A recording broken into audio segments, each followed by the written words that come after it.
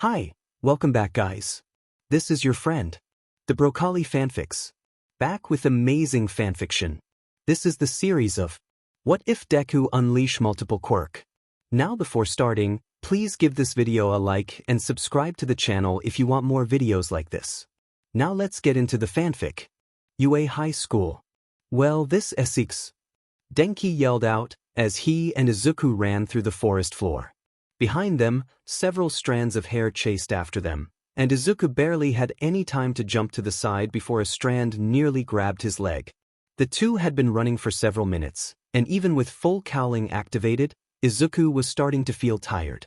Where is Yamamoto and Uraraka? Denki shouted as he nearly collided with a tree while trying to look back at their attacker. I thought they were gonna meet up with us back at the big tree. They must have been intercepted. Izuku panted, and quickly looked back and flicked a finger at the strands of hair, sending out a blast of air force. Behind them, they heard Nagamasa grunt as he was suddenly picked up by the winds and sent back. This allowed Izuku and Denki to take a quick path down a rocky terrain. It had been Aizawa-sensei's idea to do a joint training match against Shiketsu High, essentially a free-for-all match against the opposing school. It had been Class 1A against their top students, and so far, it had been a complete massacre on both sides. The opposing class had decided to divide and conquer, separating Class 1A and trying to pick them off. The last time Izuku had seen Katsuki, Tenya and Shudo, they had been fighting with Inasa Yurashi, but Nagamasa had spotted him, Kaminari, Uraraka and Yaoyorozu while they had been making a plan, and, together with Shishikura and Utsushimi, had chased them throughout the forest. They had made quick plans to meet at a tree in the middle of the forest, but Nagamasa had caught up with them a bit too soon for their liking and sent them on a wild goose chase. I hope they're okay, Denki panted as they quickly but carefully ran down the rocky terrain. I don't want to see them like meatballs. Meatballs? Izuku asked, in a mixture of terror and intrigue. Yeah, it's Shishikura's quirk, Denki explained. He could turn people into these, like, ball of meat.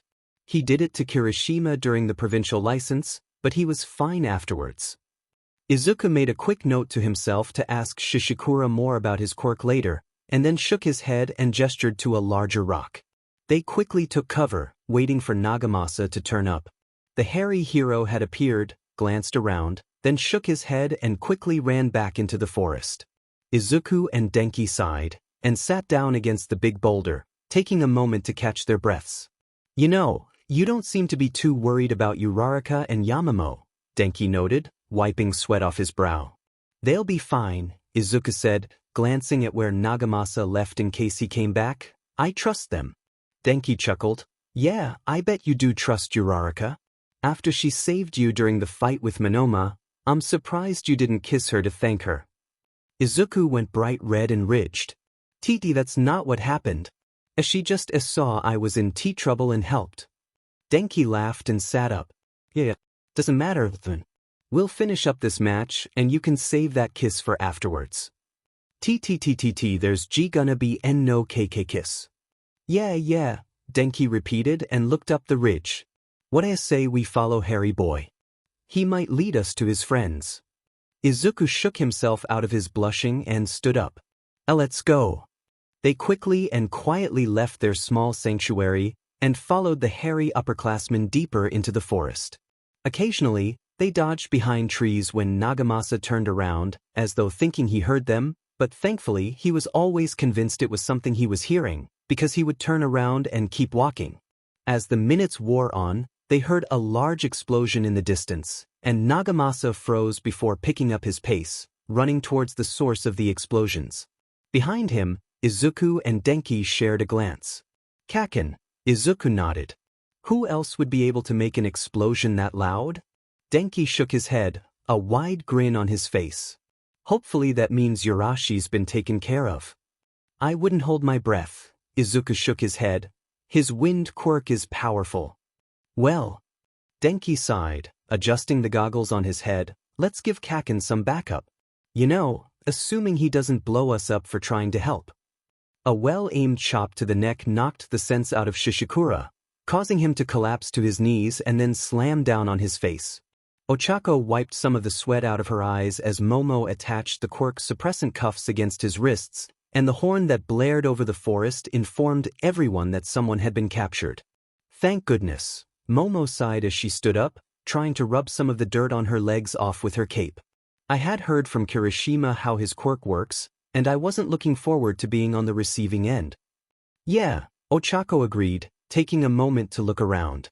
She knew that Utsushimi had been distracted by Jairu and Tokoyami, which had left the meatball user to them.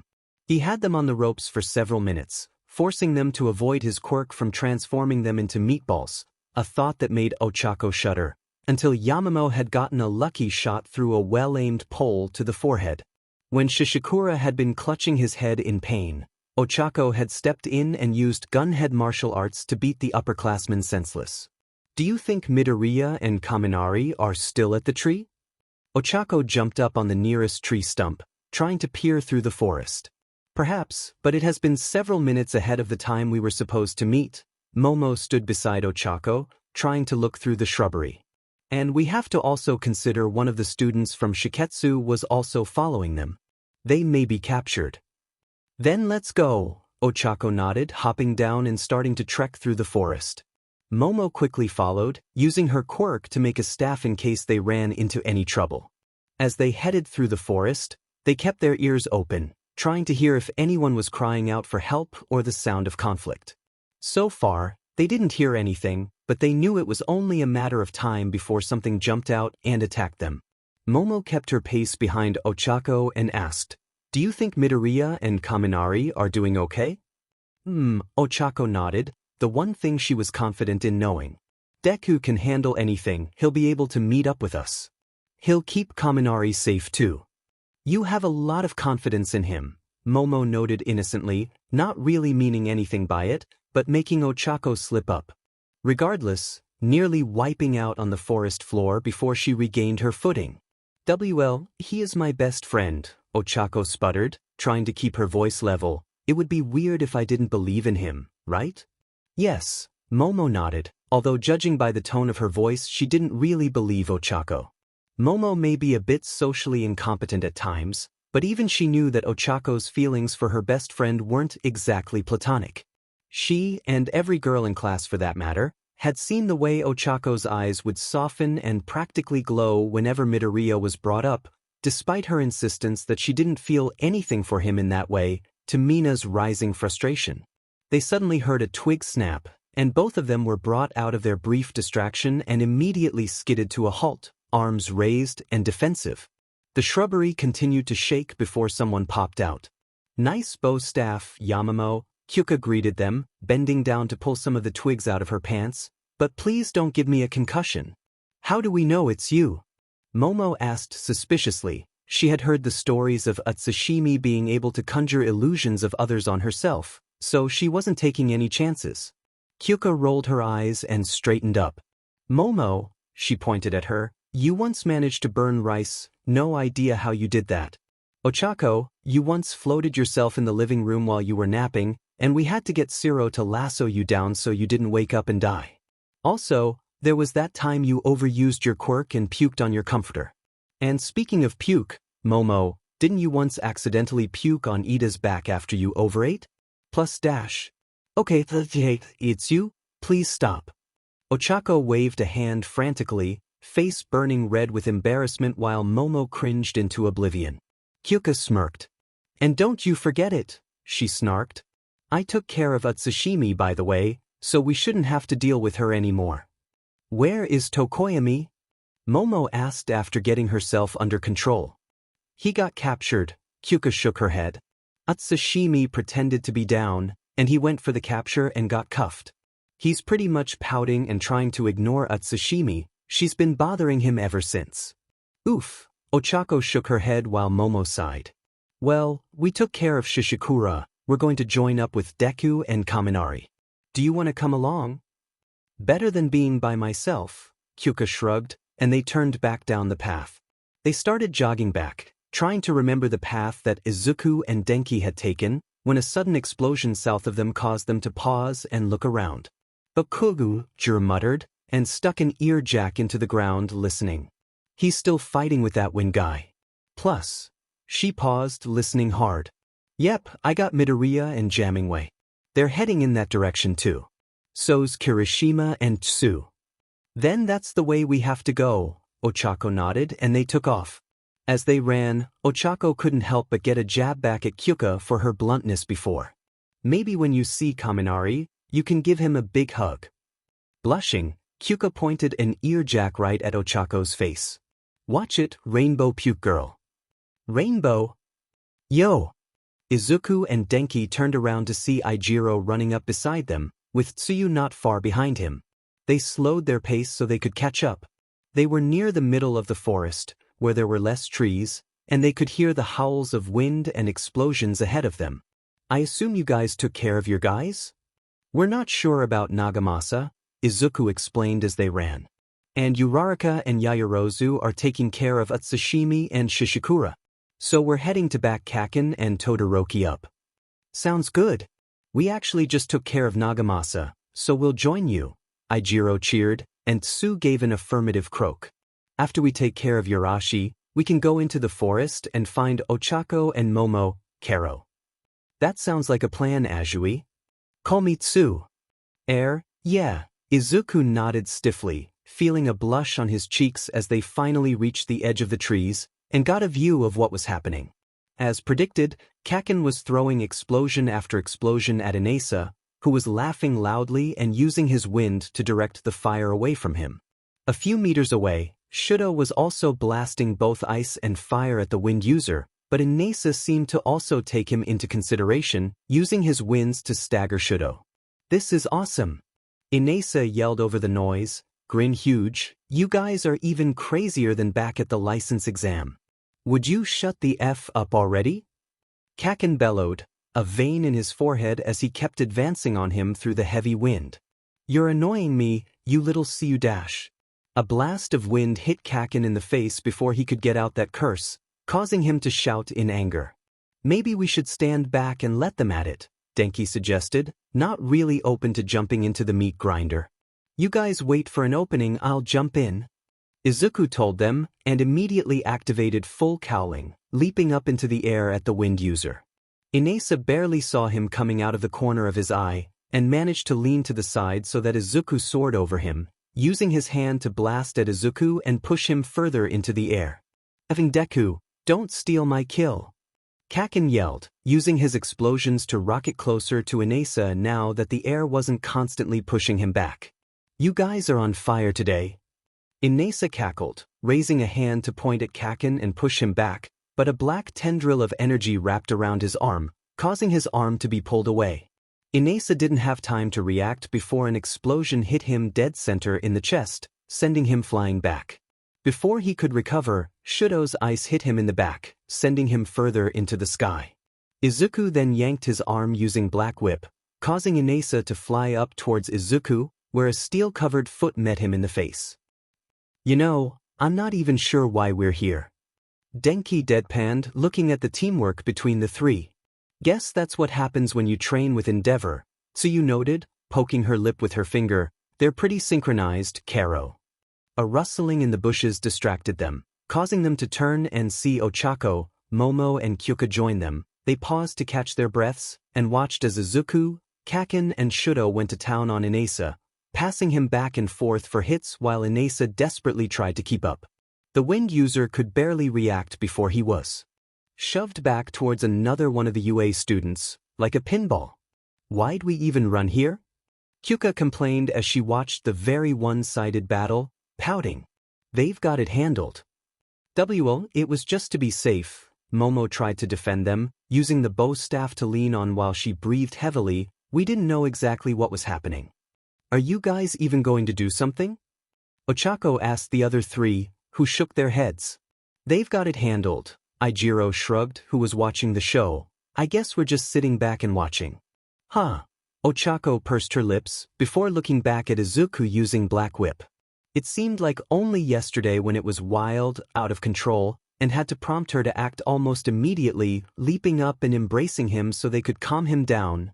The memory of her hugging him still made her want to curl into a ball of embarrassment and get Shinso to put him under control. After that, He was barely able to conjure a blob of the stuff safely, but after spending time at Endeavor's hero agency, he seemed to have the strange energy under control. Now, I just need to find out why he keeps making me float him all the time. But we can figure that out later. Deku! Ochako called, somehow being able to make her voice out over the explosions. Izuku turned slightly to see her waving around a pair of H's, and his eyes widened. He took a break from beating on Inasa and used a line of black whip to sling down to her, landing in front of her with a brief oomph. You guys do remember you have to use these to win, right? She asked teasingly, and Izuku cringed a bit, chuckling awkwardly. Sorry, he said sheepishly, rubbing a hand through his hair. Interning at Endeavors taught us to just beat them up until they surrendered. Well, I don't think he's going to give up, Ojiro told him, so could you wrap this up? Why yeah, Izuku chuckled and took the cuffs from Ochako. He turned and used full cowling to jump back up into the fight, where Inasa had begun to recover, but he quickly grabbed Inasa's arm and slammed the cuffs on them, sealing his wrist against Izuku's.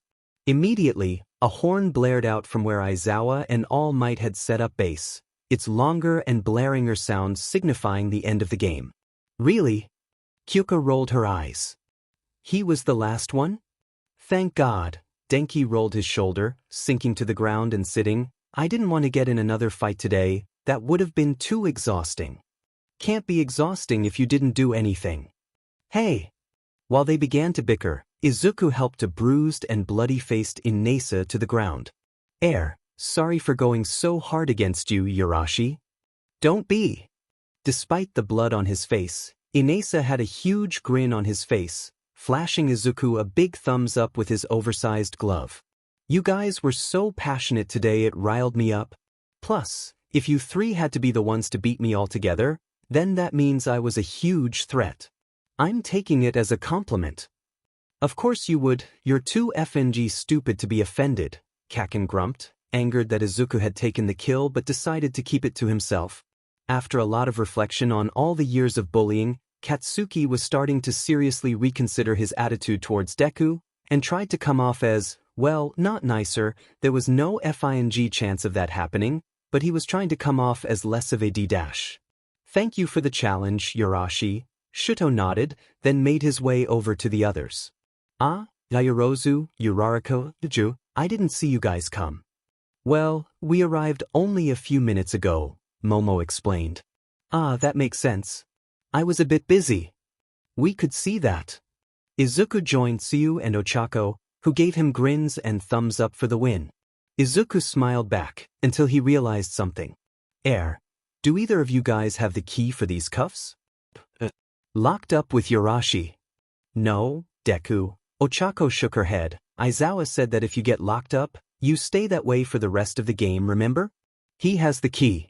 Then I guess that means we're stuck together until we find your teacher, Midoriya. Inasa laughed boisterously. Wanna hold hands?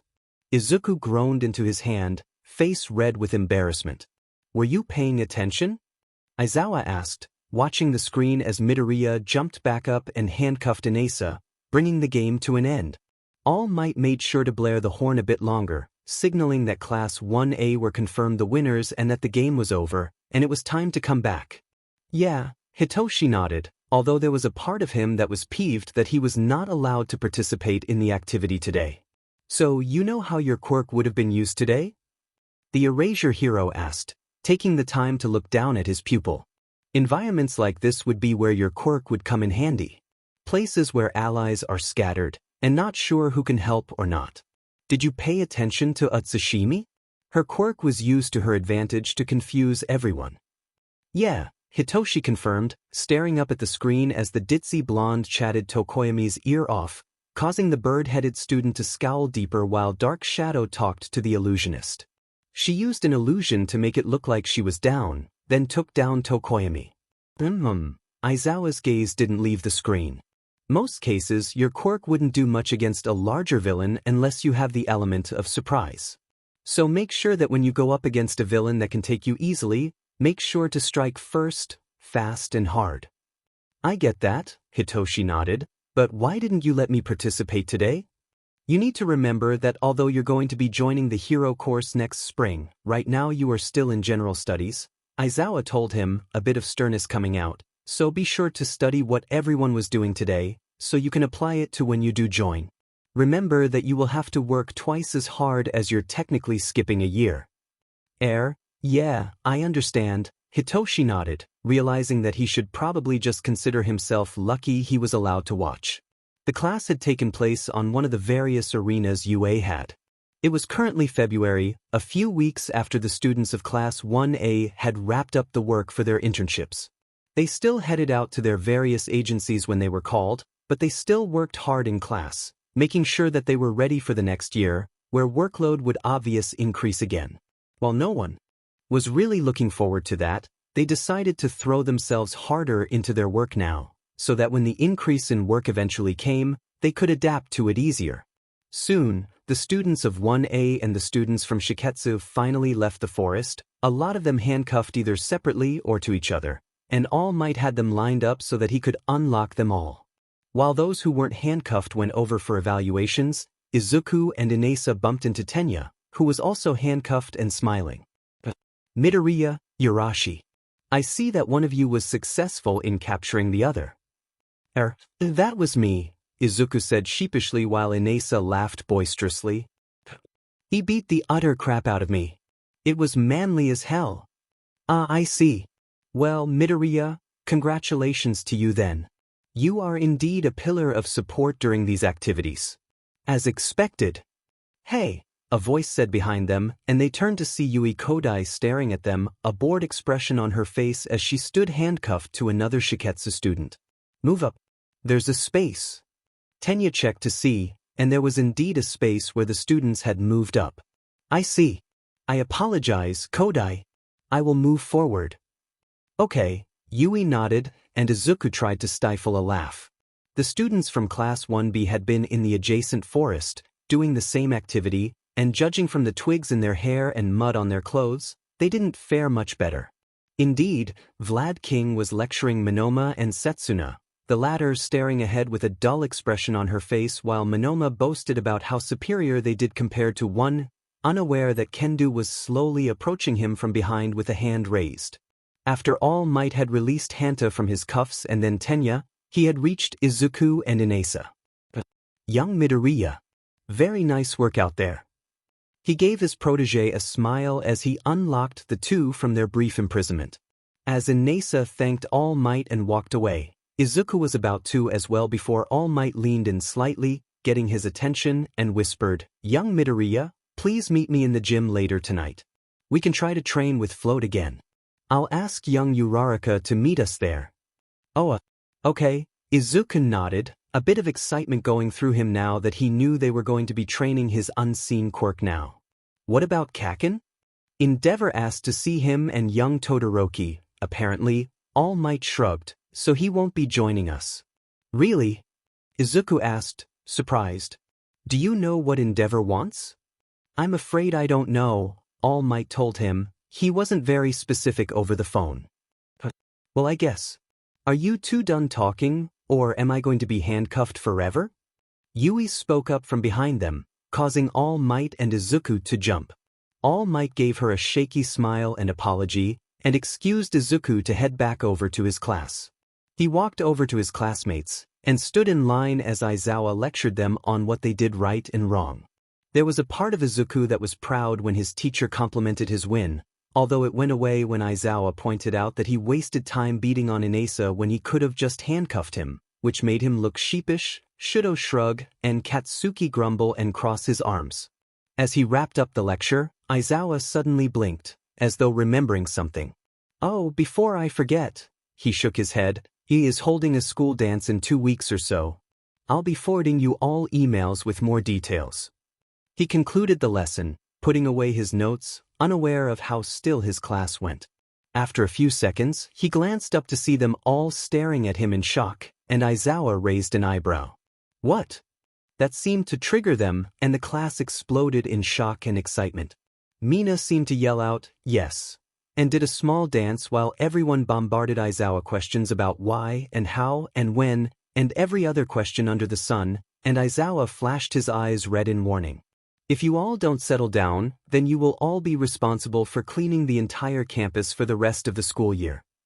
That shut everyone up, much to Aizawa's satisfaction, and he let out a small sigh. To explain, he didn't look happy about being forced to explain. Uedas hold a high school dance annually to let everyone settle back and relax once a year. It's an event that lets everyone from every class interact. Principal Nizu organizes it every February so that you can have a party before the new school year begins. You aren't being forced to go, but the principal does encourage you to go to de-stress. Now, like I said, everyone will get an email about it later that'll go over it in detail. Class is dismissed. Aizawa spun on his heel and strolled away. At the edge of where they were all gathered, Present Mike and Midnight had arrived, and nodded when Aizawa met with them and wordlessly began walking back to the school together. They were due in Tartarus, and Aizawa also had to check on Eri before he left to make sure everything was going all right with Murio and Nijire as her babysitters. Back at the group, Izuku felt himself freeze up and go slightly red at the news, not listening at the burst of conversation that everyone was having. A dance. An actual dance where people could go and hang out. Like an actual dance. He had only been to one once, and he had spent most of that time in his own corner, trying to pretend he wasn't there and hoped that no one noticed him. But this wasn't like middle school, he realized as a small smile appeared on his lips. He would be surrounded by his friends, and he knew if he did go, it would be a great time. But there was another part of him that was panicking. A dance was usually where guys would bring girls for a date. And there was one girl that he knew he wanted to take, but Deku. Izuku let out a yelp of surprise and whirled around at Ochako, who looked surprised at the huge outburst. Izuku shook the thoughts out of his head as quickly as he could as though Ochako had a mind-reading quirk. Uraraka? Well, All Might just mentioned you wanted to do some more training tonight. Do you want to grab something to eat from lunch rush before we head over? Why yeah, sure, Uraraka, that sounds good. Ochako hummed in confirmation, and they made to follow their class back to the dorms to get changed. As they walked, Ochako coughed into her hand. So, a dance, she said lightly, trying to come off as casual. That's interesting. Yeah. Sounds like it'll be fun, right? Yeah, Izuku repeated, bobbing his head up and down quickly. It sounds like it'll be great. Ochako hesitated slightly, then flashed him a big grin. I hope we have a lot of fun, Deku. Izuku stared down at her for a second, briefly taken aback, and then managed to flash her a wobbly smile. I hope so too, Uraraka. She giggled lightly, and then they walked back in comfortable silence. Izuku already felt a bit better about the dance. After all, if he did go with Uraraka, he refused to consider in what way he could go with her. Then he knew that no matter what, he was going to have a lot of fun. And he felt lighter and happier than he did all year. So for a bit, he decided he could take the good news before everything inevitably blew up in his face. DU General Hospital. Ujiko stared at the screen, very pleased with what he was seeing. Tamura Shigaraki had managed to finally do it. He overcame the trials set by him to tame Gigantomachia. He now had an army at his side, ready to do whatever he wanted. His allies were steadfast, with the possible exception of Dabi. He wasn't sure what he was after, but as long as he was on their side, it did not matter, and now Shigaraki's conviction was certain. And now, there was only one thing left to do. Wake the disciples. Ujiko spun around, and strolled to a side compartment, opening it to reveal support gear and equipment. He used the small elevator to go further into his laboratory, passing by the nearly high-end Nomus, the equipment beside him, and remembered the instructions clearly left by All for One. Remember, Doctor, when Tamura Shigaraki finally overcomes his insecurities and rises to become what we need him to be. He will need steadfast allies and followers. That is why we created them, to follow my footsteps. When you believe Tamura is ready, then you will know to wake them up. It was time, Ujiko mused with glee. Time for Shigaraki to finally have his followers. The experiments he and All for One had forced these people to undergo to make sure Shigaraki was prepared for his gifts. He was preparing to offer Shigaraki the true All for One quirk next week, when Shigaraki had recovered from his fight with the Meta Liberation Army. But now, he had to wake the disciples, so they were ready to go, devout to following the new highest power, that being Shigaraki. He reached the bottom of the laboratory and exited the elevator. Standing before him were 9 containers full of purple water, glowing. 2 of the vases were empty, which made Ujiko TSK. Disciple number 6 had been a failure from the start, escaping from the lab to wreak havoc by himself. It was a miracle that he was quickly disposed of by those vigilantes, and disciple number 9 was only the latest experiment, to confirm that his duplication of all for one worked. But those didn't matter. 7 followers instead of 9 would be enough for Tamura Shigaraki. Ujiko nodded to himself, and went to the switch on the side. He pressed the button, and stood back as the purple liquid drained from the 7 containers. Ujiko watched as the 7 villains contained within stirred, opening their eyes and blinking in confusion as they slowly became aware of their surroundings. The glass soon slid open, and the prisoners slowly walked out of the glass tubes, woozy and wobbling. The largest of them had fallen to his knees, the impact of his landing shaking the lab briefly. It was no surprise to Ujiko, some of them had been in there for years at this point. He could not expect them to be fully conscious and ready to go at once. "Welcome back to the land of the living, all of you," he said loudly, raising his hands. The 2 nearest to him, a man and woman, turned to look at him, and the man closest to him blinked. "Dr. Garaki," he said, his voice deep and scratchy. He pulled the breathing cable out of his mouth, coughing when he got it out of his throat. He cleared his throat and asked in that whisper, "Why? I thought we were put to sleep until we were all complete." His eyes widened. Could it be? Indeed, Ujiko nodded, his eyes alight with glee. Tamura Shigaraki is close to becoming the symbol of fear all for one raised him to be. And that is why I have awakened you, disciples. The former prisoners looked around, slowly coming to their senses. One of the women asked, "But where is all for one? I thought he would guide us to Shigaraki when it was time." This caused Ujiko to hesitate, because a new problem just arose.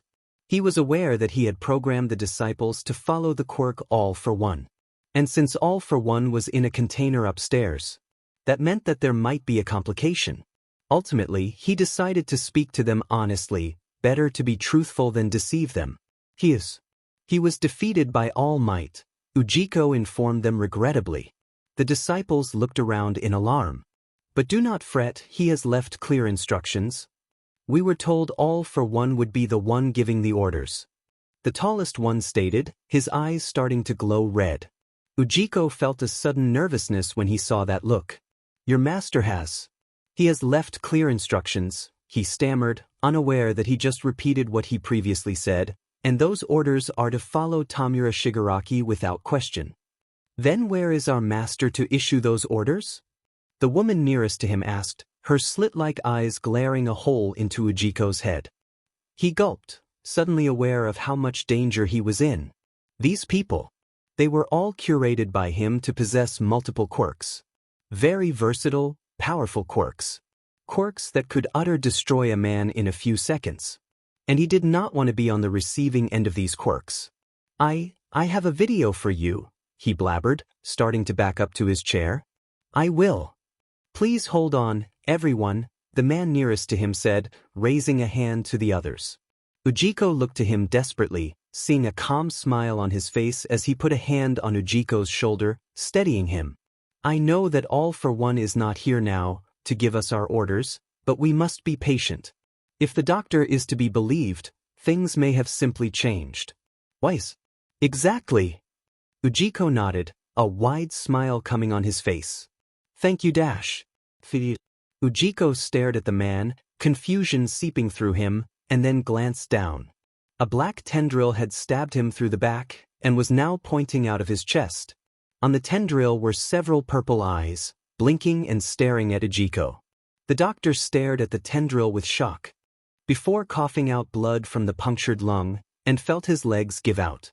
The tendril slipped out of him as easily as it went in, and Ujiko collapsed to the floor, wheezing and clutching at the stab wound as the man above him stared down, the black fingers morphing back into normal ones.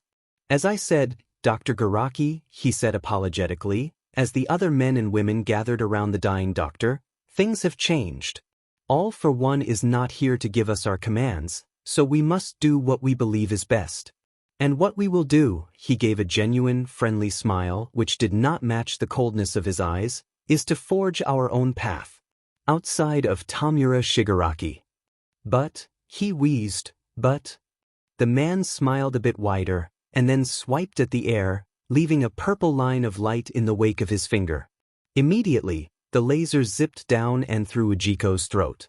The doctor could not comprehend what had happened as his head rolled off his shoulders, decapitated. It was only a matter of seconds before the life left the bald man's eyes, and the body stopped twitching. The man let out a tsk as he stood, spotting a table near them holding all of their equipment. He turned to the other disciples, a feeling of power resonating through them as they were finally free from their shackles left by All for One and the doctor. Come along everyone, he told them, time is short, and we must find Tamura Shigaraki. We will be needing to establish some boundaries. UA front gate. Good afternoon, you. This is Principal Nizu. As you may be aware, UA High School is going to be holding our annual last dance this upcoming Saturday on February 20th. This will be our chance to party and socialize with the rest of your school. For the next week, since exams have been completed, you will have the entire week to yourselves to sit back, relax, and get ready to have fun. For hero classes, you may be summoned to work for your internships, but they have been alerted to not bug you all that often. I have also posted a schedule of events that may happen throughout the week. Monday, parent visitation. Your parents will be allowed to visit the campus and spend the day with you. Be sure to give them big hugs. Tuesday, meet and greet, a chance to explore the UA facility and meet your other classmates from different courses. A great chance to see what they get up to. Wednesday, lunch rushes all you can eat, a large buffet for the entire campus to sample different recipes. Be sure to thank Lunch Rush. Thursday, Pajama Day, wear your pajamas to school. We may have started running out of ideas. Friday, Preparation Day. A full day to relax, unwind, and get ready for the massive party the next day. Get your suits and dresses ready. Saturday, the last dance, a school-wide dance held just for you. Be sure to have fun. If you have any questions, please don't hesitate to ask your homeroom teacher. Hope you all have a great week. Principal Nizu. Shoto read the email just sent by the principal, nodding to the information that was being given to him.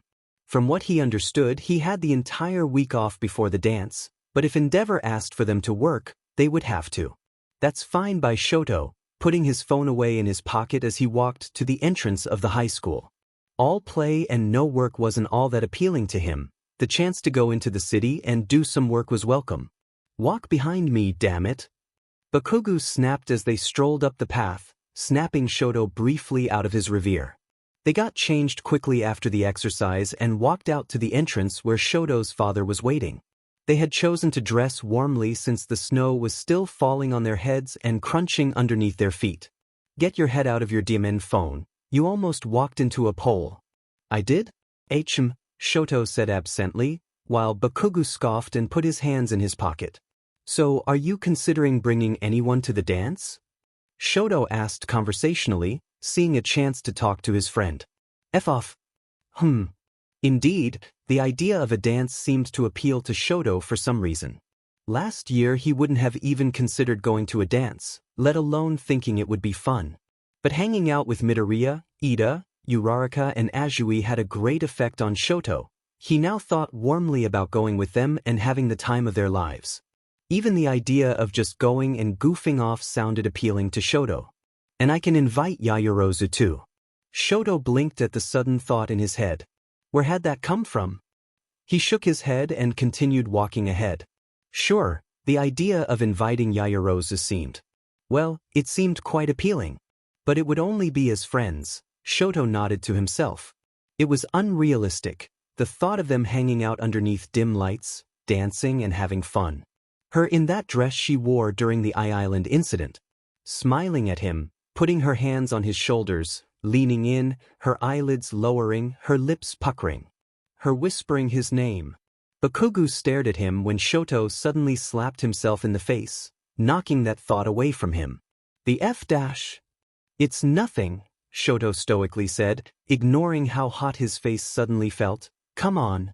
There's my father. Indeed, Endeavor stood outside the school gates, leaning against the wall. He was dressed in his hero costume, meaning he was still on work, but the flame beard had diminished, leaving his face looking normal. He was staring ahead with a calm expression, and turned when he heard the two boys approaching him, standing properly. Behind him, Burnin was standing as well, giving them both a cocky grin. Shoto. Bakugo. Endeavor nodded. Thank you for meeting me on such short notice. You're lucky, we just got out of class. Shoto crossed his arms. While he and Endeavor were on better terms, that didn't mean that he was happy to see him. Why are you here? There's some a-hole you need us to beat up? Bakugo cracked his fingers. We kicked your butt when it came to beating that ending freak. Fired up, huh? Burn smirked. Let me take him to Hosu, boss. We'll wipe that smirk off your face. No, Burnin, Endeavor sighed, reaching into his briefcase and pulling out a document. I asked you two here because there is an investigation that I wanted you two to be involved in. He opened the folder and showed it to them, both of their eyes widening. There was an image of Dabi, walking out of a strange building with a confident smirk on his face, and alongside that was a list of locations on a white sheet of paper. Police reported sightings of Dabi near Gunga, and from the sounds of it, that's where he's primarily located. I've spoken to the Ryuku agency as well, and they are organizing a raid on one of the villas near the town. I want to head there to investigate and see if the rumors are true. So a stakeout? Shoto asked, and his father gave a nod. Alright, that sounds reasonable. But why only the two of us? Why isn't Midoriya helping? All Might requested he stay here, Endeavor explained. While everyone's attention was on Endeavor, no one noticed Bakugo subtly straightening up, listening intently. Apparently, there's something they need to discuss, and All Might thinks Midoriya's head won't be in the game when the raid comes. I asked to leave him out. He won't like that. He'll have to talk to All Might first. Endeavor said shortly, sighing. As much as I would like Midoriya to come, can't have too much firepower, just to be safe, this is only a stakeout. We believe this may be where the League of Villains may be staying, so we'll scope the place out before we make any decisions. Fine. Teach, Bakugo said, turning and walking away back to the campus. Shoto was about to follow him before Endeavor spoke behind him. Wait a moment, Shoto, there's something else I'd like to discuss with you. What is it? Shoto stopped walking but didn't look back at his father. The less time he had to spend with him, the better. Endeavor cleared his throat awkwardly. I hear that there's some events happening next week. Shoto stared blankly ahead, a bit stunned. Was his father trying to small talk? Shoto was tempted to just walk away. While he was trying to put in effort to see his father in a new light, the image of Endeavor spending the whole day with him as a dad make him shudder. There's apparently a parent's visitation, I hear, Endeavor continued. Fuyumi got the email and told me. What about it? Do not invite yourself, do not invite yourself, do not invite yourself. Your sister and brother are going to be visiting you, Endeavor explained, and then, after a brief hesitation, continued, and I hear that they want to bring your mother as well. That made Shoto's angered thoughts and wants to get away from him freeze. Mother was coming? From the hospital? He knew she was close to being discharged, something that he has been excited for months, but she was going to be visiting him here? Do you know if she's going to be coming? I don't, Endeavor confessed. But if she does, he sighed and then said, I hope you all have fun. Shoto stared ahead for a few seconds, then nodded and walked back to the school. Endeavor watched him walk towards the dormitories, before nodding slowly to himself and turning to return to his car, Burnin, following in silence, which was a rarity for her. As Shoto walked back to the dorms, his thoughts stayed on his mother visiting where he lived. He had always had to visit her in the hospital, the doctors insistent that she not go out for health concerns, but the fact that she was able to come here was. It filled him with warmth, but worry as well. Would she be alright to walk around UA with him and Fuyumi and Natsuo? What could he show her? His room? The gym? The classroom? He was so caught up with his thoughts he barely heard someone calling his name until they were standing next to him. Todoroki! Shoto jumped and turned to see Yaoyorozu standing behind him, giving him a concerned smile. Behind her was Kendo and Tokage from Class 1B, who were looking between Shoto and Yaoyorozu as though there was something amusing. "Oh, sorry Yaoyorozu, I was lost in my thoughts," Shoto confessed, rubbing a hand through his bicolored hair. "What are you guys doing?" "We were going to have a small girls' night in my room," Yaoyorozu explained, folding her hands together. Apparently, Tokage didn't have a great time in the exercise today, so all the girls are getting together to have a small party. Behind them, a dark look crossed Tokage's face as she started grumbling under her breath. Shoto couldn't make anything out except for Monoma, and copies my quirk and then just bounces, and accidentally grew a mushroom up my nose. Kendo patted her arm sympathetically. "Well, in any case," Yaoyorozu continued, "we will be hanging out in my room for the night. What are your plans?" "Not much," Shoto shook his head. "I'll just be making some soba then going to bed." "An early night in? Sounds great." Yaoyorozu nodded, a lot more enthusiastically than the situation permitted. Shoto blinked at the wide smile sent his way and cleared his throat. Are you all right, Yaoyorozu? You look quite red." "Oh, I do. It's just dash." Yaoyorozu cleared her throat, suddenly glancing anywhere but in his direction. It is cold, so that's probably why." "That makes sense." Yaoyorozu coughed, still looking anywhere but Shoto. This made him raise an eyebrow. I was wondering if you would be attending the dance next week." "The dance?" Shoto asked, taken aback briefly but quickly recovering. "I don't suppose why I wouldn't. It's a celebration for all our friends. I assume you'll be going as well?" Of course." She nodded. I was just wondering." Shoto stared at her for a few seconds, wondering what she could be trying to say. Then it came to him. Was she asking if he wanted to hang out with her at the dance? Of course, he would love to. She was his friend, a good friend. He ignored how his heart seemed to flutter. Not to the level of Midoriya or Ida, but Shoto knew that she held a special place amongst all his friends. She looked so awkward about it. Shoto immediately decided to ease her burden. No need to think that Shoto wouldn't like to hang out with her. As he mustered up the courage to tell her, he suddenly felt overcome with a rare embarrassment, looking down at his feet. "Well, I suppose if you wanted to spend time together at the dance, that would be all right with me," Shoto said evenly, unaware of Yaoyorozu's breath suddenly stopping and Kendo and Tokage suddenly whipping around at him. "I do enjoy spending time with you after all. We are good friends." Shoto was sure to emphasize the words, to make sure Yaoyorozu knew that he meant it. He looked up, being sure to give her a rare soft smile and expecting her to give him that cute childish smile that everyone loved. What he didn't expect was for Yaoyorozu to look like she had her soul SCD out of her. Staring blankly at him, while Kendo and Tokage gave him a look as though he had grown a second head. "What's the matter?" "Oh, nothing, Todoroki." Yaoyorozu was quick to wave her hands in front of her face, shaking her head wildly. "I completely agree. It would be nice to see you there, as a friend." That's exactly it." "Oh, I see." Shoto nodded, relieved that there wasn't a misunderstanding.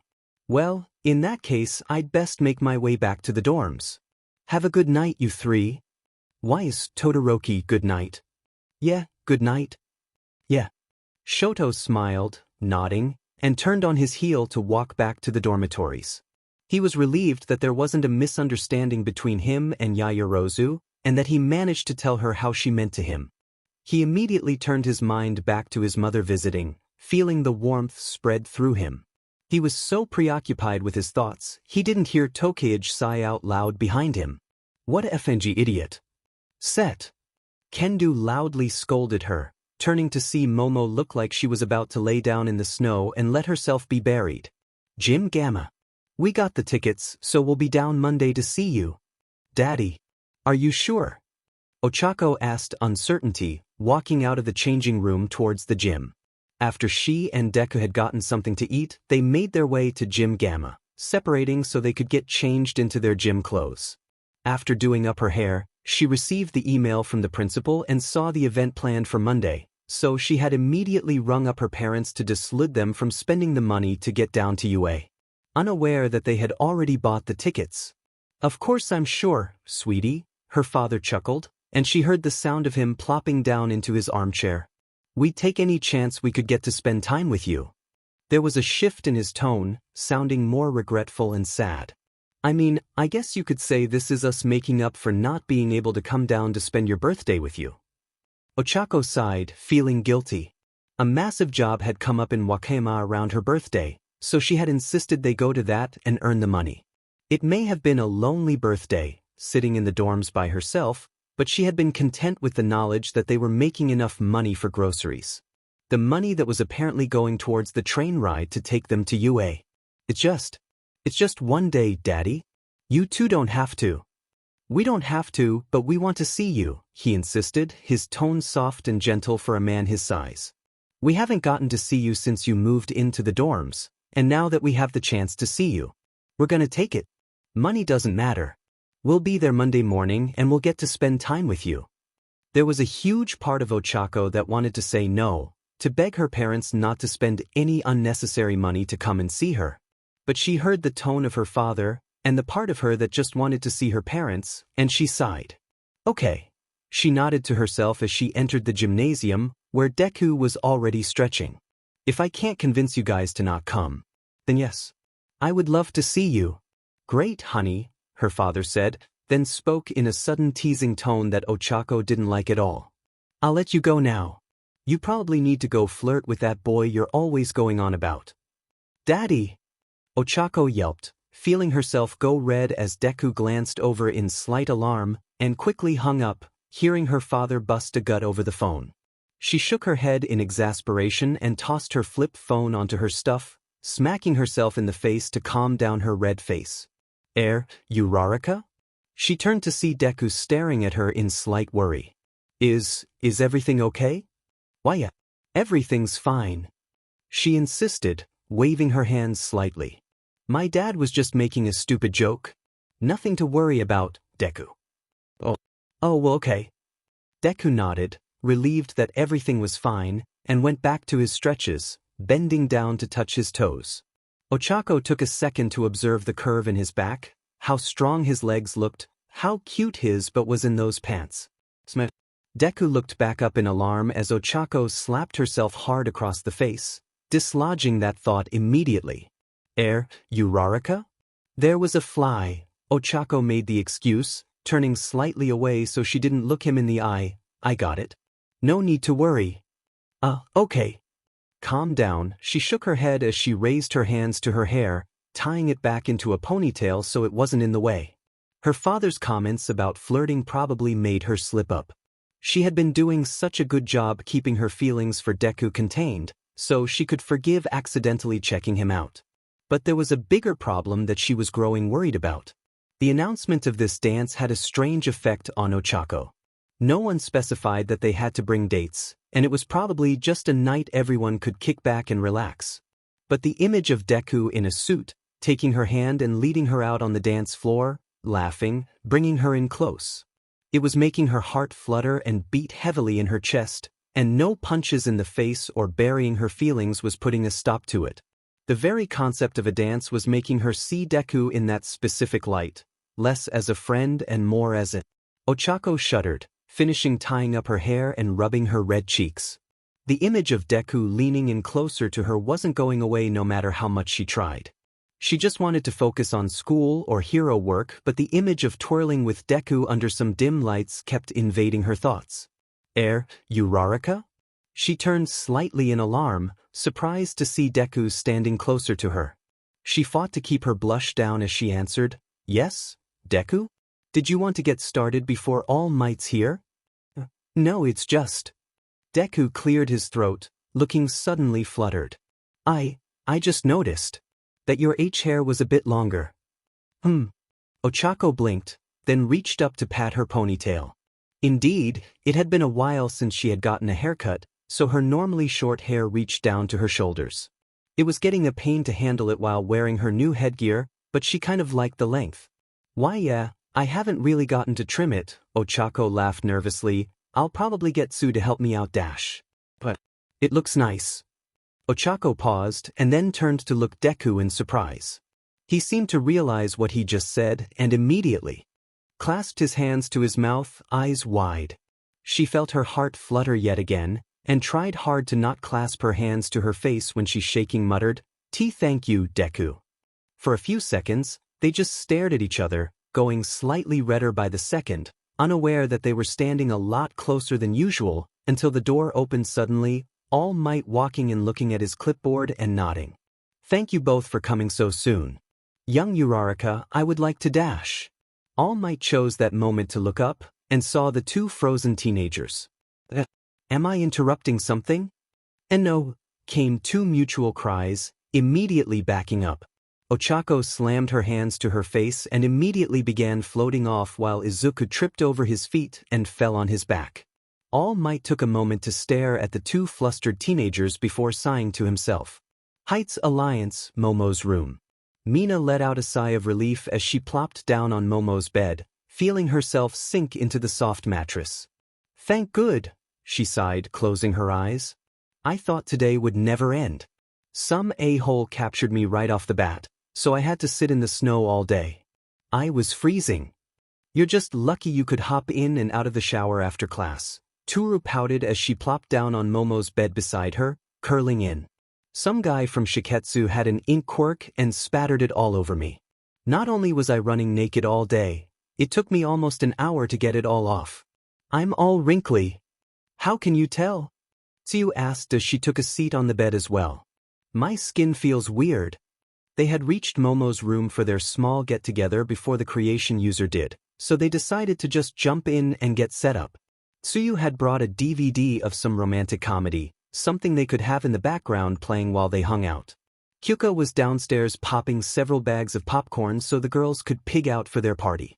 When Mina was leaving, she was threatening to shock Zero and Kaminari, who kept trying to sneak handfuls of the stuff meant for the girls. Momo had texted Mina that she was on the way, and Ochako had said that she was going to stop by later. Apparently All Might had asked to help with whatever training Midoriya was undergoing. The door opened again, and Mina craned her head up to see Itsuka and Setsuna enter the room, expressions a mix of amusement and pity. What's with it? Mina's question was answered before she even asked it. Momo slumped into the room, looking practically dead to the world. She slowly walked to her bed and then fell straight into the pillows, unresponsive. Tsu eyed the despairing creation user before turning to Itsuka. Is Momo okay? She tried asking out Todoroki, Setsuna explained, but he friend-zoned her. A collective groan sounded the room while Momo sat up suddenly, looking embarrassed. I wasn't asking him out. She insisted. I was just seeing if he was going to be attending the dance as well, and he did say yes. He is going to go. She faltered a bit then, looking down at the pillows with a pout. He's going to be hanging out with friends. Just friends. The girls nodded in understanding, but Mina felt herself be reinvigorated. This was a topic she was looking forward to since it was announced. Well, cheer up Yamamoto. She sat up, giving her a wide smile that made every girl in the room roll their eyes. They knew what was coming. You may not have gotten to ask him out now dash. I wasn't asking him out. Momo protested, being believed by absolutely no one. But you have all week to give it a try. This is the opportunity of a lifetime for everyone here. Oh no, Itsuka sighed. Guys, come on. This is an actual dance. This is literally the perfect opportunity for romance. Everyone here's got someone they're crushing on, right? She looked around, the other girls suddenly unable to look her in the eye. Even the unflappable Tsu was suddenly looking very interested in the bed sheets on Momo's bed. See? Everyone here has someone they want to ask out. I know it. Ochako's probably doing that right now, sliding up to Midoriya. Kyoka's probably flirting with Kaminari right in dash. An earphone immediately poked Mina in the back of the neck, causing Mina to let out a yelp of surprise and pain. She clutched her neck and turned to see Kyoka, holding a big bowl of popcorn and glaring down at her, a faint blush on her cheeks. "Would you shut up and let us relax for once?" she asked, sitting down on the bed while Itsuka and Setsuna made their ways over, reaching their hands out for buttery goodness. "We don't need to talk about boys all the time. Let's leave it alone for tonight," Tsuyu agreed, throwing a kernel into her mouth. "Setsuna, you said you wanted to vent?" "Oh, hell yeah, I want to vent," Setsuna replied immediately, getting fired up. Monoma really did it this time. First he copies my quirk. While Setsuna ranted and swore out the copying user, Mina pouted and pushed some popcorn into her mouth. They couldn't fool her. She knew that the announcement of the dance had thrown them all for a loop. She knew that this was the golden opportunity to let her ships set sail. She saw Kyoka glancing at Kaminari when they were walking back to the dorms. She saw Tetsu going red when Itsuka asked him a question. She saw Midoriya and Ochako walking to the gyms together a bit closer than usual. All she had to do was sit back and watch them just come together and everything will be great. And then he doesn't know how to use Komori's quirk, and I get a mushroom up my nose. Setsuna continued rambling, while Itsuka patted her back sympathetically, trying not to laugh. "Do you know how hard it is to breathe with a mushroom up my nose? My mycophobia is bad enough. And now he's probably going to be ranting all week about Class 1A doing better than our class in the exercise. Sounds like that this is." Kyoka nodded, and then sighed and leaned back on the pillows. "Still, having the whole week off will be great. I'm probably going to be sleeping every day until the dance."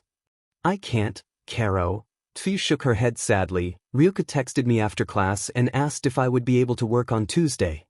"Well, that's to be expected," Momo said fairly. She glanced at Mina, who was still observing them with the evil eye, and sighed. "Mina, there's no point acting as the matchmaker, so please drop it for now? Please?" Okay.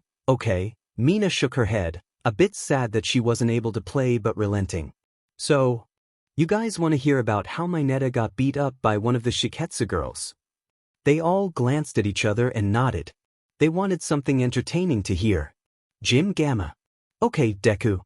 Uraraka nodded, floating to the other side of the gym. "Now push off the wall and fly towards me." Izuku nodded, bracing his feet against the wall.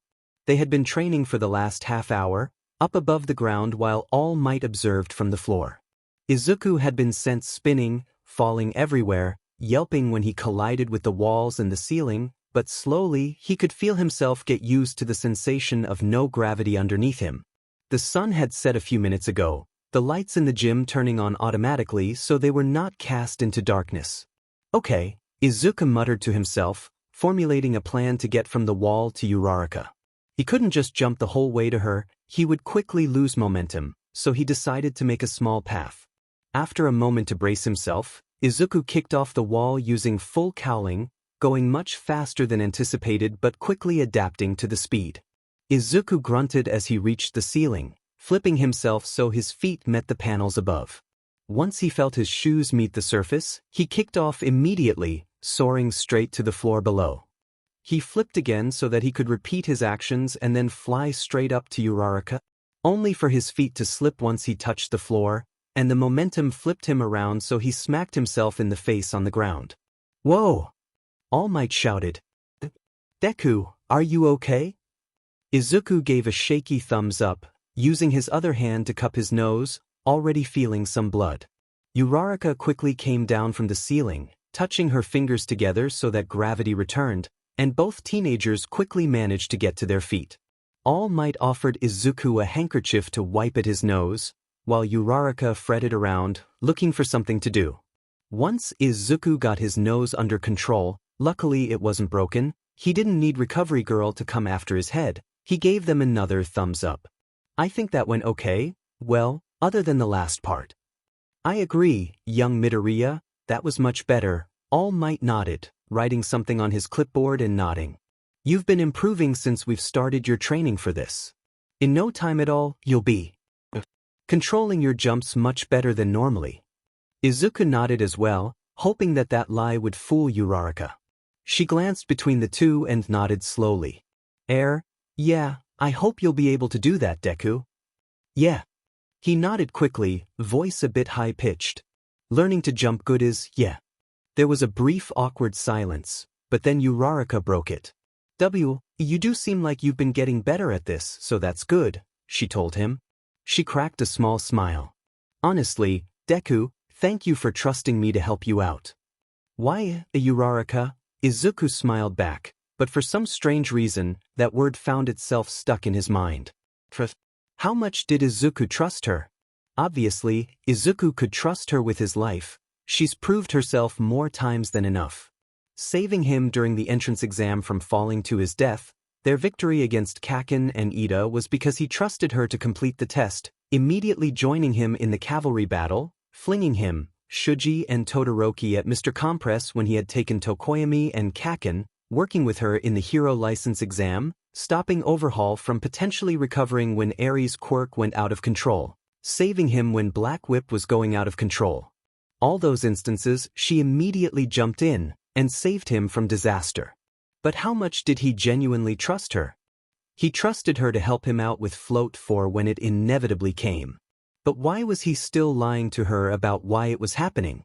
It was a strange thing. Izuku mused to himself as Uraraka chatted with All Might, both pretending not to hear the low muttering coming out of Izuku's mouth as he started to pace. Practically every time something major happened with One for All. Somehow, in some way, Uraraka was involved. He used the quirk for the first time to save her from the zero-pointer, and she immediately repaid the favor. When Black Whip manifested, she jumped to his rescue.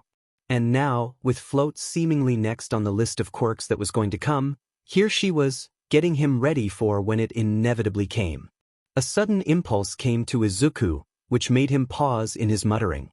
He glanced up at Uraraka, who was laughing at something All Might had said. Should I? The doors to the gym slammed open, and all of them turned to see Kakin standing in the center.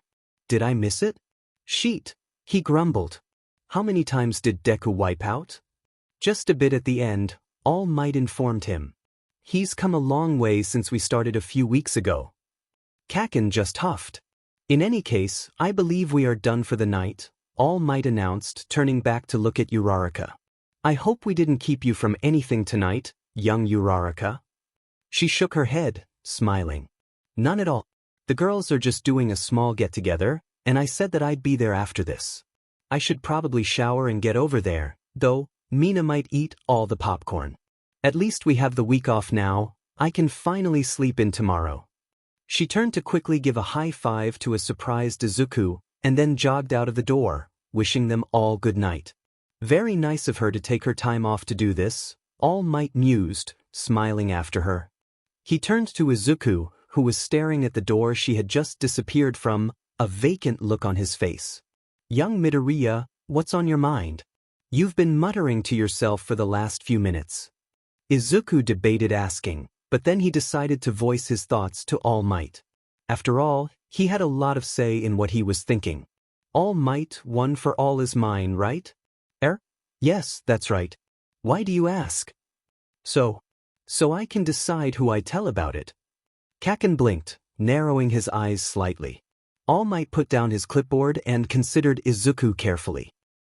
I suppose, young Midoriya. Again, why do you ask? Izuku took a deep breath, taking some time to exhale. When he looked up at All Might, he wore a determined look. I want to tell her, All Might. I want to tell Uraraka about One for All. Gunga Mountain Villa. That was a great win, Spinner. Twice cheered. You busy, how could you kill me like that? The League of Villains, the core team that had now conquered the Meta Liberation Army, were hanging in their own room, spending some time recovering. Shigaraki sat in his own chair, staring at the hand on the table, a thoughtful look on his face. Compress was sitting across from him, flipping some cards up and down. Toga was wiping some gunk off her knife. The clone Twice made her dissolving into a puddle. Twice and Spinner had been playing video games all day, and were now playing a fighting game, which Spinner was conquering. Could you two keep it down a bit? Compress asked, putting down a queen and turning to stare at them. I lost my concentration. Sorry about that, Compress. We'll keep it in mind. You shut up, we'll be as loud as we want. Shigaraki sighed and picked up the hand. He turned to the phone in his hand and tried to dial Ujiko again. The old man had promised Shigaraki new powers and requested some time to get everything together. That had been a week ago, and Shigaraki was starting to lose his patience. He had already gotten what he needed from 9, so what was taking so long? He knew that Ojiko was getting the true all-for-one ready for him, but did it really require that long to get ready? The door opened and Dabi entered, glancing at the relaxed group with a frown. "You all really just sitting around? At least I got some work done," Dabi complained. "Good for you. Do you consider I fucking getten some work?" Toga said sarcastically, wiping her knife on her skirt. "Speaking of getten, does anyone know if it's a boy or a girl?" Twice asked innocently. "I can't tell. What's the status on Ojiko?" Dabi ignored both of them, turning to face Shigaraki, who grumbled. "Nothing." He shook his head. "Did he blow us off?" Dabi growled under his breath, walking to the table and sitting. "After everything we did to get that ape to follow us? What's this?" Toga snipped. "I thought you bailed the moment you got the chance to destroy a high-end." "Enough," Compress interrupted, before an argument could start. "We're all just waiting for Ojiko. Get ready. No need to take your aggressions out on each other. We just need to wait and erp." Compress covered his mouth, gagging slightly. Before they could ask what was going on, there was the sensation of something filling their throats. Toga gagged, and Dabi grunted, feeling the sensation of black sludge filling his mouth. The black ooze exploded out of their mouths, wrapping around them. Shigaraki stared ahead, a small smile coming across his face as the League was teleported. About time. Soon, they were all in the laboratory of Ojiko, coughing and gagging as the black ooze fell from their mouths. "A little warning next time." Compress coughed more of the black sludge out of his mouth, while the rest of the League tried to recover. "Guys?" Twice asked timidly, poking a scowling Toga, who finished spitting the rest of the sludge out of her mouth. They all looked up, prepared to see Ojiko in his chair facing them, and froze at what they saw. The high-end Numu, the creatures promised to them by Ojiko, were gone. Their vats were empty, completely vacant. There was purple water all over the floor, and wires were still sparking slightly, so they hadn't been gone for long. Along the walls, the vials holding all the quirks that All for One and the doctor stole and were using for the Numu were missing as well. There were a few broken vials on the ground, their substance bubbling on the ground. "What the hell?" Dabi asked, narrowing his eyes and looking around. "What the hell happened here? Was this a break-in?" Compress asked, walking to the container nearest to him and looking into it, as though trying to find clues. "No," Shigaraki muttered, feeling a cold rage start to bubble to the surface. "The glass would have been broken if someone broke in and took them. Someone let them out." "But who?" Compress shook his head. "We don't even know where we are. I thought this place was safe. Who would even be able to find a place like this?" His voice suddenly got tighter. "Do you think Ojiko did this? Why would he release the high-ends though?" Dabi paced back and forth, frustration making him feel more irrational. "I thought the old BSD promised us them." "Oh, I'm certain he did." The League whipped around at the sound of the new voice, coming from the chair the old doctor had used, and went into crouching positions at the people they had not noticed before. The chair spun around to reveal a man dressed in all black, a pale white mask and helmet covering his head. The mask itself was featureless, similar to All for One's helmet, but indents showing a strange bone structure and 2 slits for the eyes. He was dressed in a black trench coat, with a darker bodysuit beneath with green highlights. In his hand he held one of the quirk vials that the doctor used. Beside him, another stood, though this was a woman instead. Her long white hair was pulled back in a ponytail, and her narrow eyes glared a hole into the League. She wore a half-mask covering her face, indented to look like a sneering smile like Toga's, and a similar black bodysuit to the man in the pale mask, although hers had purple highlights. Behind them was a taller man, tall enough that his head brushed the ceiling. His arms were free, showing scarred skin and bulging veins. His eyes were glowing red through the featureless black mask over his head, his bodysuit glowing red as well. "Apologies for bringing you here on such short notice," the man in the pale mask said, his voice deep, "but there were a few things we needed to discuss. Tamura Shigaraki." Who the F are you? Spinner pointed at them, trembling. How did you get in here? Where is Ujiko? So many questions, the man huffed, a note of amusement in his voice, but I'll do my best to answer them. Firstly, Ujiko is downstairs, but he's currently indisposed. And when I say that, I should say that his head is currently detached from his body. He's dead. The tall man grumbled. The League glared at them. Secondly, we have always been here, the man continued, just in a basement of the laboratory. We are the disciples of All for One. Disciples of Sensei? Shigaraki's eyes narrowed beneath the hand on his face. I've never heard of you. I would imagine not, the man laughed. Our existence wasn't supposed to be revealed until you were ready, Tamura Shigaraki. Once you were ready to become the symbol of fear, our master was to wake us up to serve you. Serve me? Shigaraki scoffed. Then get me a freaking drink and tell me where you put all the high ends. Ah, but that's why I've summoned you here, the man laughed, standing up and holding the vial tighter in his hand. You see, we were supposed to receive that order from All for One to serve you. Then do it. Shigaraki snapped, feeling his patience start to wane, hands inching to grab his throat. We were supposed to get that order directly from All for One. The woman spoke up, her voice high and cold. And I don't see All for One here to give us that order. Do you?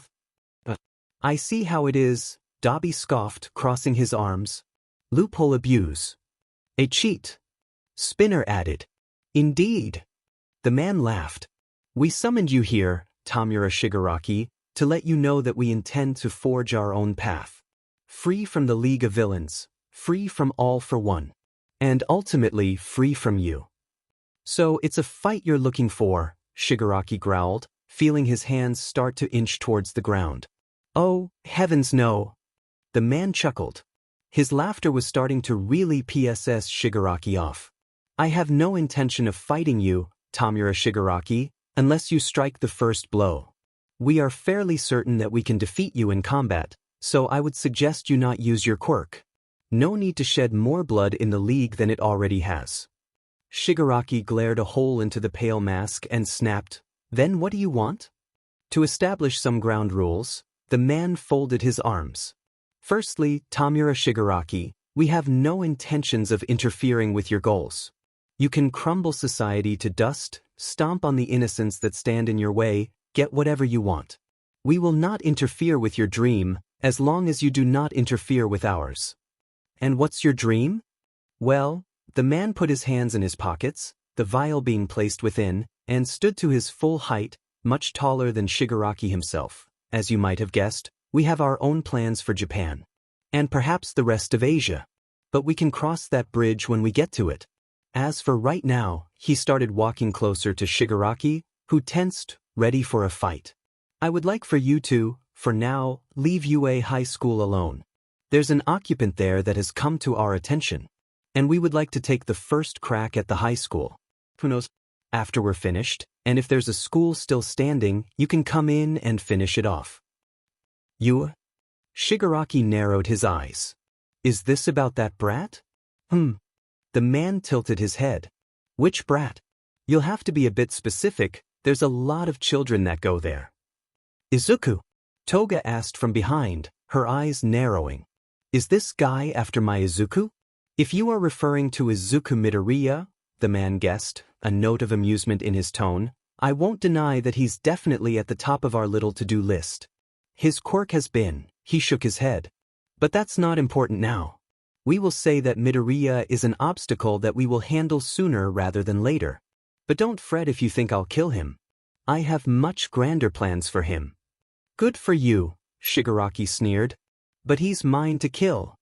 And with that, Shigaraki quickly raced towards the man, his hands outstretched. The man did nothing to stop Shigaraki, not even flinching, but subtly raised his foot and brought it down. There was a small invisible force that hit everyone, causing them to falter as they felt something change, but Shigaraki ignored the feeling and wrapped one hand around the man's face and the other around his throat. He waited for the decay to begin and destroy this annoying a-hole. But nothing happened. Dear me, The man shook his head regretfully, while Shigaraki's eyes widened. I wish you didn't make me do that. This quirk is powerful, but it takes a whole week to recharge. Once he finished speaking, he pressed a hand against Shigaraki's chest, and a black liquid burst through his palm and wrapped around his chest. Shigaraki leapt off of him, trying to shove him away, but the liquid quickly enclosed around him, binding his hands together. Dabi growled and raised his hand to blast at the three interlopers, but nothing shot out, much to his surprise. Our quirks? Compress gasped, looking at his hands while Twice and Toga gawked. Toga quickly brought out a knife just to be safe, pointing it at the disciples. It's called blackout, the woman explained, walking behind the man and sneering. It deactivates the quirks of everyone in a 20-meter radius. You should get your quirks back in the next 10 minutes. He can nullify quirks and enclose people? Spinner asked, his eyes widening. Then that means... He has multiple quirks, Shigaraki growled, glaring a hole into the pale mask. 8, exactly, the man told them informatively, wiping some of the black substance off his glove. We are determined by the number of quirks all for one bestowed upon us. Take my other friends here, he gestured to the woman. She currently has 7 quirks under her command, while our other friend, he pointed to the towering man, only has 1. But he makes good use out of it.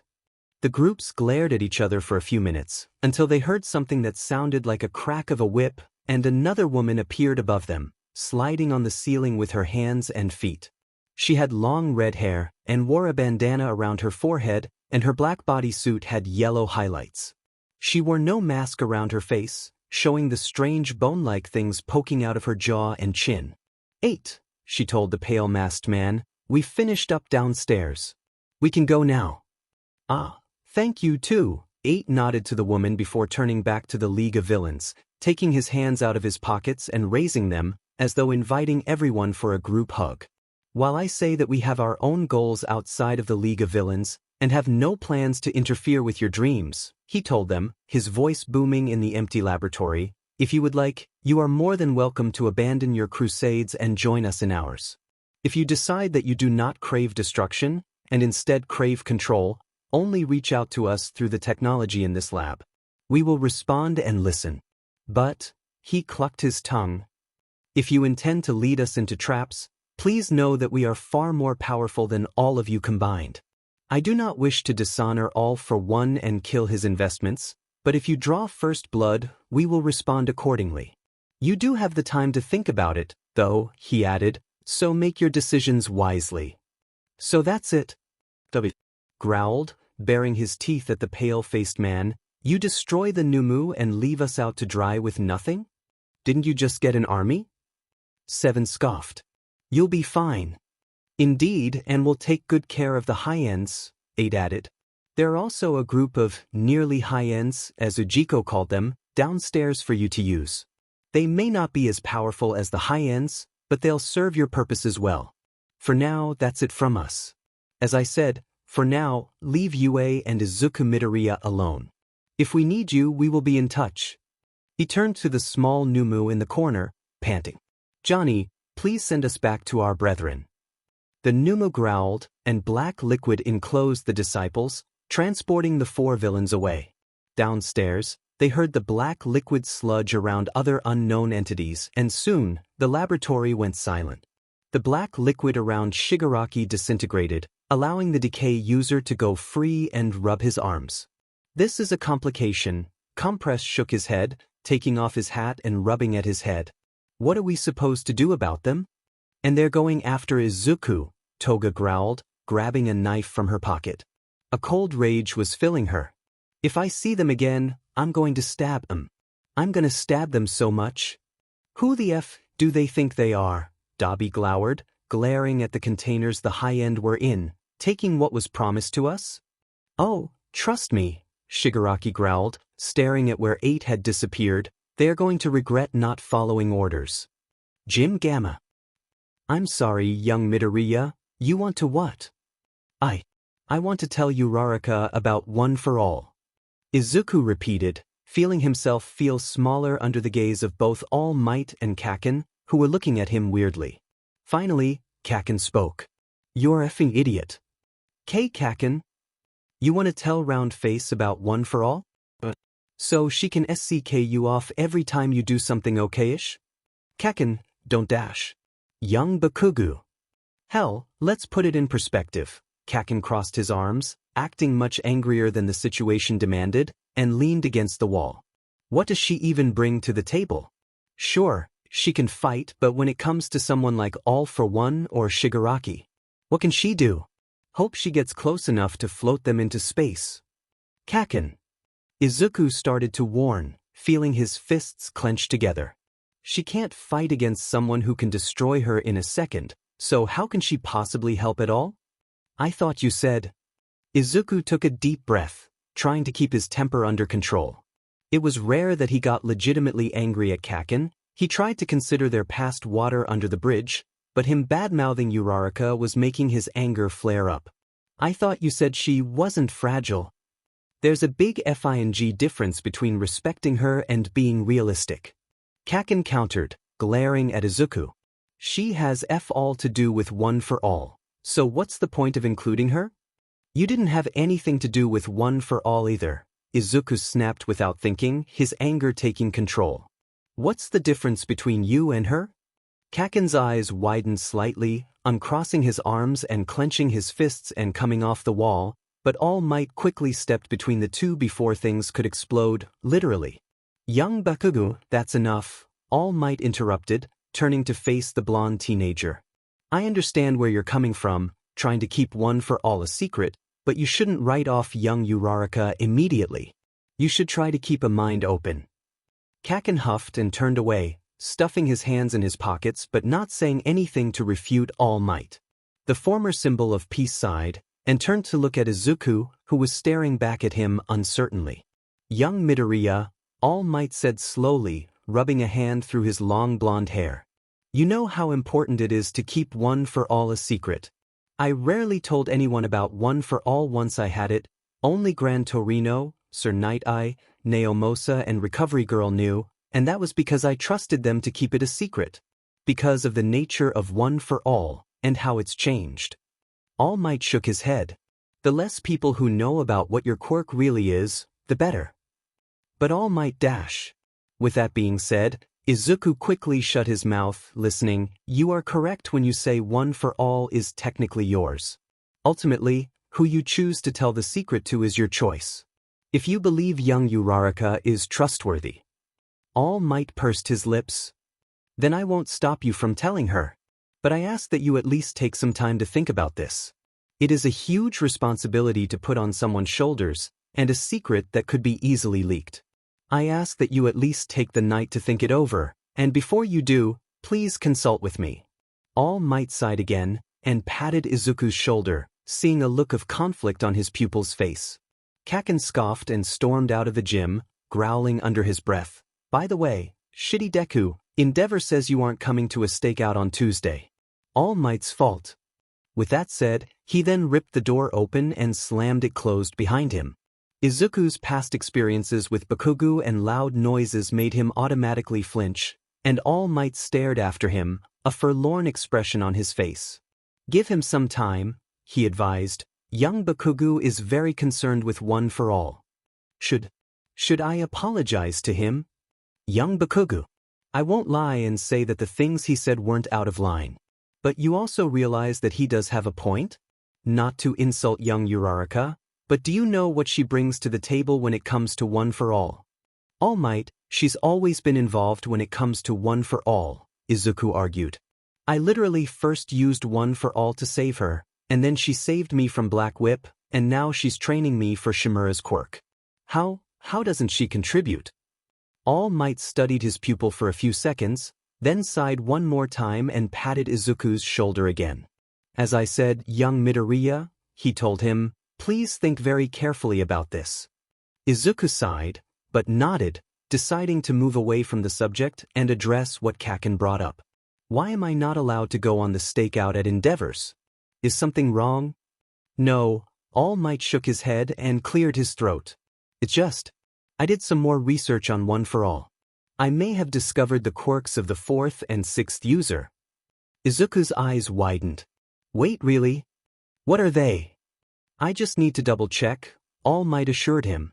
And I am busy tomorrow, early morning, so I won't be able to see you. And I assume that your mother is coming for the Monday visitation? Izuku nodded. He had talked to his mother about the visitation while waiting for Uraraka to get ready. He could tell over the phone that she was bursting into tears of happiness that she got to visit her little boy again so soon. Then Tuesday I will have all the answers ready, All Might confirmed, and we'll start getting ready. In the meantime, All Might stared wistfully into space. Consider your next actions with young Uraraka. If you do need advice on how to proceed, I'll be more than happy to help you. All Might then turned and left the gym, leaving Izuku alone with his conflicting thoughts. Tokyo. Ladies and gentlemen, 2 months ago, the attack on the peaceful town of Daika was attacked by a terrorist cell who reduced the entire town to dust. On top of the stage in the middle of the wintry city, where several cameras and reporters crowded around, Rikiya Yatsubashi, the CEO of Deternet, tearfully leaned against the podium, a remorseful look on his face as he addressed the crowd. He felt the mechanical creak of his legs be affected briefly by the cold, but thankfully, Deternet's technology would make sure it didn't give out in his speech. He didn't have to act hard to prompt the tears that began sliding down his face, giving the impression of a man in grief of the horribly injustices wrought against the citizens of Daika. Several believe that this was an action of villains who had a grudge against the citizens of Daika City. Yatsubashi continued, rubbing a hand against his large forehead, before covering his eyes, ramping up the melodrama. But do you know what I believe? I believe that this was the result of those unable to control their quirks lashing out against the injustice of hero society. The crowd murmured, as though unsure what to make of that statement. Do I blame our heroes for this change in attitude? Of course not. Yatsubashi dramatically shook his head, gazing up in tearful determination. But we must admit that if we as a society were not conditioned to suppress our quirks, only being allowed to regularly use them as heroes only, perhaps these people would not be pushed to attack us. So, he continued to ramp up the dramatic speech, no doubt causing several people watching to consider his words carefully. If we as a society had a place to properly use our quirks, have doctors to look over our powers, and learn how to use them properly, we could prevent a catastrophe like Daika from happening ever again. So that is why Deternet took the time to move away from support items for citizens and dedicated all of its resources into. He dramatically swept his hand back, gesturing to the large circular building ekted into the city. It was tall, made of glass and marble, and pulsing with several blue lights pointing to the center of the building. When he had pointed at it, the entire building lit up, shooting blue lights into the center of the building before shooting up into the sky, causing people from even across the city to turn their attention to the large cylinder standing tall in amongst Tokyo Tower.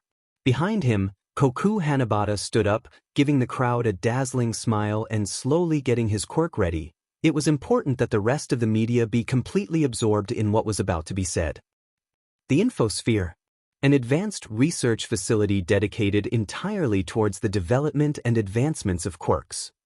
Yatsubashi proclaimed, several cameras flashing behind him at the spectacle. Graciously funded by the combined might of the Hearts and Mind Political Party, Feel Good Incorporated and Deternet, the Infosphere will open up next week, with doctors from around the world coming to work here. It does not matter if you are the richest man or the poorest family, the Infosphere will gladly welcome you with open arms to help you develop your quirk in a positive and welcoming environment. And that, he looked back to the cameras, wearing an assuring smile, is how we will prevent history from ever repeating. Several people applauded and the reporters were quick to begin bombarding Yatsubashi with question after question about how the facility would work, the funding, everything under the sun. The CEO introduced Hanabata to the crowd and told them that they would be able to ask their questions to him, before turning things over to the politician. On the outskirts of the crowd, Hawks pulled his hood up, making sure no one noticed the winged hero on the edge. His gaze rose to the tall building, worry starting to build within him. First an army, now a base disguised as a research center, Hawks thought bitterly to himself. If I had been quicker, then none of this would be happening. The streets soon became busy with activity as citizens round the corner to look at the impressive building, wondering what was with the light show and what that building actually was. Unaware that on the street opposite of them, 6 people were also gazing up at the building, amazement and wonder the last thing on their minds. I'll give this to them, visually, that was a very nice presentation. 8 conceded, crossing his arms and craning his neck to look up at the large cylinder. His coat blew in the wind on the roof, snow falling over all of their heads. "It's ugly," the man on his right said, his wolf-like body tensing at the sight of the blue light shining in his eyes briefly. He wore a black sleeveless shirt with gray highlights, and combat pants that went down to his knees, leaving his wolf-like feet uncovered and buried in the falling snow. Rage-filled eyes glared up at the building in open disgust at the light show that was the building. "It is rather hideous, but it'll do the job."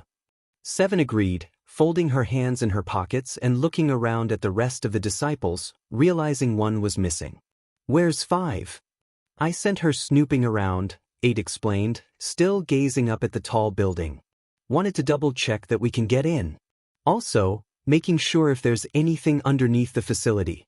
Knowing Dr. Garaki, this research facility was made with helping people the last thing on their minds.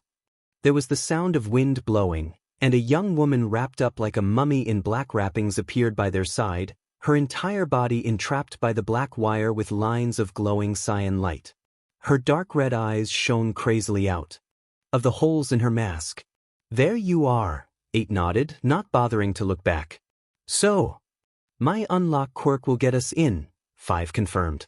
"There's an underground research basement. Ujiko was probably going to use this place to harvest more children. Oh, and the office on the top floor's nice. It's got a fish tank and glass floor and everything." "Very good.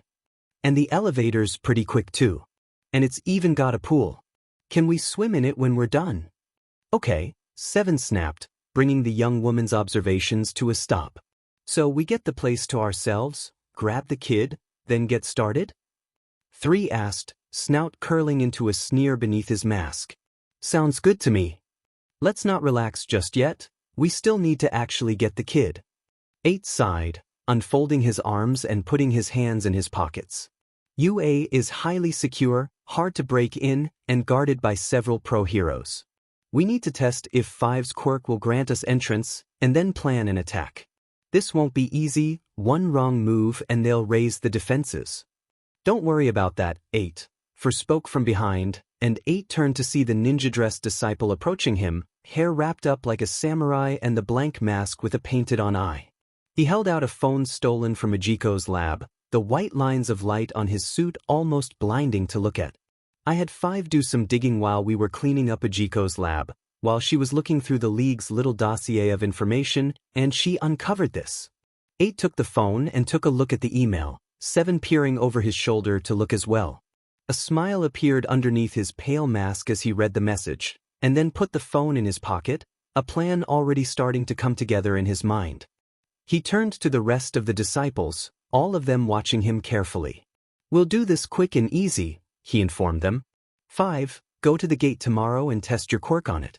If you can slip in and out and uncover some plans for the buildings, we'll have an easier time securing everything. 7, 4, go to Gunda. If what 5 picked up from Hawks is true, there's supposed to be a stakeout by Endeavor and Ryuku, and they'll bring their UA students. I want to know more about their quirks. When you do, rendezvous with us where we discussed. 1, 2, 3, check up on the high-ends. Once we get started, we'll need to clear this building out quickly to establish it as a base, and the high-ends will be critical in securing the infosphere. Go." At once, the disciples moved out, practically disappearing into the night thanks to 5's speed quirk. 8 chuckled, and dug the phone back up from his pocket, reading over the email again and musing to himself. "A dance, huh? Heights Alliance." Ochako shivered in the cold, rubbing her bare hands together and jogging as quickly as she could through the snow. After training with Deku was done, she had quickly jumped in the shower and cleaned up, before dressing as warmly as she could and getting back to Heights Alliance in a speedy manner. The weatherman predicted a heavy snowfall tomorrow, and it was already starting to snow pretty hard, and it was only 8 o'clock. The faster Ochako could get back to the dorms, the warmer she would be, and the quicker she can avoid being buried under a mountain of snow.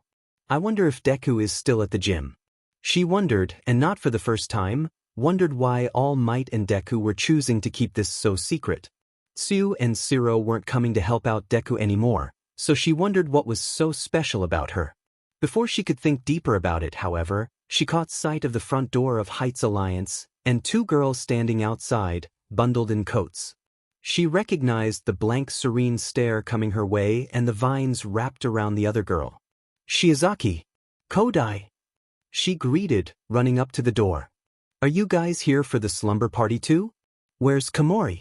And Yagami and Tsunatori? They decided to go to sleep early tonight, Ibra explained, rubbing her arms together. We also texted Setsuna to let us in, but we haven't heard anything back yet, and it's been 10 minutes. It is very cold, Yui said stoically, though there was a noticeable vein in her forehead. I'd like to go in now. Of course, hold on, Ochako assured her, and swiped her student card in the door, unlocking it and pushing the door open so the three girls could finally get into the warmth. In the living room, Kirishima, Kaminari, and Shiro were seated at the couches, game controllers in their hands as they just hung out.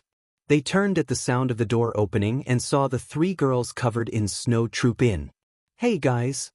Kirishima waved, flashing a sharp grin in their direction. You just get here? They've been outside for 10 minutes, Ochako explained, giving them a small scowl while she took off her boots. Why didn't anyone let them in? They were outside? Shiro asked, looking surprised. We didn't hear any knocking. Iba and Yui winced, looking sheepish as they took off their winter coats and hung them beside the door. We're expecting Setsuna to let us in. Ibra sighed. We thought she would come down immediately once we texted her. Tokage is here? Shiro asked, sounding more interested than the situation would normally demand. Yeah, we're having a sleepover. Ochako finished taking off her boots, strolling over to the elevator and calling it down. Where's everyone else? They decided to go to bed early. Kaminari leaned back in his seat, thumbing at the controller and not looking back, concentrated on fighting Kirishima's character in the game. But Tokoyami's gonna be down here in a bit, he wants to play Meta Knight. Oh, and Ishido said that my Netta was creeping around a while ago. So probably look out for that. The girls shuddered and thanked them for the heads up and entered the elevator, pressing the button to head up to floor 4 on the girls' side. As they left, they heard Kaminari let out a cry of despair as he was knocked over the side of the arena, hearing Kirishima let out a loud cheer at the victory. They made it upstairs and went to the end of the hall towards Momo's room. Once Ochako opened the door, she saw the girls cramped on Momo's bed, either talking to themselves and gossiping or watching the movie. They turned at Ochako's entrance, letting out small greetings as the gravity heroine entered the room, with Ibra and Yui trailing in behind her. When Setsuna saw them, she blinked in. Surprise. Hey, you too. She greeted, oblivious to the glares sent her way. When'd you get here? 10 minutes ago when we texted you. Ibra stated, and Setsuna blinked in confusion. She brought up her phone, checked her messages and paled slightly. Oh, you guys did? Teh. She grinned nervously and put down her phone. I didn't see that. Sorry. Yui took the time to karate chop Setsuna on her forehead for her incompetence, to Ibra's protests and Itsuka rolling her eyes. Once everyone calmed down, Ochako quickly ran to her room to get changed into her pajamas while the other two girls changed in Momo's bathroom, returning and giving more glares to an apologizing Setsuna. Soon, everyone settled into the party, chatting and passing around the popcorn. Ochako felt hungry from the training she did after class, so she indulged herself on popcorn and candy for tonight. Yui leaned back on her pillow, but then immediately sat forward, causing everyone to look at her in curiosity. I almost forgot something, she nodded, and then turned to Momo. Do you know what floor Ida's room is? Ida? Momo questioned, looking curious. That would be the second floor. Why? I have something to ask him. Yui stood up from the bed and strolled to the door, opening it. Be right back. As soon as the door closed, Mina and Toru leaned in, a maniacal smile on Mina's face while there was presumably a matching one on Toru's. Ida's room? You guys don't think? Oh my god, Kyoka rolled her eyes. Don't think what? Ochako asked, but regretted it as soon as she asked. She's going to ask him to the dance? Toru squealed, hopping up and down in excitement. What? No way, Itsuka shook her head. She isn't interested in that stuff. She did pause at that. I think. You think? Mina crawled across the bed to get in Itsuka's face, causing the orange-haired girl to glance away awkwardly. Well, she never talks about that kind of stuff, Itsuka continued to explain, looking uncomfortable at how close the pink-skinned girl was. You know how she is, she doesn't exactly talk about feelings or stuff. It's more. The most excited I've seen her is when we brought fresh tomatoes from shopping. Well, she was talking to Ida sometime this afternoon, Karo. So you brought up, trying to help Itsuka out, maybe it had something to do with the exercise. Besides, what did we say about the dance, Mina? Kyoka reminded her, giving her a small glare, no going on about matchmaking. Mina pouted, but relented and sat back, letting Itsuka breath. Okay, but still, are any of you going to ask anyone?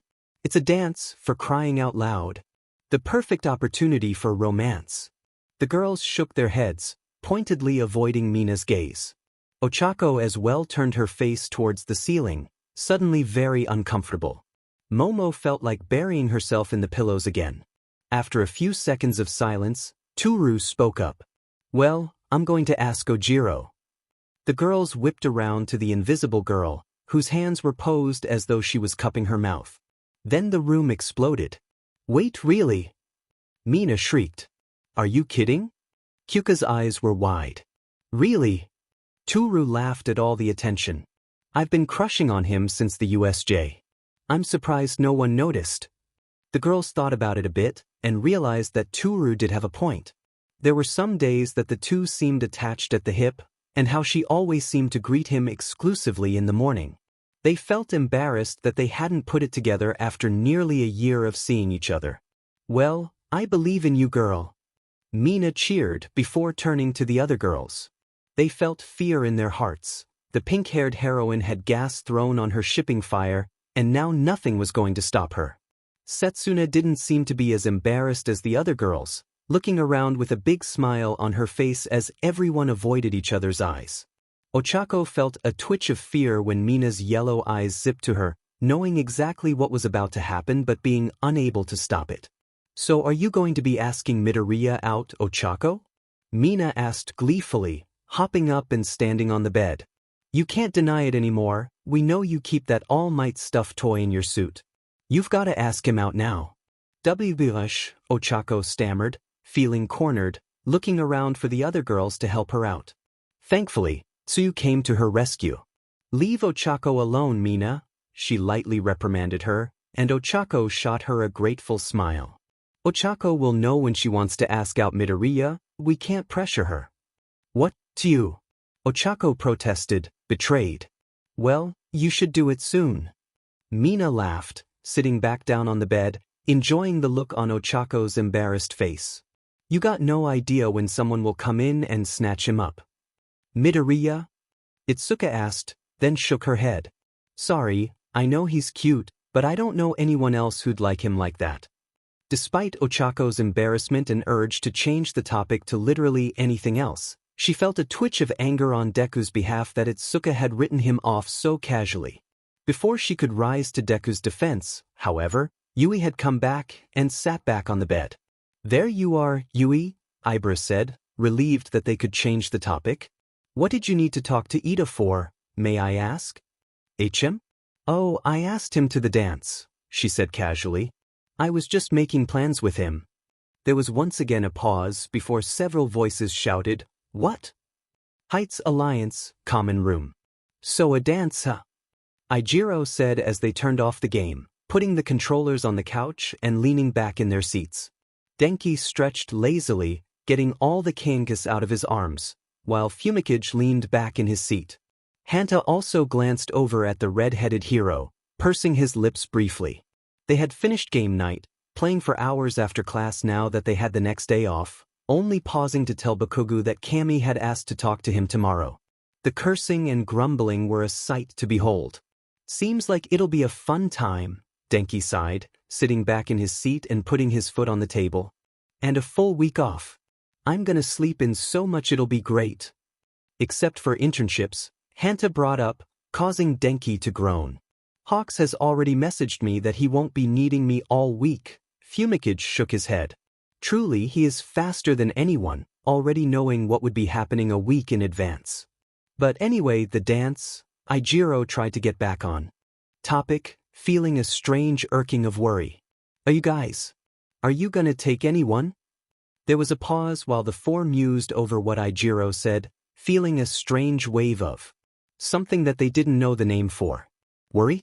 Anticipation? I don't know, Hanta admitted, rubbing a hand through his hair. I thought about asking someone, but there's no way they'll say yes.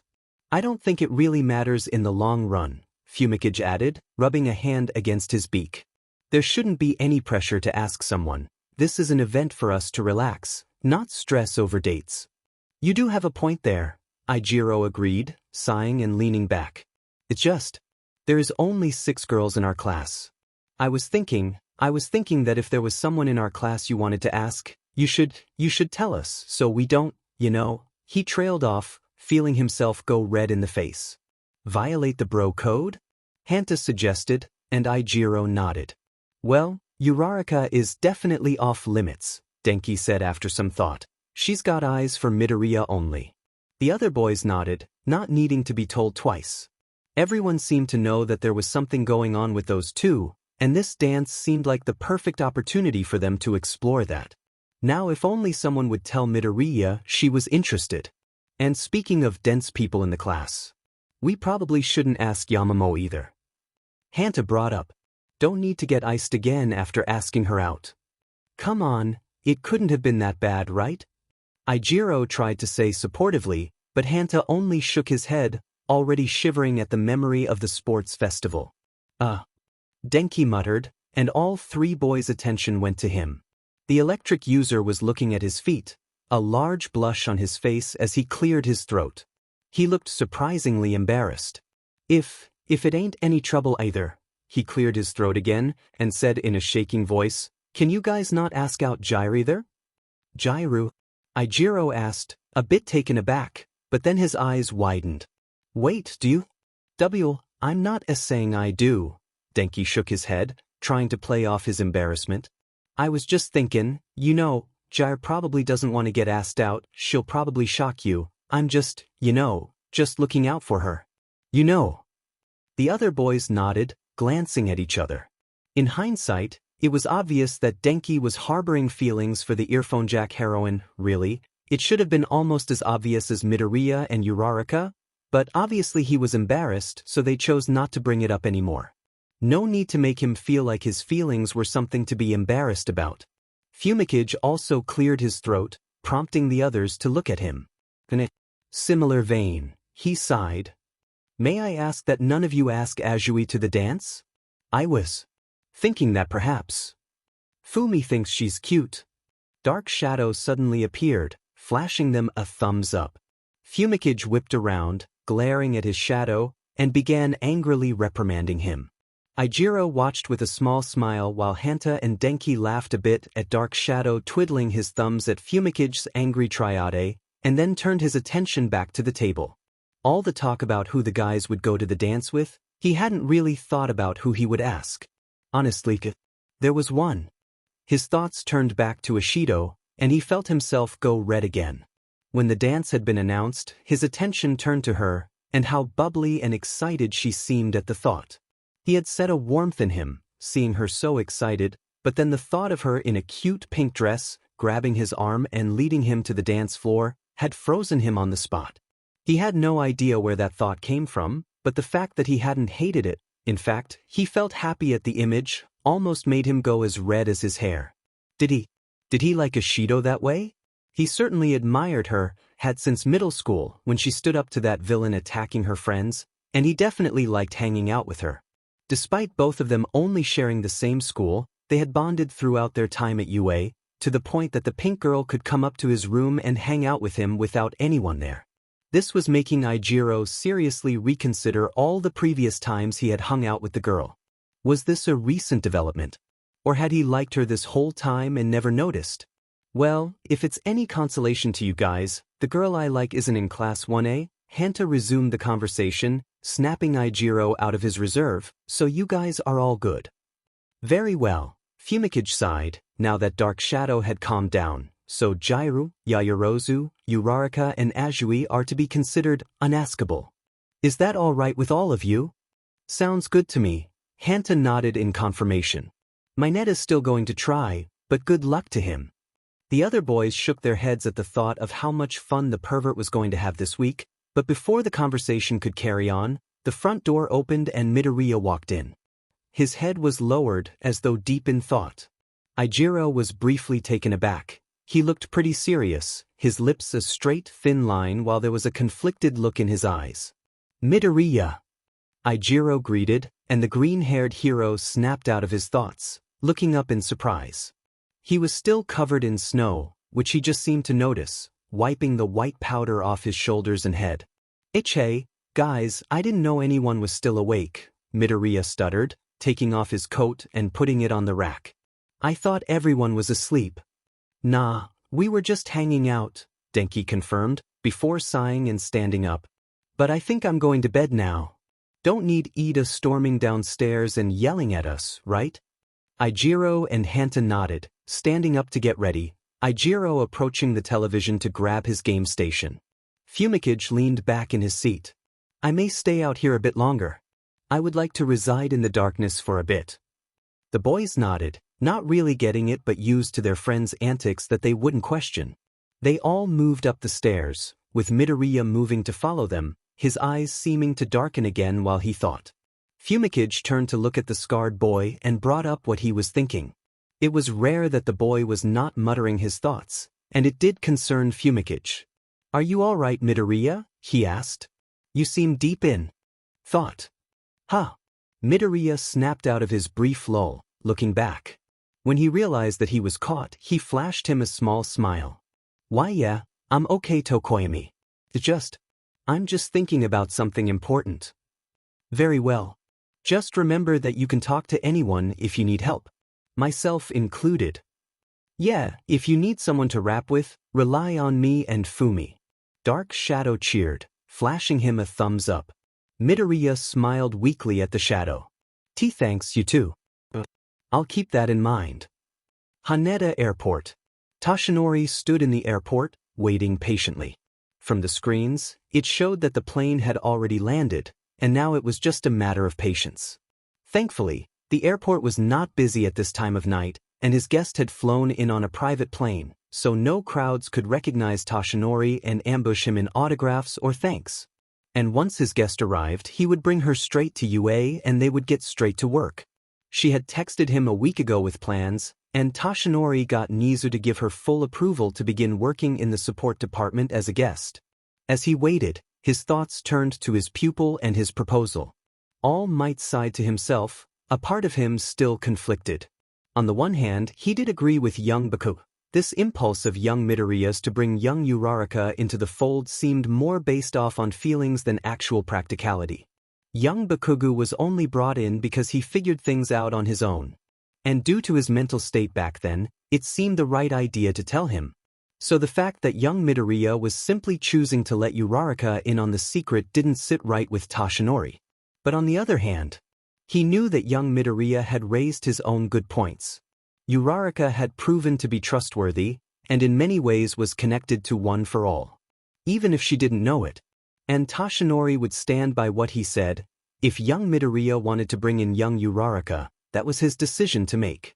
Nonetheless, it still made Toshinori uncomfortable, the fact that One for All might be shared with someone else. Gran Torino knew because he was told by All Might's master. Recovery Girl knew because she had helped heal him from his fight with All for One. Night Eye and Nizu knew and tried to help seek out new successors for the inevitable time All Might gave up the power, and Neo Mesa figured it out on his own, and was instrumental in helping All Might take down All for One's empire. It was for the safety of everyone. No one else knew because if they did, the secret of One for All would come even closer to being released to the world, and young Midoriya would be in even more danger than before. Telling someone else. It just made Toshinori uncomfortable. You didn't tell David, dark thoughts swirled in his head, And look how that turned out. He ended up making deals with villains in some vain attempt to save you. Toshinori sighed. No matter what, he would mean what he said to young Midoriya, and back whatever decision he made. It just, one for all seemed to be a lot of stress on him lately. Between finding out the 6th user's quirks and more about the 4th user's past. It seemed like one for all became more and more dangerous, and he was hesitant to bring Uraraka into the mess. But those thoughts could wait, Toshinori thought as he straightened up. He had just seen her come out of the gate, blonde hair tied up in a ponytail and glasses pushed up her nose.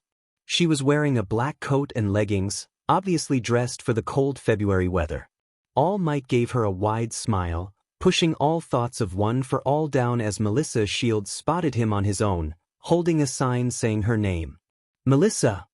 Toshinori laughed as he raised his arms, waiting for the girl to leap into his arms as she always did when she saw him, only for her to quickly approach and bring him in for a softer embrace.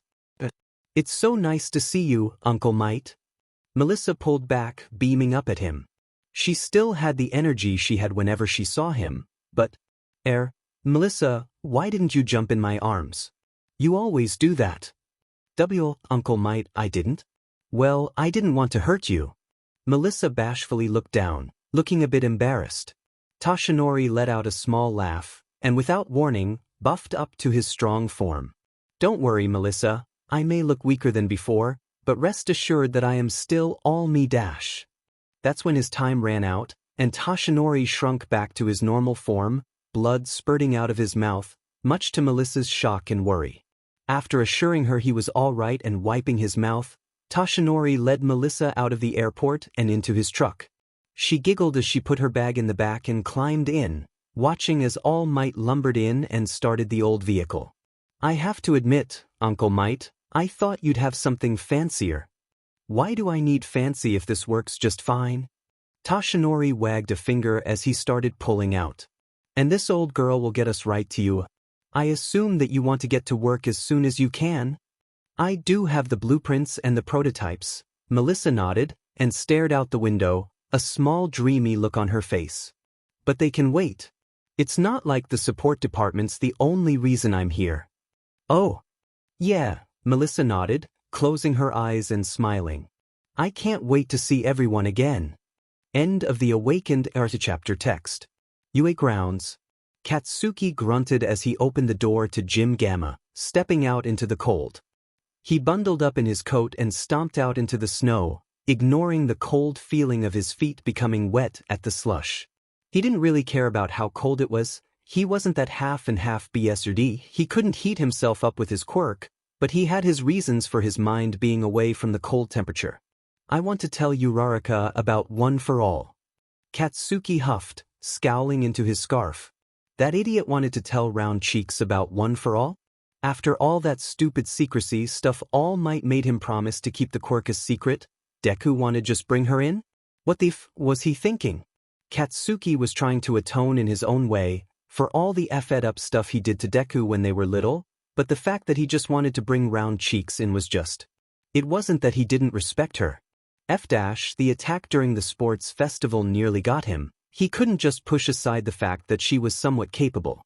But her being in on the secret, knowing everything just rubbed him the wrong way.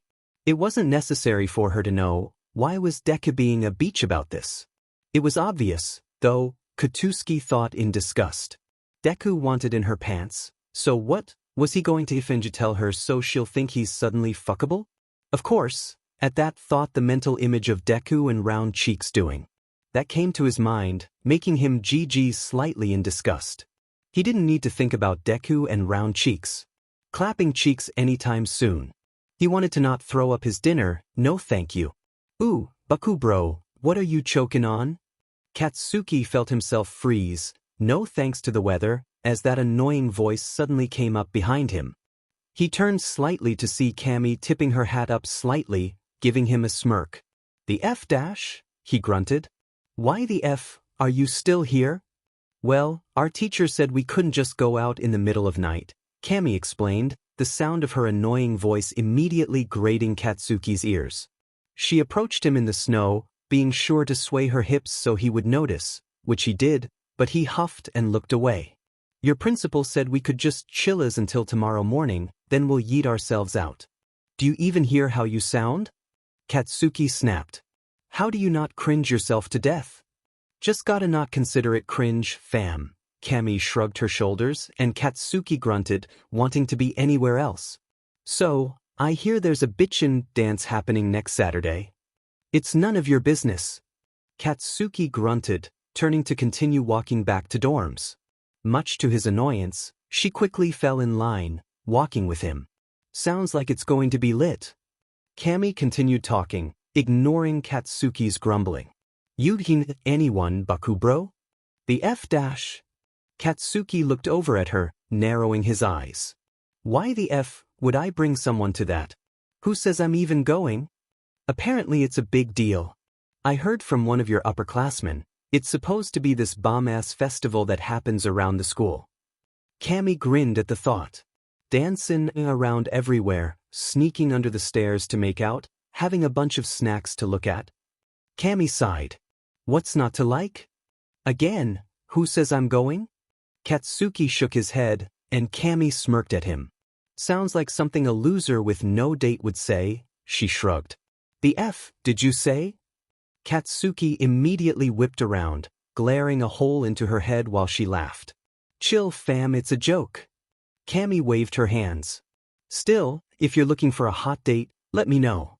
I'll swing by and groove with you. Plus, if you wanted to make out under some stairway, I'd be down. You're hot when you don't look like a gremlin. Katsuki continued glaring at Kami, the cold making his face red. The cold. Yeah, that's what was making his face red. The cold. F, he snapped, and trudged forward to his dorm, leaving her out in the cold. She shrugged again, smirking, and turned on her way back towards her own dorm she was staying out. Katsuki took the time to look back, and his gaze immediately fell towards her backside, which was really highlighted by those tights she was wearing. He felt something freeze in him again, feeling his eyes go wide. I think that Dumbo is hot? Katsuki immediately took a page out of Inasa's book and punched himself in the face, driving that thought out. He immediately ripped the door open and stormed inside, shaking the snow out of his hair and letting his thoughts calm down. On the other side of the room, Dumb Hair, Lightning Dolt and Goth Boy were playing video games, and they turned when Katsuki entered the room. Yo, Bakugo! Shitty Hair waved at him, grinning. I didn't see you at all, but I gave that one girl from Shiketsu was asking for your number, so I gave it to her. You know that one blonde girl. Be forewarned, Goth Boy said gravely, she is quite the talker. Lucky Bisudi. Lightning Dolt grumbled. You F what? The rest of Katsuki's night was spent in rage and ignoring multiple memes being sent to his phone. Heights Alliance Ida's room. Tenya stared up at his ceiling with a blank look on his face. Ordinarily, he would be long asleep by now. He had brushed his teeth, straightened up his room, made sure his collection of glasses were spotless in case of emergency, and straightened his books so that they were not unorganized. The reason he could not sleep was because he was still thinking of what had happened 10 minutes ago. He had been about to put on his pajamas and climb into his neatly made bed when a sudden knocking startled him. He had stared at the alarm clock on the bedside. It was only 9:02 p.m., not late enough he wouldn't receive a visitor. Still, mostly everyone knew he went to bed at this time, so he was curious. He went to the door and opened it, and was surprised to see Yui Kodai waiting outside with her blank expression. Kodai? Tenya asked, opening the door wider. I am surprised. Ordinarily no one visits me at this time. Is there something I can help you with? Kodai nodded, and pointed behind him at his room. May I come in? Tenya blinked, briefly taken aback, before he shook himself out of his brief stupor and stood back, allowing her entrance. Of course. You are welcome to come inside. Kodai hummed again and stepped into the room, taking a moment to glance around. There are a lot of glasses in here. Of course. Tenya said proudly. I expect a lot of my glasses to break during training, so I always keep a spare set. Or 20. So. Tenya stood awkwardly by his door, pushing it a little closed, but not enough to shut. No need to make her uncomfortable. May I ask why you wish to come here? Kodai nodded and turned to look at him, her expression still blank as ever. Are you going to the dance on Saturday? The dance? Tenya asked, surprised. Well, I was planning to. I expect since it's a school-wide celebration, there may be a lot of uproar and shenanigans. Kodai raised a brief eyebrow at that word, to be had. Well, I believe yes, I will be going. May I ask why you're curious? Kodai nodded and faced him properly. I want to go to the dance with you. A silence fell while Tenya digested those words, not really getting it at first, but it came to him quite quickly. He straightened up, eyes going a bit wider in shock. Kodai, may I ask if you are inviting me as Dash? A date? Kodai clarified, and Tenya's mouth slammed shut. His face felt oddly hot. I think you're cute. Your little arm things make me laugh. I'm not saying I like you, don't know about that, but I was thinking of going with you to find out. A date, you say? Tenya repeated. As in a romantic date? You can say no, Kodai interrupted him, and Tenya turned his attention back to her. I thought I would just ask. That's not it. It's just. Tenya sighed, and removed his glasses to rub at the lens. I was just unsure as to why you would ask. Well, do you want to go to the dance with me? Tenya sighed, and came to a quick decision, one that he made without thinking, as he would regret later. I suppose I would like to go to the dance with you, Kodai. It's just. Good.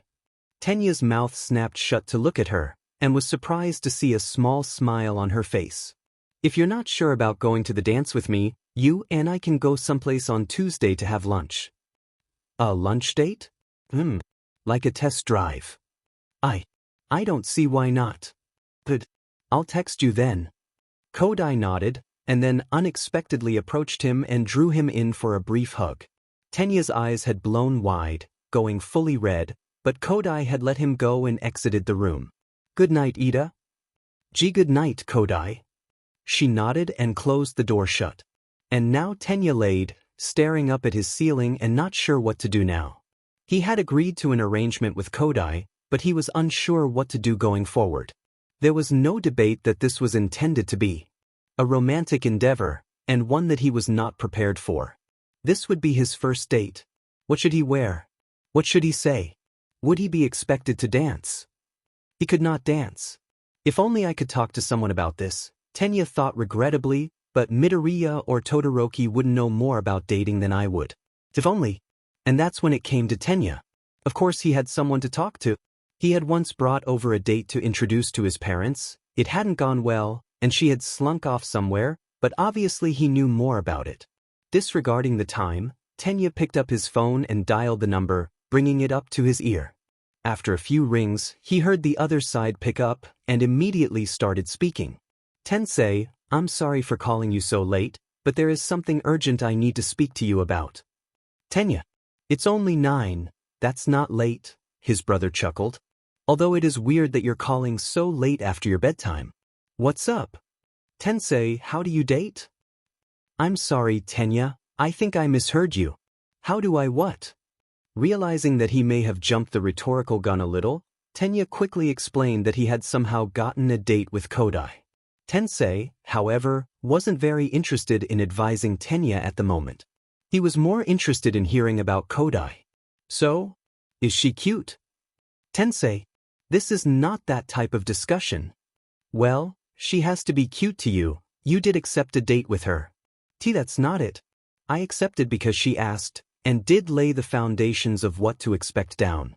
So of course I accepted. And? She is cute. She's cute. Can we please get back on topic? On how to date? Then I can't help you, little bro.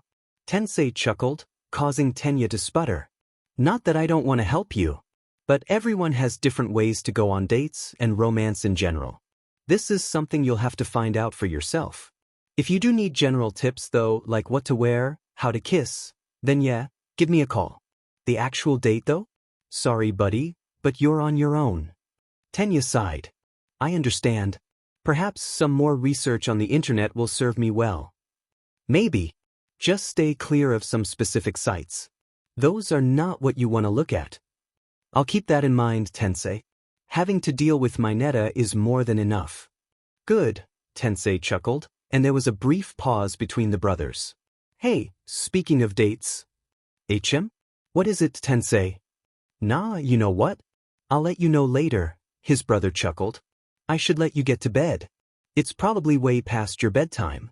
Tenya checked the nightstand and gasped when he saw it was near 10. I must be up early tomorrow. I must be sure to get all the necessary hours to train. Of course, of course. Good night, Tenya. Good night, Tensei. Tenya hung up the phone, still unsure of how his date with Kodai would go, but he was determined to not let it bother him. He laid down on his back, put on his nightcap, and closed his eyes to go to sleep. Heights Alliance, Midoriya's room. Izuku opened his eyes waringly, staring up at the ceiling of his room. Despite coming home and immediately going to bed, he still felt utterly exhausted. He constantly woke up several times last night, jolting awake at the dreams of Uraraka staring at him like he was crazy, or telling him to stop joking, or All Might and the previous users of One for All staring at him in disappointment. Finally, he woke up and didn't go right back to sleep. He turned on his side to look at the time, seeing it was around 10 a.m., which meant that he had slept for more than 13 hours. Despite the long sleep, he didn't feel very awake, nor very hungry. The words All Might spoke to him last night still replayed in his head. The less people who know about what your quirk really is, the better. Izuku sighed and rose from the bed, taking a minute to stretch out the KNKS in his arms and legs, and went about getting into his gym uniform, preparing for his morning run.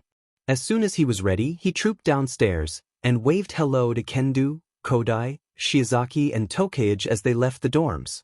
He quickly made himself a piece of toast, deciding to eat even though he had no appetite, and once that was done, put on his boots and exited the dorms and went out into the chilly February air. He sighed to himself and began jogging through the thick snow, passing by Vlad King and Power Loader as they worked on clearing the sidewalks of the school with 2 oversized shovels. The more he thought about his discussion with All Might and Kaken, the more conflicted he felt. He knew they had good points last night. The secret of One for All was huge, almost too much, and he was pretty much thinking of putting it all on Uraraka's shoulders. He knew. He shouldn't have to burden her with that information. But at the same time, it felt unfair to Izuku. Unfair that Uraraka could help him so much and still be left in the dark. Izuku sighed as he slowed to a stop, letting some light snow fall on his head, and glanced at the ground. He truly felt like he had no idea what to do. It was at this time he wished he could enter that weird dream reality of One for All and ask for advice. Oh wait, he couldn't speak while he was in there. Crap. Izuku shook his head and entered the school, brushing off his wet boots and putting them on his rack, exchanging them for his school shoes, and entered the school properly. He decided to just stroll through the school and think some more. Eventually, his thoughts turned away from the inner conflict he was having regarding Uraraka and turned to the quirks he was currently having some hardship with and began brainstorming. I'll need something to counteract Black Whip in case it goes out of control, Izuku muttered to himself, lost in thought as he aimlessly strolled down the hall towards the support studio. Like a stopper on the holes in the Air Force gloves, or something along those lines. Maybe a new type of glove that can counteract the effects of this Black Whip? Melissa asked from behind him. Exactly. An upgrade on the gloves to help with that would. Izuku stopped his mutter storm, realizing something was amiss. When he realized that he recognized the voice behind him, he whipped around to see Melissa giving him a toothy smile, hands folded behind her back. And Melissa? Yep. She laughed, holding her arms out as though presenting herself. I saw you coming into the school, so I followed you. Happy to see me again? Why, of course. I wasn't expecting to see you, he stammered, fidgeting around as though he were Ida. Her sudden appearance had taken Izuku completely out of the left field. She was still beautiful, with the oval glasses reflecting her pretty eyes. She was also dressed in a UA school uniform, much to Izuku's shock, and nervously looked away when he realized how good she looked. Melissa couldn't help but give a giggle at Izuku's sudden antics. "Don't worry, Izuku, I know what you mean," she smiled, and then stepped in and gave him a hug. Izuku froze in place, hands stretching out behind her, unsure what to do. A girl, a very, very pretty girl at that, was hugging him. The only hugs he had received before were from either his mom or Uraraka, and oh god, thinking of Uraraka made him go even redder. Holy moly, why is he just standing there? Should he hug back or something? Would she be embarrassed, or would she freak out, or… "Izuku, you're muttering," Melissa reminded him, still holding on, and Izuku snapped out of his mutter storm, going even redder. "And you can hug back, that is why I'm hugging you after all." "Oh, alright." Izuku gulped, and reached with his arms to stiffly hold her waist, prompting Melissa to giggle again. They stood awkwardly in the hall, Izuku feeling himself calm down in her hold and closing his eyes briefly, enjoying how comforting it felt to be held so softly. Melissa chuckled into the hug and held on a bit tighter, much to Izuku's enjoyment. He opened his eyes lazily, looking down the hall behind Melissa, and saw Uraraka staring at both of them. "You Uraraka!" Izuku gasped, leaping apart from the blonde inventor as though she was on fire, and waving his hands around. I didn't see you there. What are you doing?" Hi, Deku." Uraraka gave a very unenergetic wave, her eyes suddenly looking very empty and the smile she had looking very fake. "I saw you pass by in the hall and thought I'd say hi. Didn't see you with." "Oh, Ochako." Melissa turned around, giving her a big smile. "I didn't see you there." Uraraka's jaw dropped, her empty eyes being replaced by shock and delight, and let out a squeal. "Melissa!" She immediately ran over and glomped the American teenager, giggling and jumping around. Melissa laughed as well and joined in the joyous reunion. Izuku was forced to stand there and watch as his friends reunited after a while, trying to calm down his beating heart. "What are you doing here?" Uraraka finally separated from Melissa, a wide smile on her face. "I thought you were attending the academy on Island." "Well, I did graduate," Melissa said sheepishly, adjusting her glasses, "so technically, I'm free go anywhere I need to. But that's besides the point." She turned to Izuku, who had finally managed to calm down his mini freakout. "I actually came to see you, Izuku." And that almost sent Izuku right over the edge again to freak out, while Uraraka's smile froze on her face, the joy in her eyes once again draining out. I don't think it'll be dash. You see, I brought these," Melissa explained, pulling out 2 thin pieces of paper and showing them.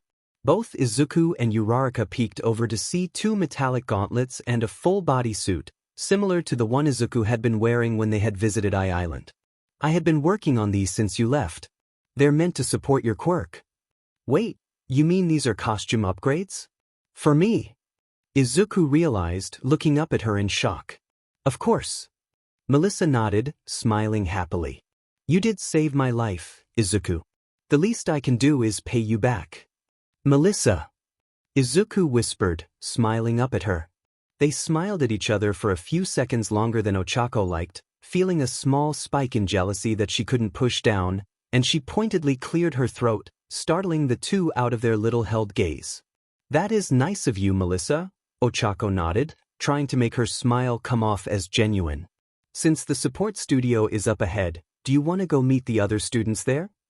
"Oh, of course." Melissa nodded happily, turning to walk over. "I guess I should meet them. I'll be working with them for the next few weeks on these projects. Maybe I can introduce the a bit to nanotechnology." Melissa opened the door and Izuku and Ochako followed, with Izuku looking at Ochako a bit in confusion while Ochako pretended not to notice. They entered the large room, piled high with various support items and costumes, and seeing that it was only empty. Except for one. And Izuku and Ochako immediately realized their mistake. Actually, I was going to go do some exercise in the gym," Ochako stammered, trying to make her way towards the door before she was noticed. Maybe dash. But alas, it was too late, and Mei Hatsum turned around to see her 2 favorite guinea pigs had arrived. Eyes opening wide, she immediately zoomed over, much to their despair. "There you 2 are," Mei said cheerfully, grabbing them by the wrists and pulling them inside the studio. I was just doing some testing on my babies, and you two arrived just in time. Oh. You're not busy. Actually dash. Great. May immediately turned to grab a helmet covered in spikes, and almost turned to put it on Ochako's head when she noticed Melissa still at the door, looking around in wonder. Who is that? Another guinea pig. HM? Guinea pig? Melissa asked, still smiling, and approached the pink-haired inventor, raising a hand for a handshake. It's nice to meet you. My name is Melissa Shield. I'm visiting from America. Nice to meet you, May nodded, shaking her hand and giving a wide smile. Are you here for tests? No. Melissa laughed, finding the situation humorous while Ochako and Izuku prepared to make a break for it. I'm actually here to design some upgrades for Izuku's suit. We did some testing when he visited me, and I wanted to repay him by upgrading his costume. May's smile seemed to freeze as she looked between Izuku and Melissa, the former freezing in the door as he realized he was back in the spotlight. Are you saying that you are giving him support items? Yes. Melissa nodded, giving her a big smile, unaware that May seemed to be slowly growing more stiff and narrow-eyed. I've got a few upgrades in mind for his costume. I was coming down to help apply them to the suit. I got permission to work in this class from Power Loader, so I hope we get along. May? Izuku asked tentatively, put off by the dark aura coming off May. He had never seen her so silent, or still, and that immediately set off warning bells in his head. Are you Okadash? Before he could blink, May grabbed his arm and ripped him away from Ochako and Melissa, dragging him outside the support studio, surprising the two girls. Izuku could barely get any words in before he was slammed up against the wall, and May's hand immediately hit the wall next to Izuku's head, pining him and forcing him to glance down in fear at the sight of the rage-filled inventor. Listen here, you little pustule, May growled, not speaking louder than a whisper but somehow impossibly loud as Izuku was pushed higher and higher up against the wall. I am the only one who is allowed to give you upgrades to your equipment. Only me. I slaved over making sure my babies worked for you, and if you think some other inventor can come in and work over me, you have another thing coming. Am I clear? Clear? Why yes, ma'am. Both of them turned to see Melissa and Ochako looking concerned at the fact that Izuku was being somehow lifted off the ground by May one-handed and the rage in her eyes. I take it you're May Hatsum, right? That's right, May narrowed her eyes at Melissa. WL. She pulled out her watch, fiddling with it. I was just wondering if you would like to see some of my work? I heard you worked on things constantly from Power Loader, so I was thinking. She pressed the button, and out of thin air sprang her pogo stick, created from the air and landing in Melissa's hand. If you would be interested in nanotechnology? May's eyes opened back wide, and she let go of Izuku, letting him slide to the ground and quickly scramble away in fear, ending up at Ochako's feet while she helped him up. But there was more reason to his fear than May basically assaulting him. The sight of May, gazing at the pogo stick in rising curiosity, her grin becoming wider and wider. That look made Izuku and Ochako pale and planned to run for the hills. Nanotechnology. She breathed in a whisper, while Melissa nodded eagerly. The endless possibilities. My babies being able to fit in the palm of my hand. Yes, that is very good. A slight crazed laugh escaped her. Yes. I will look at your nanotech. I want to see. Create even more babies. Izuku and Ochako made the wise decision to immediately turn on their heels and run as fast as they could, before May remembered they were there and were perfect for test subjects. Unfortunately, the pink-haired inventor saw them start to run out of the corner of her eye and immediately took off after them. Wait, you can help me test my new babies. Midoriya. Uraraka. Both of them screamed as they were chased around by the crazed inventor all afternoon, while Melissa watched with mild concern. School gate. As Monday finally rolled around, the front of UA High School was filled with various families.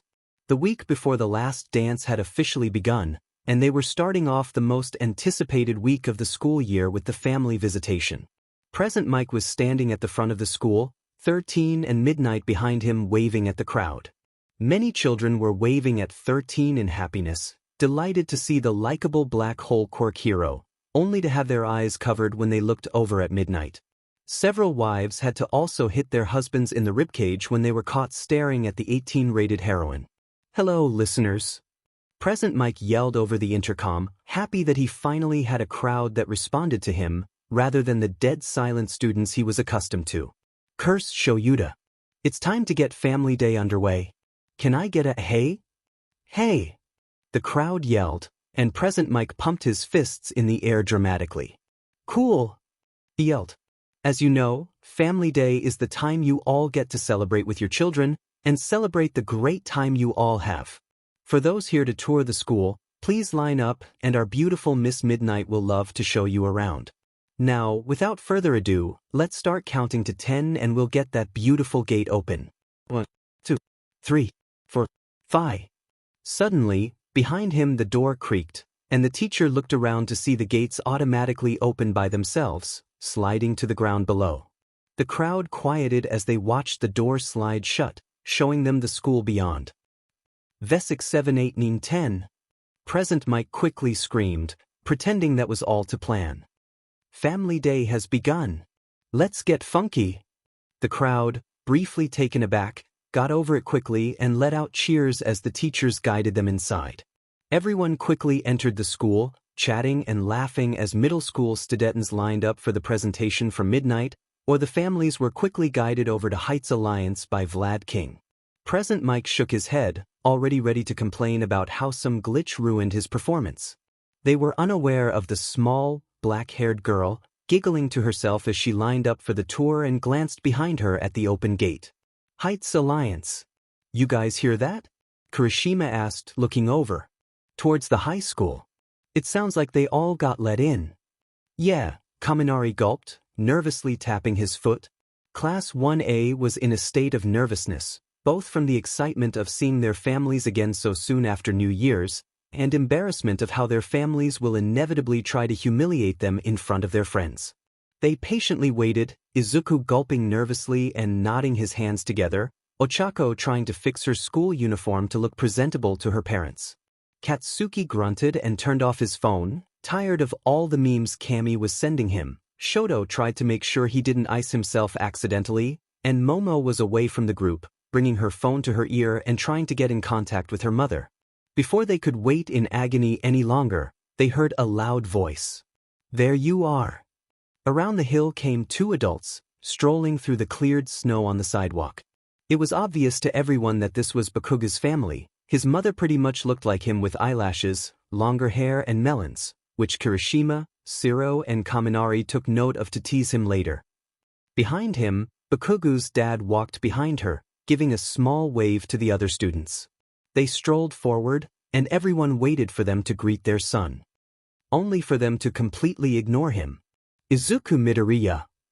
Mitsuki laughed, ruffling a hand through his hair while he went redder. God, it's been years. You've grown so big. Thank you, Mrs. Bakugo, Izuku stammered, glancing behind him at the mounting rage on Katsuki's face. Should you dash? It has been a while, Midoriya, Masaru smiled at him. Has everything been fine? Eradash.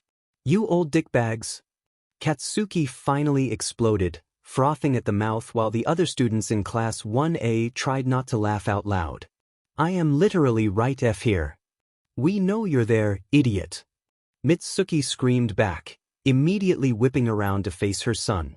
We were just saying hi to Midoriya. Stop getting your panties in a bunch, we were getting around to you. The F you say? As the Bakugas began arguing, and Masaru tried hard to get them to calm down in fear of embarrassment, the other families finally came around the corner, causing various students to let out yells and gasps of excitement and run over. Mina immediately hugged her mother and father, the mother red-skinned and the father Caucasian with the exception of two large horns on his head, and Mina's sister, who was blue, with a pixie cut and a mischievous grin. Both of Toru's parents were invisible, but they really liked gesturing around with their hands. Kuda happily began signing with his parents. Aoyama flamboyantly made his way over to his mother, who was also shining brightly, so much that Shiro had to cover his little sister's eyes in case she went blind, and Mineta groaned when a woman smaller than him, with two great ball on her head, strolled forward. Minoru, why didn't you tell me the men on campus were so handsome? Why, if I'd have known I would've. Mom. Stop being a perv. Mineta begged, unaware that Jairu and Tsu whipped around at the sound of him saying that, the whiplash almost hurting their necks. Ojiro sighed in exasperation as he patted his mother's back. Meanwhile, Izuku finally caught sight of who he was waiting for, a small green-haired woman, blinking tears out of her eyes at the sight of him. Izuku felt his own tears swell up as he practically ran forward and brought her into a big hug, squeezing the life out of her, but only receiving a bigger hug in return. "Hi, Mom," Izuku whispered, and separated from her, smiling at her with tears dripping down his cheeks. "Hello, Izuku," Inko smiled, raising her hand to wipe at the tears. "What are these for? Shouldn't you be happy to see me?" "I am," Izuku chuckled, before taking out a handkerchief and handing it to his mother. "What are those for? Shouldn't you be happy to see me?" Inko laughed at that, accepting the handkerchief and wiping at her eyes. Both Toru and Ojiro watched the reunion, glancing at each other with grins, both thinking the same thing. So that's where he gets it from. Meanwhile, Ochako had also seen the reunion of the Midoriyas, and she felt something warm pool in her chest at the sight of the two reuniting. She felt herself smile softly, tempted to walk over and introduce herself to Inko. Before she could though, two pairs of arms wrapped around her from behind, scaring the utter life out of her. "Surprise!" Two voices yelled, and Ochako let out a small scream, her eyes bulging out of their sockets. She whipped her head around to see her mother and father, giving her two big grins, pleased that they got to surprise their daughter. Part of Ochako wanted to reprimand them for the scare, but she couldn't find the words to. The joy of finally seeing them, after such a long time. She immediately turned herself around and latched herself to them tightly, squeezing as tightly as she could. "You guys?" "Careful, Ochako," her father grunted, still laughing. "You tend to forget how strong you are." "Oh, sorry Daddy," Ochako gasped, letting the two go to properly breath. I'm so happy to see you. And we're happy to see you too." Mrs. Uraraka smiled. "Uraraka?" Ochako turned to see Izuku had approached them, his mother right beside him. I was wondering if I could introduce you to my mother." "Oh, Deku, yeah, of course." Ochako nodded enthusiastically. "I wanted to introduce you to my parents too." She was unaware of her parents sharing a glance, then glancing over to Inko, who had a knowing look on her face. The three adults shared a secret grin, which their children did not notice at all. "Mom, this is Ochako Uraraka," Izuku told his mother. "She's the one who saved me during the entrance exam." "It's nice to meet you," Ochako bowed. "And you as well." Inko smiled. And Mom and Dad, this is Izuku Midoriya," Ochako said, and Izuku bowed briefly. "Oh," Mr. Uraraka raised an eyebrow, a look on his face that Ochako did not like at all. "So this is the Deku we've heard so much about." "Really?" Izuku raised his head, looking up at the towering man. "You know it, Sonny." He laughed. "God, just the way she talks about you, I'm expectin' to hear wedding bells sometime soon." "Wedding bells?" Izuku stammered, going completely red in the face. "Daddy!" Ochako gasped, also going red. "Oh dear, don't tease the boy," Mrs. Uraraka chuckled. "It's bad luck to tease before the engagement is even," announced. Inko quietly laughed while Izuku almost collapsed in the snow, his face hot enough to melt in it. "So, Izuku, you said that you wanted to show me around?" Mom," Izuku managed to say, recovering slightly enough to get back on steady feet. "I wanted to show you around the school." Uraraka, would you?" "Sorry, Deku, but I promised to show my parents my room first," Ochako explained, pointing up at the dorms. Maybe see you later?" "Why, of course." Izuku nodded, and both teenagers turned to their parents, unaware that they had been exchanging the same smirk while they were talking and the same thought process. "All right, everyone," Kyoka's father yelled out, pointing at the school. "It's been a time and a half getting to reunite with our kids, but let's rock this concert."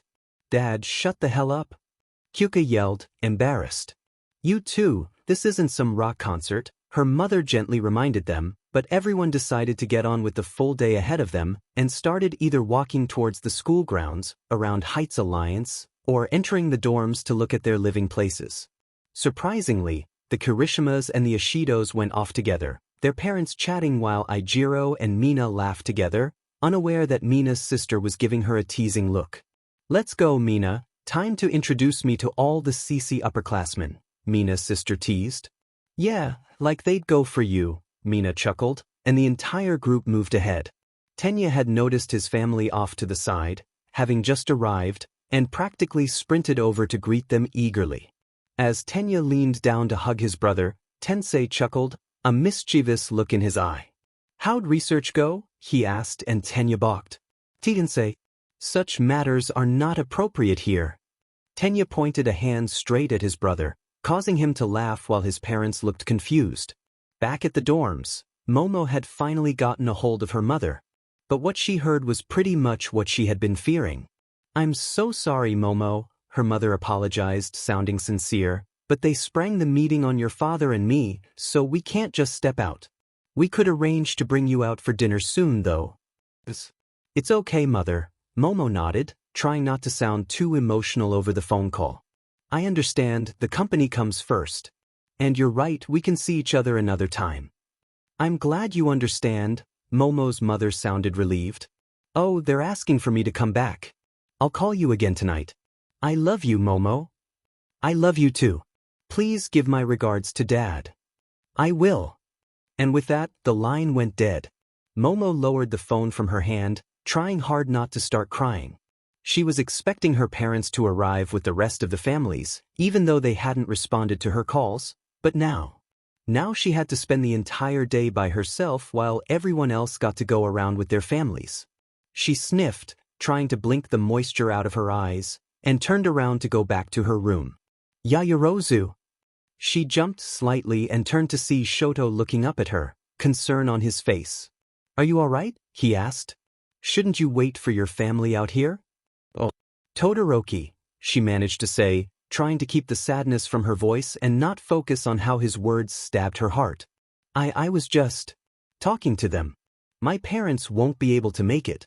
I was about to go step inside. Oh. Shoto bit his lip, feeling a stab of pity for his classmate. Shoto.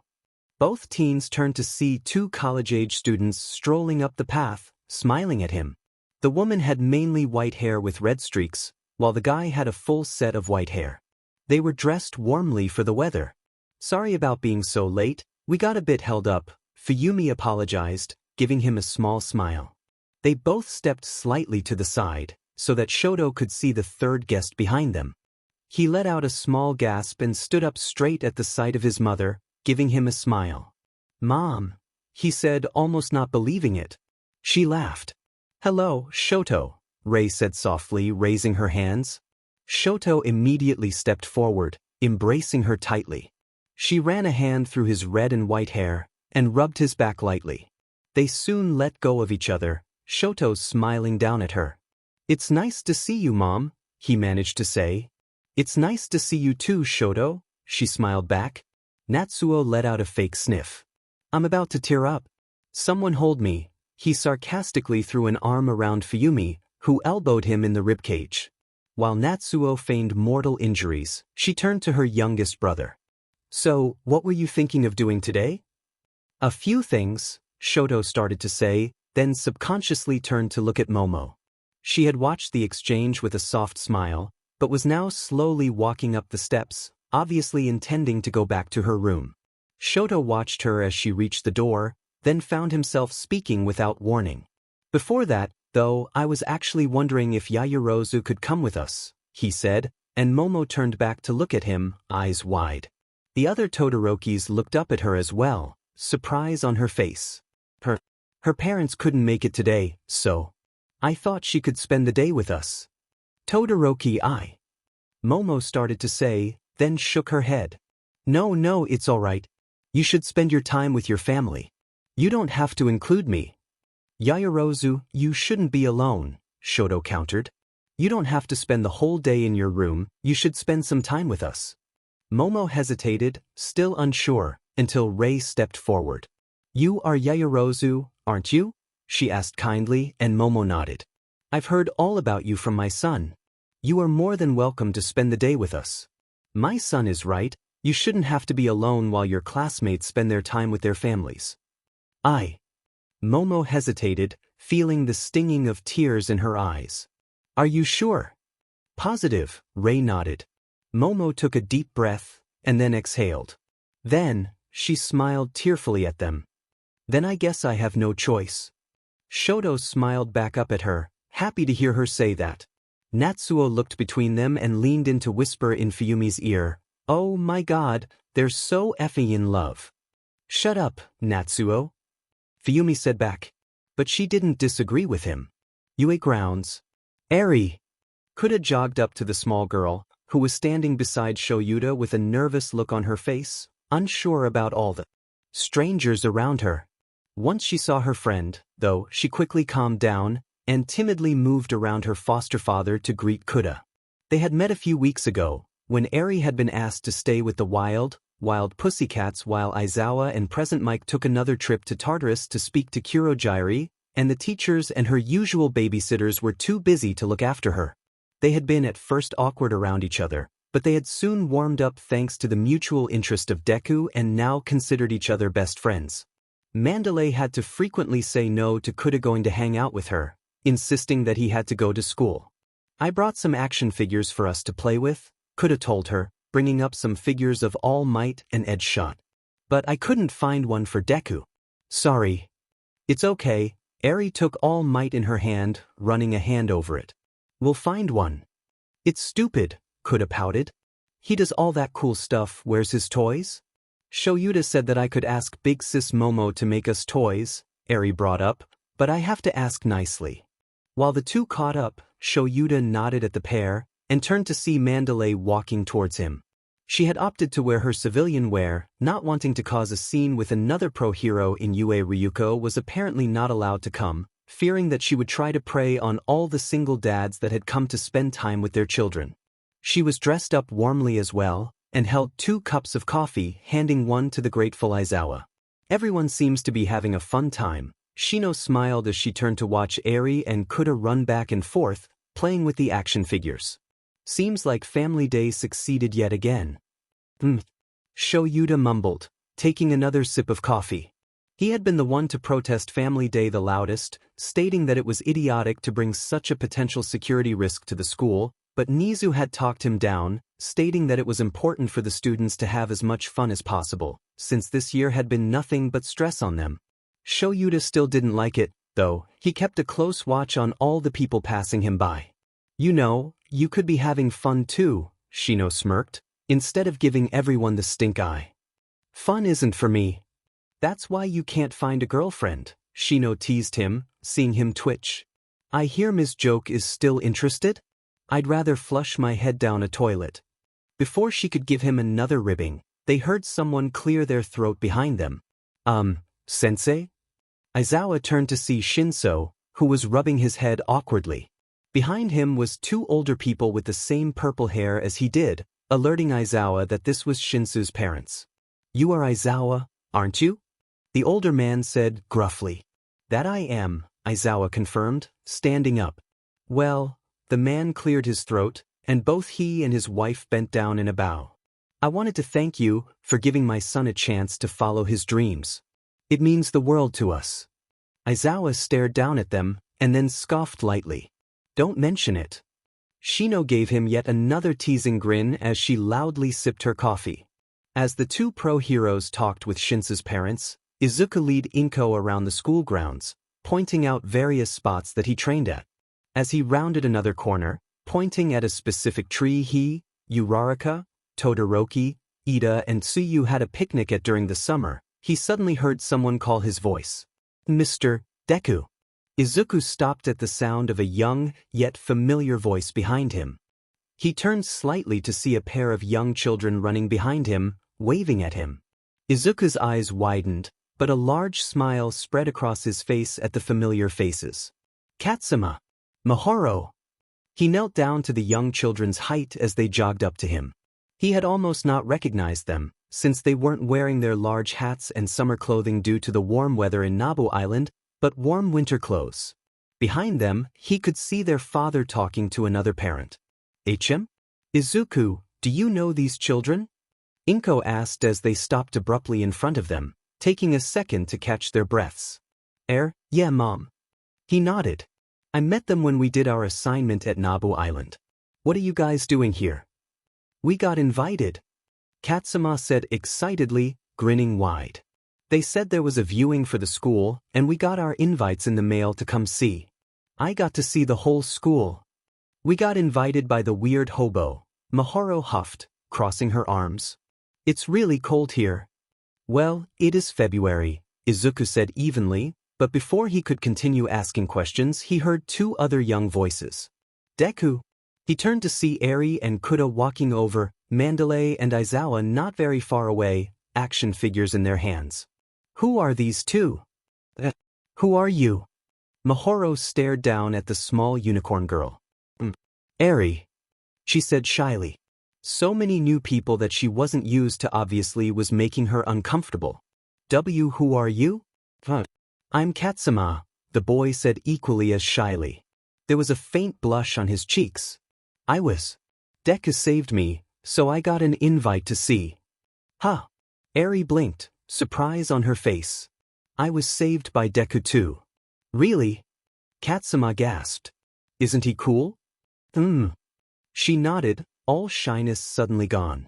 Izuku felt their cuteness overwhelm him as Kuda brought up that he was also saved by him, and Inko brought a hand to her mouth, almost squealing at the cuteness of the three children fangirling in front of them. I was saved by Bakugo. He's cool too." Mahoro tried to interrupt, and pouted when she was ignored.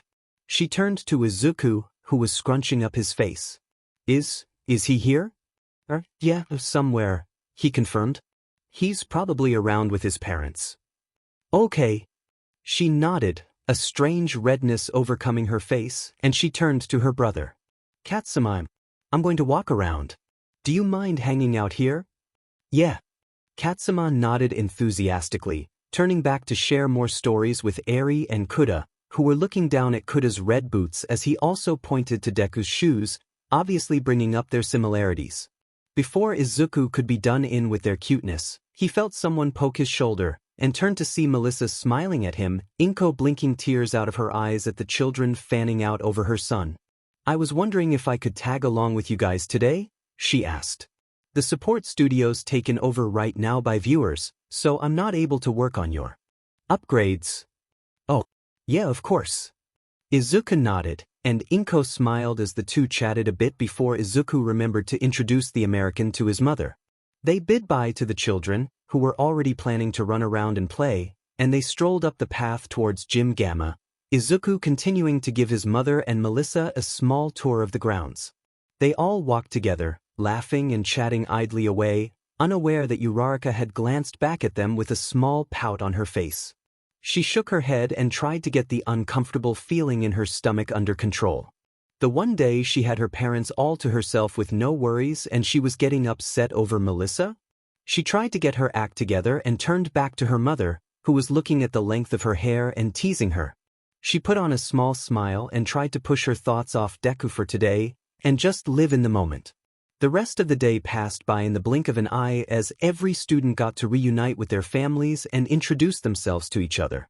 Izuku had gone blood red in the face when Tsuyu's father accused him of leading his daughter on for how much she talked about him, causing Tsuyu to slap her forehead in exasperation.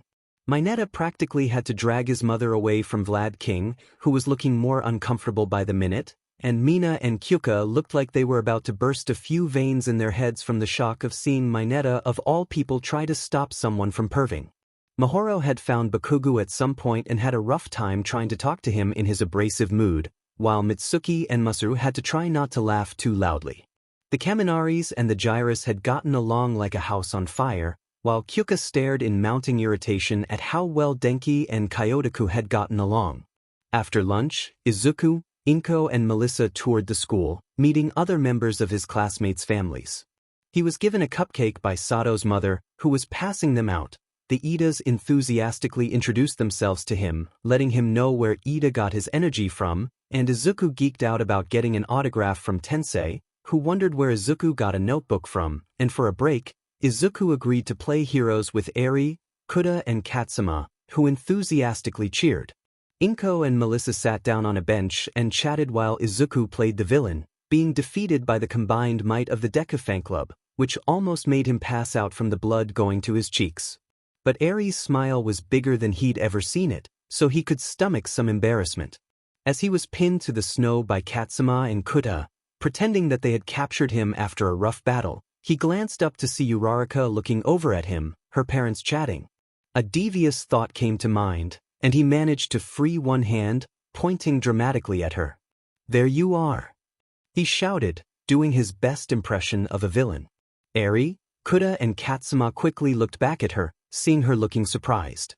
"My villainous partner has finally arrived to save me." Ochako blinked in confusion for a second, but quickly adapted. She quickly ran out and grabbed Izuku's wrist, floating him and raising him above the children's heads, making him float like an oversized balloon. Izuku immediately got back in character, laughing loudly and bombastically while Ochako tried hard not to burst into hysterics. "Ha! You utter fools!" Izuku cackled, not looking very menacing. "You thought you had me? Huh. Now that me and my side dash." Ochako looked up at him with a pointed expression, causing him to immediately change the story, lest she accidentally let go. "My partner are working together, you can't defeat us." "Oh no!" Eri gasped, getting up from the snow and pointing. "Stop her before she gets hostages." Ochako let out a laugh, and started running with Deku dangling behind her while the children chased after her. Her eyes fell on Melissa, who had been watching the little game with a smile. She looked up at Ochako, and balked at the mischievous look in her eye. Realizing what was about to happen, Melissa sighed and took off her glasses, handing them to Inko. Better than letting them fall into the snow. "She got a hostage," Katsuma yelled as Melissa was floated in Ochako's other hand, staring in horror as Ochako full laughed. Inko and the Urarakas couldn't stop laughing as their children ran across the field, Izuku laughing crazily while Melissa begged the children to save her. At some point, Kirishima and Ishido joined the fun, with Alien Queen serving as backup for the villainous pair while Red Riot agreed to act as their mighty steed, running them to victory. Inko and the Urarakas chatted while their children ran around, and Aizawa and Shino looked after them. "HM. At least she's having fun," Shoyuta muttered, trying to hide his smile under his scarf. Shino wasn't fooled. "Oh, Aizawa, you big softy," Shino laughed, scooping a bit of snow from the ground and putting it on his head. She was then subjected to Aizawa's quick glare. All in all, Family Day was a rousing success. The Ishidos had gone around teasing everyone lightly, and Mina's sister seemed very taken aback by Tamaki, throwing him flirtations while he cowered in a corner, and Murio had a strangely stiff smile watching them. The Urarakas had practically cried at all the food lunch Rush had offered them, with Mrs. Uraraka subtly trying to shovel some food into her bag before the hero offered to make them a few containers.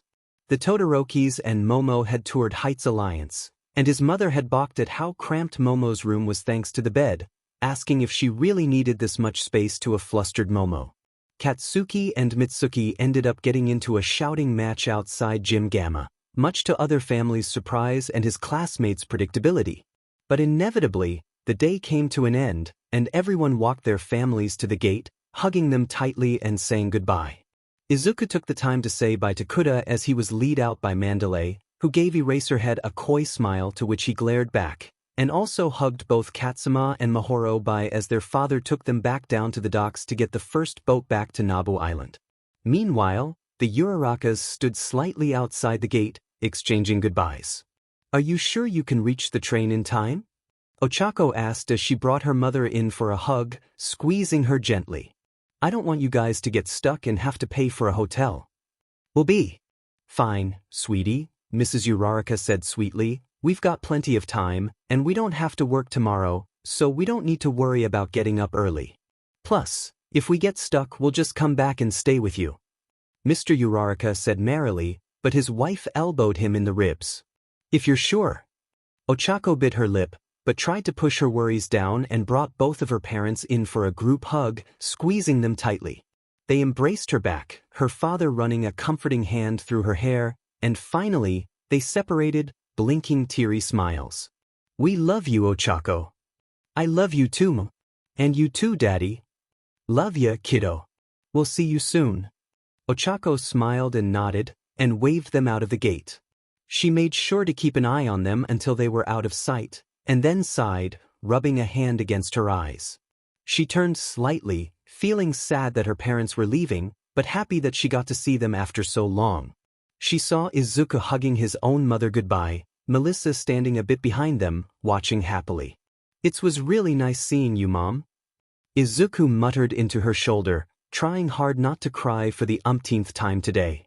"And it was nice seeing you too, Izuku," she smiled, and separated to pat Izuku's cheek. "I'll see about having you back home sometime just to spend the night. Would that sound nice?" "Yeah," Izuku nodded, and Inko's smile bloomed. She turned to Melissa and pulled her into a hug as well, causing the American to stammer and Ochako to feel an uncomfortable lurch of envy in her stomach, pursing her lips. Inko had whispered something to make Melissa go slightly redder, before separating. Inko had looked around and saw Ochako standing off to the side by herself, obviously staring at the interaction, and Inko felt a bit of sympathy for the girl. Her crush was obvious and it probably hurt to see herself be pushed to the side. She strolled over to Ochako, who jumped slightly when she saw her coming, and took both of her hands in hers. "It was very nice to finally meet you, Uraraka," Inko said warmly, smiling up at the girl, "and I wanted to say thank you for being friends with my son." Ochako stared down at the kind woman before giving a small but warm smile. "It's no problem." "I know," Inko nodded, and brought the girl down for a hug. Patting her back, Inko separated, and turned to her son for one final embrace before being on her way. As she walked out, she was offered a ride by the Bakugas, and she graciously accepted, getting into the back seat while Masaru and Mitsuki waved goodbye to Izuku. Finally, they drove off, leaving Izuku, Ochako and Melissa at the gate, warm feelings all around. Melissa cleared her throat. "Well, as fun as today has been, I'd better get back to work." The other two turned to see her start to troop through the snow towards the high school. The upgrades to the full gauntlet aren't going to work on themselves. "Oh, do you need me to come with you?" Izuku offered, and the warm feelings in Ochako brought by Inko disappeared all at once. "I could hang out." "That's okay, you should get some time to yourself," Melissa laughed and gave them a wave as she turned to walk back to the school. Izuku shook his head. "It was nice to ask at least," he chuckled and turned back to Ochako, suddenly realizing that, now that they were alone, they could maybe talk. Not about One for All, but they hadn't hung out all day besides playing with Eri, Kuda and Katsuma, so they could just chat about their families. "So, Uraraka." "I should," she interrupted, already turning away to hide her scowl, leaving Izuku taken aback. "I should probably go straight to bed.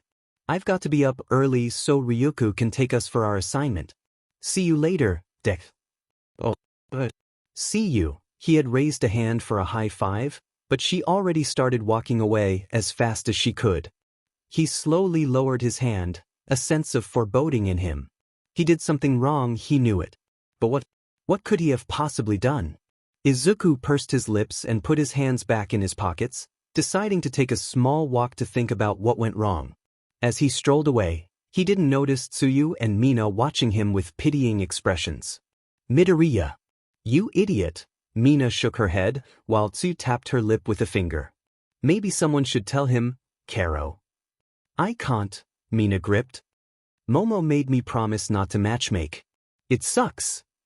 "I'll talk to Ochako tomorrow," Tsu decided, nodding. "We'll be on a stakeout, we can talk during our wait." "Tsu, I didn't know you shipped them," Mina excitedly said, seeing a potential ally in setting up couples together. "Momo said she couldn't do it, but Tsuyu could." "I feel like everyone ships them, Karo." Tsuyu shook her head and turned on her heel to follow Ochako back to the dorms. "But this isn't about that. I'm only doing this so Ochako doesn't have to get hurt unnecessarily. Besides, you should focus on you and Kirishima, Karo." "Huh?" Mina asked, confused. "What does that mean? What about me and Kirishima?" Well, Tsu smirked, her frog-like features making it a bit scary looking. When your family and his were talking, he couldn't take his eyes off you, could he? What does that mean? Tsu, tell me what that means. Tsu. Unknown American prison. My Quirk works on the gate for UA, 5 said over the phone, excitement bubbling in her voice. I pressed my hand to the gate and it opened right up. They didn't suspect a thing, though, they thought it was a glitch. So I can get us inside. Very good, 8 nodded beneath his mask, lifting a prison guard off his feet with one hand. The guard kicked and yelled, but was quickly silenced when a tendril stabbed through his throat, causing him to GG on his own blood. 8 threw him away without any enthusiasm, quickly looking around the corridor to make sure no other guards were coming. From what he could see, no one else was coming to challenge him, judging by the dead bodies and blood of all the guards he just attacked, and he was satisfied. Did you get a look at our targets while you were there? Yes, I did, she said cheerfully, her childlike innocence making 8 smile beneath his mask. They're so cute. Can I play with them when we get them? Perhaps, 8 conceded, but remember, work comes first. Fian, 5 grumped, like a daughter denied ice cream by her father until her homework was completed. Her sourness didn't last long, though. Are you almost done at Rikers? About to be. 8 entered the isolation cells, strolling to the door marked, I'll let you know when we'll move out. He disconnected the call and pressed his hand against the metal door. He concentrated and focused on the quirk that he wished to use. Callaway. The lasers rose up on the door, cutting through the thick metal and slicing them into pieces. The door collapsed on itself, and 8 strolled into the now open cell, putting his hands back in his pockets. In the corner was a man, staring at him like he had never seen another human being before. He was scrawny, long red hair almost covering his face, and a long scar on the other side of his face. He was scarred, the burns almost looking electrical. His arms were tightly confided in Quirk suppressing cuffs, so he could not use his dangerous quirk. 8 found him a pitying sight. Once, he had been the strong, confident leader of a group of mercenaries that had put all might into a corner. But now, Wolfram, I presume? 8 stopped short of the scrawny mercenary, staring down through the slits of his mask. How nice to finally meet you. Despite the door melting, and the aura of the man before him, Wolfram chuckled. That's me, he rasped, his voice sounding gruff and tired. Haven't been able to do anything outside since All Might and that brat kicked my butt. He allowed a smile to come to his face, staring up at the pale mask. You come to break me out? Get these cuffs off me then. Unfortunately not, 8 said regretfully, removing the hands from his pockets. I'm simply here to take some payment from you. Wolfram's smirk vanished, staring up at him in suspicion. I've never seen you before in my life. I owe you jack sheet. Not me, specifically, 8 corrected him, kneeling before the scrawny mercenary, but you made an agreement with a mutual associate of ours. All for one. Ring any bells? Wolfram stared for a second, then his eyes widened. He felt a chill go up his spine. He gave me that quirk, he gulped. He gave it for free. So I could mess with All Might. He never specified any payments? Because I thought not. My master was quite devious when it came to deals. But since my master is currently disposed, I'll gladly take your payment. Why you want the quirk back? Wolfram leaned back against the wall, defenseless against this threat. Then take it. But that strengthening quirk was a brief power boost, 8 corrected, and it has already expired. So, without warning, he reached both hands out and grasped Wolfram's face. Green energy seeped into Wolfram, and began immediately digging. The mercenary let out a scream as he felt something deep within him pull, and something was extracted from him. 8 leaned back as the green power poured inside him, sighing at the feeling of a new quirk being added, and grunted as he felt his quirk limit begin exceeding. He focused on one quirk in particular. Upor. You were a nice quirk to use, he muttered to himself. The ability to enhance the strength of other quirks around myself. Yes, a truly useful ability. But I can sacrifice you. For this. As he felt the quirk within him be replaced with the new one, he let go of Wolfram's face, letting the mercenary slide to the floor, exhausted, drool pouring out of his mouth. 8 raised his hands to the walls, feeling the metal within them shift and move to his will. He let out a content sigh, and knelt before the battered man below him. "Thank you for the upgrade," he sincerely said, and pressed his hands to the quirk suppressing cuffs around Wolfram's hands. "I imagine that you'll be catatonic for a while, but I can't exactly leave you as a loose end." The cuffs shifted, and a spike entered Wolfram's ribcage, causing the mercenary to cry out as he was impaled. 8 nodded, and stood up and turned to leave the cell. "I'll be sure to put your quirk to good use. If not," he shrugged, "I can imagine a few others that would love a chance to use this." Front gate. "It was really nice to see you, Shoto." Rei pulled her son into a hug, rubbing his back through the coat. "And now that I'm out of the hospital, we should be able to see each other more often." "I'd like that, Mom." Shoto hugged back just as tightly, smiling softly. They were standing at the gate for Yue, one of the last families to say goodbyes.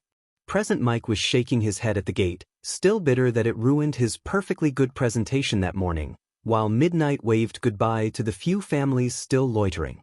After spending all day with his mother and siblings, with Momo accompanying them, Shoto didn't really want to say goodbye, but accepted that it was starting to get late and he had to rise early tomorrow to get picked up by his father and head to Gunga and investigate the rumors that Dabi was around. Shoto hadn't seen him or anyone else in the league since the Battle of Kamino Ward, so he was intrigued to find out what he was doing. "So, a dance is happening?" Rei asked as she pulled away, being sure to brush some of the falling snow off Shoto's head. "Are you taking anyone?" "No, Mum, I'm not." Shoto shook his head, a bit bashful. "Really? Why not?" Rei asked, a bit concerned. "Well, I'm going to be spending some time at the dance with my friends," Shoto told her, giving another smile. "I'll be able to spend some time with Ida, Midoriya and Yaoyorozu, so it'll be fun." Rei raised an eyebrow, then glanced over at Momo, who was standing with Fuyumi and Natsuo. Since she got to spend the whole day with the pair of them, it became increasingly obvious that there was something a bit more than friendship between her son and his friend. While Shoto was as enthusiastic to introduce her to his other friends Midoriya, who had bowed stiffly and told her how much a pleasure it was to meet her, Ida, whose hand-chopping made Rei almost burst out laughing, and Uraraka, who was an absolute sweetheart, it was clear that it was Momo he held a bit more dearly. The little incident this morning asking her to come along with his family almost cemented it. But now, it was clear that Shoto wasn't aware of the glances Momo would send him all day, and the small little smiles when he did something adorable. Even Natsuo could have seen it, and it took him a full year to realize his current girlfriend was flirting with him. She gave a small smile and looked up at her son. She wasn't going to spell it out for him, her son could figure this out by himself, but she would certainly start, nudging him in the right direction. "That does sound nice, dear," she said, "but would you like some advice?" Shoto blinked, his smile faltering. "Sure, Mum. If I were you," she leaned in, almost like telling him a secret, and whispered, "I'd think about asking Momo to go with you." "Why?" "Well, I think she'd like it," Rei explained, shrugging while trying hard not to burst out laughing at her son's density. "Momo was sure in for a tough battle. She seemed to have a lot of fun with you today. I think if you took her to that dance, she'd really appreciate it." "Is that so?" Shoto bit his lips slightly, glancing over at the creation user, before returning his gaze to his mother. "I'll think about it." Rei smiled and nodded. Behind them, Fuyumi and Natsuo were exchanging goodbyes with Momo as well, both the adults having been taken in by her charms all day. "It was very nice to meet you, Yaoyorozu." Fuyumi took her hands gently, giving them a soft squeeze, "and thank you for being Shoto's friend." "Oh, it's no problem at all," Momo assured her, flustered.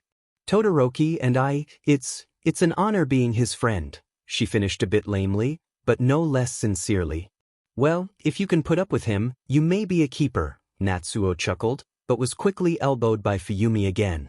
"But seriously, Shoto's lucky to have someone like you. Honestly, we were a bit worried about him." "HM? Worried?" Momo tilted her head to the side, confused. What do you mean? Well, Fuyumi sighed, a bit off-put she had to explain but deciding that Momo deserved to know. Well, not the whole story, no need to bring the day to such a bleak end. It may be obvious, but Shoto didn't exactly have the happiest childhood. We were pretty worried once he went to school he wouldn't get any better. But the fact that he has you and Midoriya and Bakugo, we feel like he'll be fine. He's happier than he's ever been. And I think that's partly thanks to you. Momo stared at them, a bit taken aback, but she felt something warm in her stomach at the words. The fact that they were comparing her to his closet friends. It was a much-needed boost of confidence. After she failed to ask if Shoto would go with the dance with her, as friends, as she would insistently state, she had been feeling like Shoto didn't really see her in any special light. But being compared to his closest friends by his family, she didn't notice that Fuyumi and Natsuo moved to say goodbye to their brother, and then left the gate to get in their car and drive back to their new home. Shoto waved them goodbye, then turned to Momo, who just seemed to notice that they had left. "Shall we go back, Yaoyorozu?" he asked, and Momo nodded. "Why's Todoroki?" She quickly fell in line with him, walking back to their dorms. The sun had set a while ago, so now the lights on the sidewalk were automatically turning on, their feet crunching in the snow. Shoto glanced at Momo, his mother's words still on his mind, asking Momo to go with him to the dance. He felt like he was missing something. He was aware that at such events, it was custom for boys to bring their girlfriends to have fun. The one event he went to in middle school had boys dancing with their girlfriends. Of course, back then he didn't bother to go with anyone. His father's training and abuses prevented him from thinking about having anything resembling fun. But now, he had Momo, Midoriya, Uraraka, Ida and Azui. But why would his mother advise him to take Momo? It was almost like his mother thought Momo would want to go with him that way? Shoto dismissed that thought almost immediately. Momo certainly thought of him as a friend, but as someone to date? No, not in any way. He was certain that he was not considered that to her. How could he be? As he mused on his thoughts in silence, a light snowfall had started, making Momo look up a bit happily in the sky. Shoto noticed, pulling him out of his conflicted thoughts, and turned to look at her. "Do you like snow?" "Yes, it's my favorite season," she said, a bit dreamily, slowing her steps a bit so she could enjoy the moment. "I used to run outside my mansion every day after a big snowfall, and dig into the hills of snow. I'd create my own little fort, I'd dig a hole into the side of the hill and stick my head into it. It was silly, I probably looked very foolish laying in a snow pile, but it was fun. It was," her smile faded a bit before returning. "It was a bit lonely without any friends, but I made up for it." "Without friends?" Shoto blinked in confusion, the very notion that Momo was friendless seemed alien to him. You must have had friends to spend time with?" "Unfortunately not," Momo shook her head. "Being the heiress to a large company meant I was quite. A lot of the people trying to make friends with me were doing it for ulterior motives. So, she cleared her throat, "up until you, I was quite friendless." Shoto stared at her, a feeling of sadness filling him. The image of a little Momo standing alone in a snowy fiend, no one to accompany her. He bit his lip. His eyes fell on a snow pile near the dorms, where Vlad King had thrown the snow from the sidewalk. A strange idea came to him, but before he could dismiss it as childish, he broke away from Momo and strolled towards it. Momo watched in confusion as he knelt and began digging into the hill. Todoroki?" she asked, looking concerned. "What are you?" "I was." Shoto cleared his throat, suddenly feeling a bit warm in the face that had nothing to do with his quirk. "I was wondering if you would like to build a snow fort with me. Like when you were little." Momo felt taken aback yet again. Shoto wanted to build a snow fort with her? She then realized that her story about being friendless. It must have made him feel considerate. She almost told him that it was okay, that she had gotten over it, but Shoto didn't exactly have the best childhood. His sister's words filled her head, and she stared down at the red and white-haired student, who was glancing back at her, looking self-conscious. She felt that warmth from earlier pool in her chest, and she quickly jogged over, getting to her knees beside him and start digging with him. Shoto, a bit surprised, quickly shook himself and assisted her in widening the hole, digging a large space in the snow pile. Soon, it was big enough to fit both of their heads, shoulders and chest, and the two decided to lay down, side by side and staring up at the snowy ceiling. Momo couldn't help but giggle, and Shoto smiled. "This is pretty much my childhood come back," Momo laughed, brushing a strand of hair from her face and behind her ear. "I always loved doing this." "Thank you, Todoroki." "You're welcome, Emoyayorozu." Shoto quickly corrected himself, realizing that he had gotten too comfortable and quickly exchanging that name, hoping she didn't notice. Unfortunately, she did, and she quickly glanced back at him, slight surprise on her face. "Were you about to call me by my first name?" Shoto sighed, feeling more embarrassed than he had ever. I was. I'm sorry, Yorozu, I shouldn't have dash. It's okay," she shook her head, turning back to stare at the ceiling. Shoto cleared his throat and turned his gaze to the snow as well, feeling both embarrassed and elated at the closeness they had. He knew why he felt elated. He was about to suggest going inside, sure that Momo wouldn't want to spend more time with him today, before she spoke again. "Thank you, Todoroki." You already thanked me." "Not for that." She continued to look up, a slight red tinge on her face. "For today. I would have probably spent all day in my room feeling sorry for myself, but you told me to come with you. Sincerely, thank you for that." He was unsure what to say, then sighed and closed his eyes. "I couldn't let you spend all day alone. So, I guess you're welcome, Yayorozu." "Momo." At first, he felt a bit confused, unsure what she said, then it came to him. He quickly opened his eyes and turned away from the snow ceiling, finding Momo turning her head to look at him. She sighed, feeling herself go redder. "I'd like you to call me Momo." And she gulped. "And I would like to call you by your first name as well." Are you sure?" "Of course," she nodded, smiling warmly. "You are one of my best friends." Shoto's breath caught in his throat, feeling warmth spread throughout his entire body, the feeling of the cold around him seeming to dissipate. He couldn't look anywhere else but Momo, her smile, how her hair looked wrapped up in her little snowcap, her red coat, the red on her cheeks. And then he felt something tap his foot. Shoto acted without thinking, his mind snapping into panic, bringing his left hand up and letting out a burst of fire. Momo let out a little scream at the jump, and both whirled around, sitting up straight in the melted snow pile that used to be their little hideaway, at Aizawa, who had tapped at Shoto's boot with his foot, and glared down at them, unimpressed by the shot of fire that had narrowly missed his head. "You're both alive," he deadpanned. "Was thinking you two got buried and died." Shoto and Momo stared at their teacher, feeling themselves go fully red from embarrassment. "You ate grounds? Well, that was rocking." Kyotoku pumped a fist. "It's always nice to spend time with you, baby girl." "Old man, if you call me baby girl one more time, I'm going to shock you." Kyoka threatened, feeling herself go red.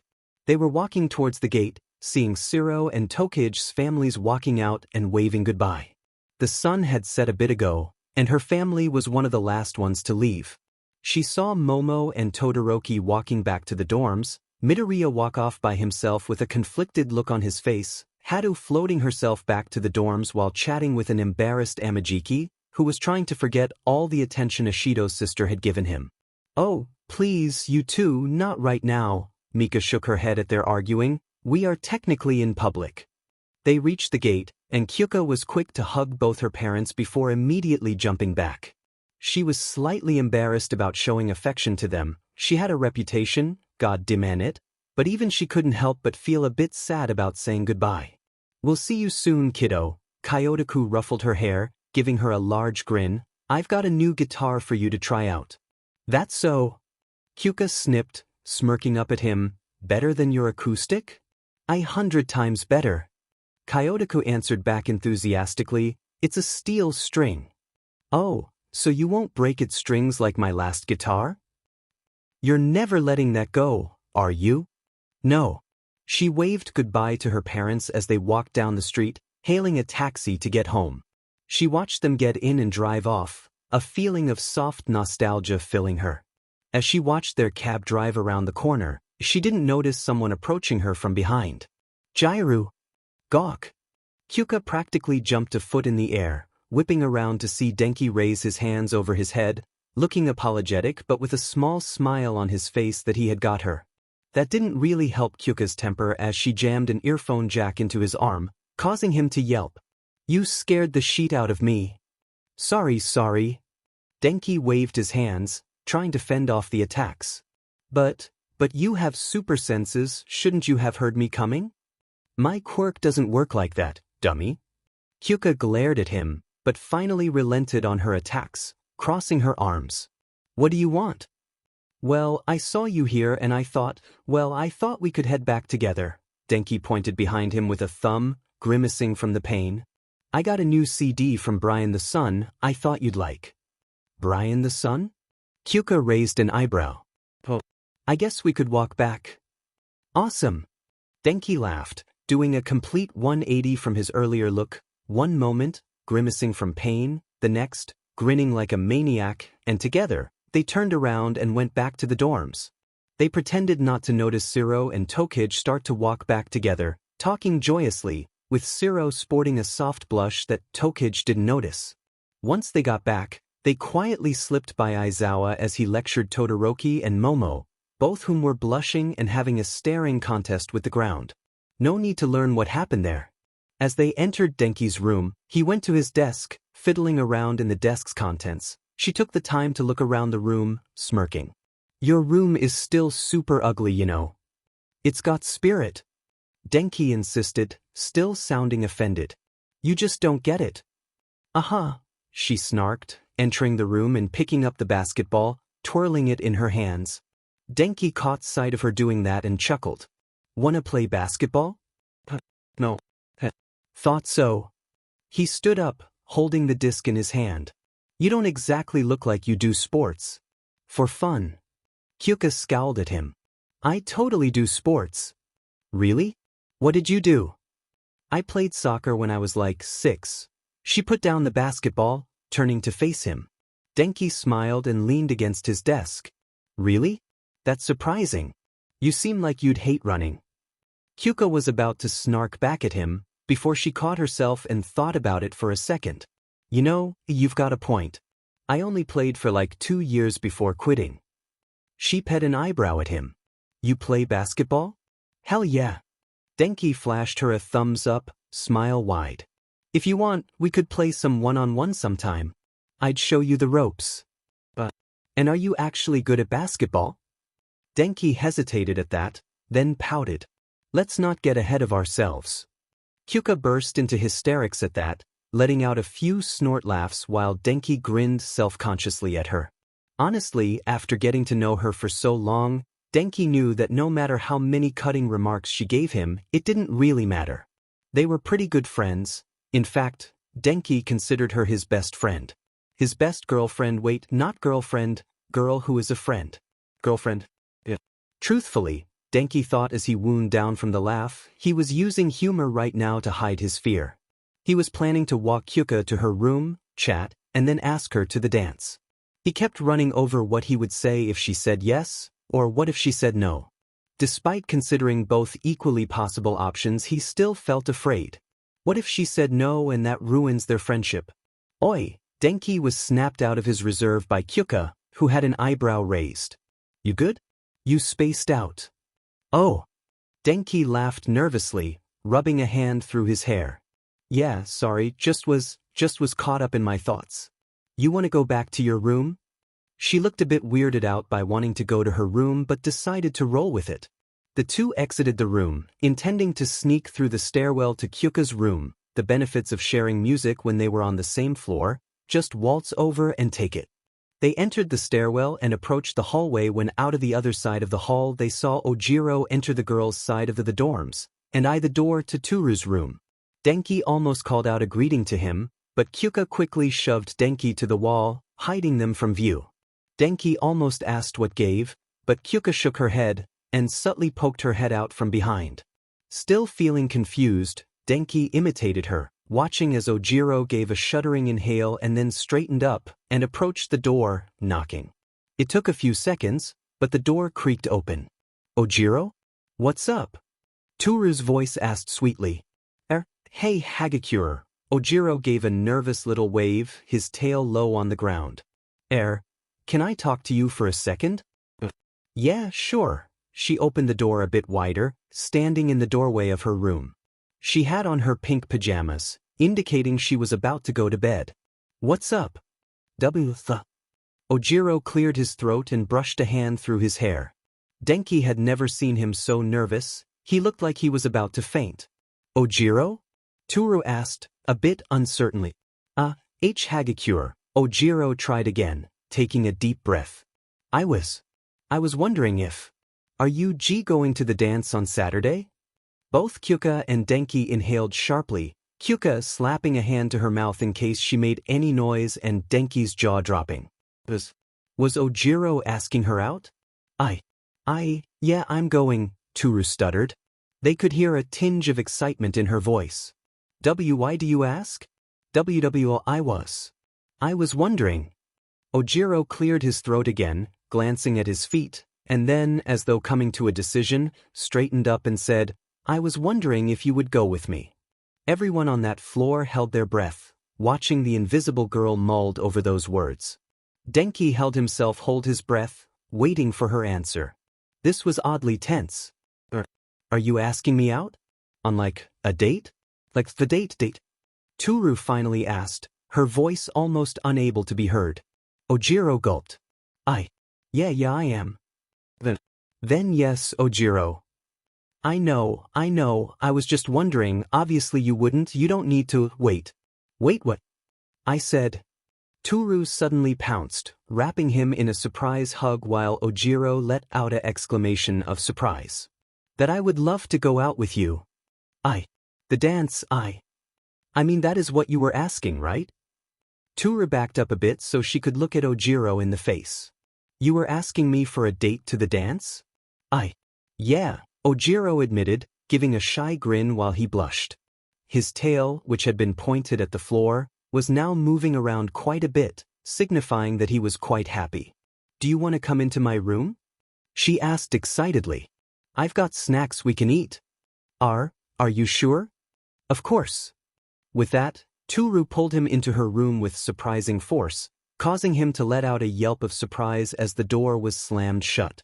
Kyoka and Denki glanced at each other, thinking about what they had just seen, and then burst out into little giggles as they laughed about what they just saw. I saw that coming from a mile away, Kyoka chuckled, leaning back against the wall. Yeah, that was almost as obvious as Midoriya and Uraraka, Denki agreed, wiping a small tear from his eye from laughing. The two got themselves under control and went to look at each other, smiles on their faces. And then promptly realized that they were practically nose to nose, how closely they were. Their eyes widened when they realized how close they were to each other, and Denki immediately jumped away, giving her space. Let's listen to the CD, Kyoka pointed at her door, face practically crimson. Why yeah, Denki agreed, and the two quickly made their way towards Kyoka's room. Denki thought about what they had just seen. Honestly, he was laughing, but he was actually really impressed that Ojiro just manned up and asked out his crush. And it did work out for him. Unfortunately, since Ojiro did ask out Toru just now, Denki had to put his plans to ask out Kyoka on hold. It would look too much like Denki was riding off Ojiro's success and taking a big risk. But Denki stole a glance at Kyoka, who was twirling her earjacks in one hand. But maybe I got a chance to. Jim Gamma. Izuku had been walking the school grounds aimlessly, letting his thoughts swirl in his mind. Everything was so confusing, and he had no idea where to begin. But somehow, they all circled back to the same person. Uraraka. She avoided walking back with him, and he had no idea why. One for all, and how he was so conflicted as to whether or not to tell her. He had no idea what to do, and was so distracted by his thoughts, he was caught off guard when a snowball hit him right upside the head, causing him to let out a gasp of surprise and discomfort as the cold snow clung to the side of his head. Oops. I didn't mean to aim that high. Izuku turned in alarm to see Murio, who clapped his hands together in apology. I was calling you for a bit there, but you were in mutter mode, so I just threw. Sorry about that. It's no problem, Togata. Izuku shook his head, wiping the snow from his face as his senpai approached him. Why are you still out here? Shouldn't you be back at Heights Alliance? Probably, Murio shrugged with a chuckle. I was thinking. Then I saw you in note-taking mode, so I decided to come over and say hi. Oh. Izuku cleared his throat. Hi. Yo. Murio played along, all too used to his kohai's awkwardness. Well, it is pretty cold out. Do you want to walk back to Heights Alliance with me? Sure. Izuku nodded and turned to walk with his senpai. While Murio wasn't in the hero course much anymore, mostly due to his quirk being nullified by the bullet created by Overhaul, he still had a lot to do as Eri's babysitter and caretaker. He sometimes took some effort to bring her to his and Izuku's classes, playing with her in the corner or watching them work. It was always a welcome sight for Izuku to see Murio. The fact that his upperclassmen seemed to always cheer Izuku on always put him in a good mood. As they walked through the snowy field, Murio cleared his throat. So, he started. Do you want to talk about it? Huh. Izuku blinked. Talk about what? What's on your mind? He laughed. I mean, obviously, something's eating at you. What's up? Air. Izuku hesitated, then sighed. It's a little embarrassing. Dude, I stick my butt out to greet people, Murio pointed out. You got nothing to be afraid of here. Izuku sighed, then said, it's just, well, you know Uraraka, right? Murio nodded. Well, today I was hanging out with my family, of course, Murio nodded again, and I invited our friend Melissa to hang with us. We hung out, but at the end, Uraraka kinda left awkwardly. She seemed angry, and I don't know if I did anything to do that. She just left, huh? Murio pursed his lips, thinking. Then he said, when you say friend, this Melissa girl is a friend, right? What do you mean? Well, was it just the three of you today? Well, Izuku scratched his head. It was. Actually, Uraraka spent some time with her family.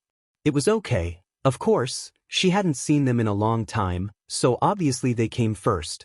So it was just me, Melissa, and my mom. Murio nodded sagely, thinking he knew what was wrong. And before Uraraka gave you the cold shoulder, did Melissa do anything? Nothing.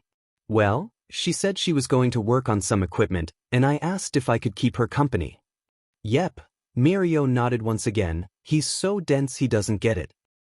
And then, after she left, Uraraka did too. Izuku put his hands in his pockets, a deep frown on his face. I don't understand what I did. What do you think, senpai? Murio almost poked fun at how obvious Izuku was being, but he found that be caught on his throat. Something about Uraraka's behavior. It reminded him of his own today. Well, Midoriya. Murio sighed, rubbing a hand through his hair. It kinda sounds like she was jealous. A silence fell on them while Murio stared ahead, ready for Izuku to explode into a massive blushing pile. When that didn't happen, Murio glanced at his kohai, and was surprised to see a look of confusion on his face. Jealous. Izuku muttered, looking lost. Jealous? Jealous of what? Of Melissa. But why? Murio almost face-planted into the snow. Are you kidding, man? How dense can you be? Uraraka is jealous of Melissa, Murio said slowly, hoping he would get it. No, I understand what you're saying, senpai, Izuku explained, still sounding unsure, but why would Uraraka be jealous? Dude. Really? What? You spent the whole day with Melissa, Murio sighed, feeling brain cells leaving his head from this simple explanation, while Uraraka couldn't. Melissa went off by herself and you offered to keep her company, just the two of you. Uraraka is jealous of Melissa because you're showing interest. Dude. Murio threw his hands up, exasperated. Uraraka likes you. Izuku hesitated, mulling over those words, before he shook his head. I'm sorry, senpai, but you can't be right. Huh. Murio looked over at his kohai, ready to throw him into a snow pile for his density. But instead saw his kohai look down, his lips frowning. This wasn't the blushing mess that everyone had expected, he looked far more withdrawn. I'm sorry, but Uraraka can't like me. Izuku shook his head again, letting out a small laugh. Not like that. I mean why? What do you mean? Murio asked, feeling concerned from Izuku's drop in behavior. It honestly reminded him of when Night Eye died, when his kohai had weirdly asked about giving him his quirk, and Murio didn't like that. He had never wanted Izuku to look like that again. I'm just me. Izuku sighed. There's nothing special about me. Honestly, compared to the other guys like Todoroki, Kaken, Kirishima, they're so much better than me. Like looks, wise, personality, everything. I'm just a nobody. Besides, I'm weird, I mutter all the time, I keep breaking all my bones. He closed his eyes, lowering his head. She can do so much better than me. There was a silence between the two boys, letting Izuku fall into a bit of self-despair. Before Murio raised a hand and yelled, "Power!" Without warning, he brought his hand down hard on Izuku's head, causing him to let out a yelp of pain as he was thrown face first into the snow. Before Izuku could recover, he felt some snow be pushed into his head, and he thrashed briefly in panic as his senpai laughed above him. Izuku Midoriya, what did I say before? Senpai, what are you dash? Back at the hospital. Murio reminded him. We need to keep smiling. No matter what. You want to know why I'm still out here? Murio finally let him go and sat down beside his kohai in the snow, staring up at the sky.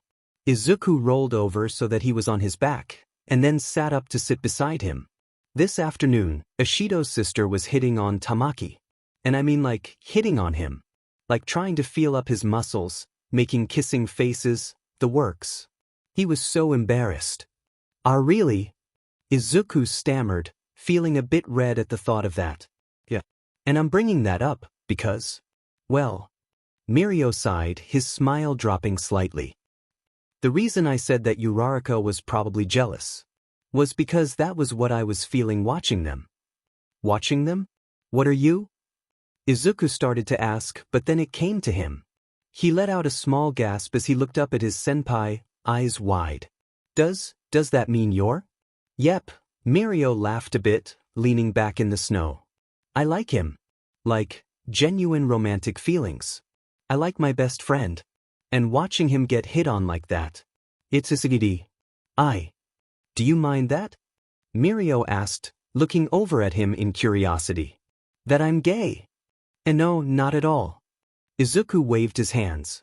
I think it's pretty cool, senpai, that you're certain about how you feel. It's kinda inspiring. Don't know about inspiring, but thanks, Murio laughed, leaning back and laying in the snow. All I know is that I didn't like how I felt about Tamaki getting hit on, so tomorrow I'm asking him to the dance. It really? Yeah. I'm tired of sitting on my feelings. Murio smiled up at him. Aren't you? Come on, Midoriya, I know you like her. Izuku stared down at the snow, pursing his lips. Murio let him sort out his thoughts, waiting for a response, before his kohai answered. He breathed, then let out a shudder. I don't know. I'm not sure how I feel about her. Okay, Murio said encouragingly, it's okay if you don't know. I'm not pressuring you to confess. But, say, hypothetically I did like her. What if everything goes wrong, he whispered. What if it doesn't work out, or she gets tired of me? What if we break up and we never speak again? I know how serious she is about being a pro. What if I distract her? I don't dash, he let out a tense breath, feeling his eyes start to mist up. I don't want to mess anything up. Murio listened carefully, then sat up with a grunt and patted his shoulder. If we're talking hypothetically about feelings, then it's a risk that both of us have got to take, he said kindly. If we just sit on our feelings, then nothing will ever happen. Tamaki might figure he likes someone else and go for that, and I'll just sit here in the dark, regretting everything I could have done. You don't have to if you don't want to, Murio comforted him, but consider it, dude. What's the worst that can happen? A lot of things, Izuku thought darkly to himself, but he kept that to himself. Between this and telling Uraraka about One for All, he had to come to a decision soon. He had to decide how he felt about Uraraka and how much he could trust her. He knew that All Might wanted to talk to him in the afternoon about something.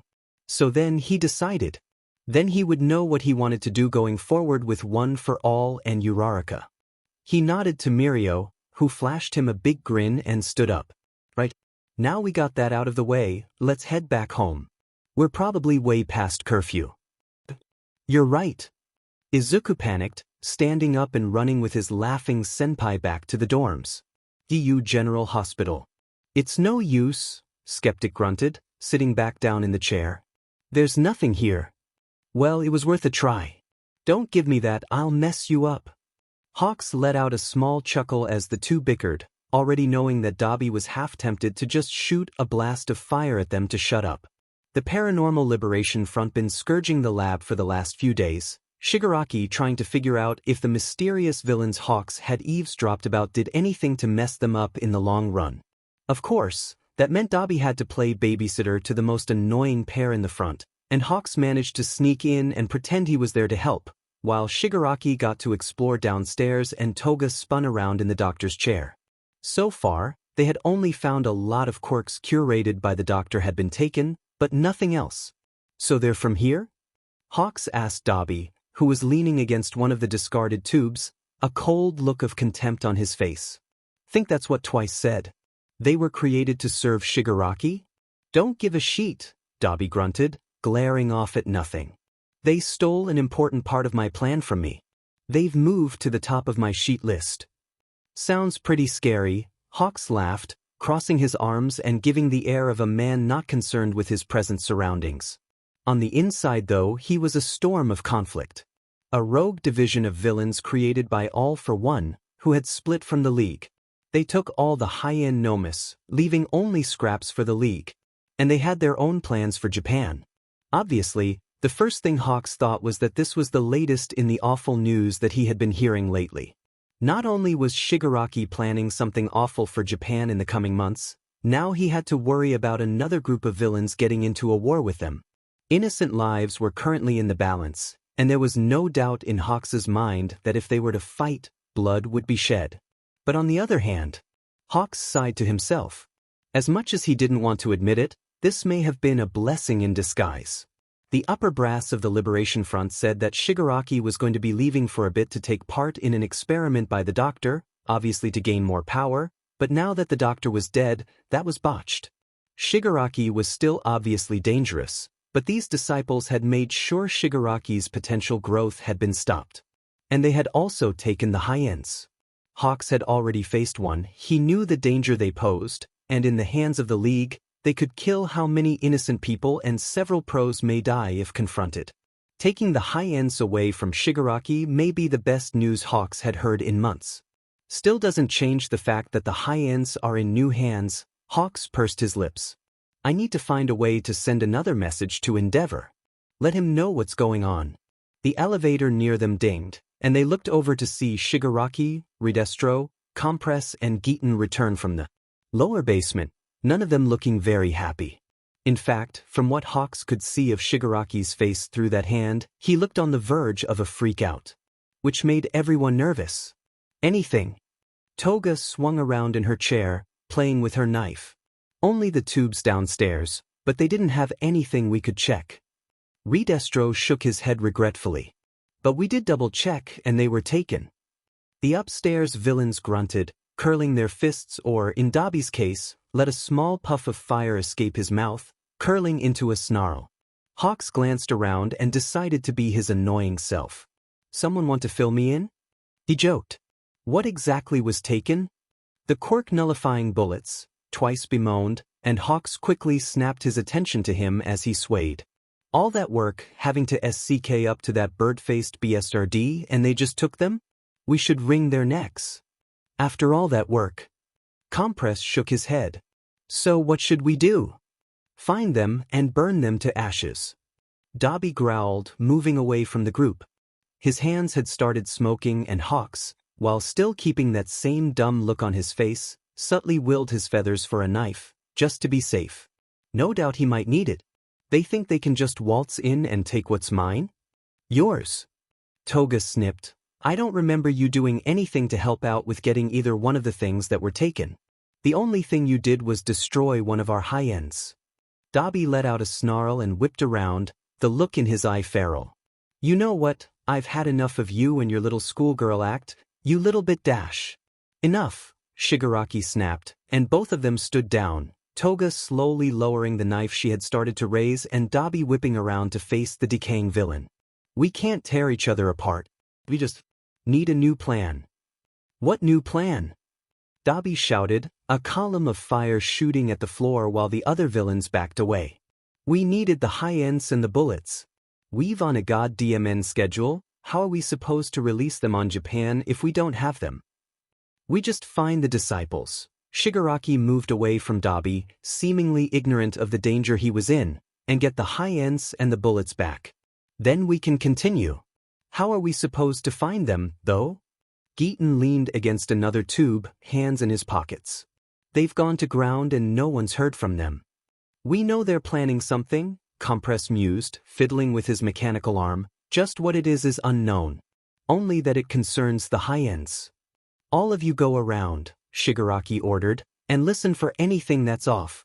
They had multiple quirks, so it might be possible that they're going around stealing some. If they make any moves, we'll know. He then turned slightly to Hawks, who had stood back and let the confrontation happen. Contact your little hero friends. You hear anything about them, let us know. Gotcha, boss, Hawks sarcastically saluted, causing a few eye rolls. Dabi let out another growl, and then stormed out of the laboratory, heading to the upstairs level of the hospital. Redestro looked after him warily. He's going to be trouble, he noted. The theft of your property seems to have unhinged him. If he tries anything, we'll handle him, Shigaraki offhandedly said, looking up at a monitor. I have the feeling that Dabi isn't going to want to march to orders for much longer. When that time comes, I'll disintegrate him. In the meantime, skeptic. Keep looking into the computer. You might find anything else they took. Everyone else, we need to proceed with the rest of our plan. Twice, Toga, patrol the city. If they're still here, we'll find them. Hero, Shigaraki turned to Hawks, do what you've been told. Hawks nodded, and turned to leave with Twice, a thought going through his head. I might not have even been necessary, if all it takes to break up this group just comes out of the left field. End of the Family Heir chapter text. Heights Alliance.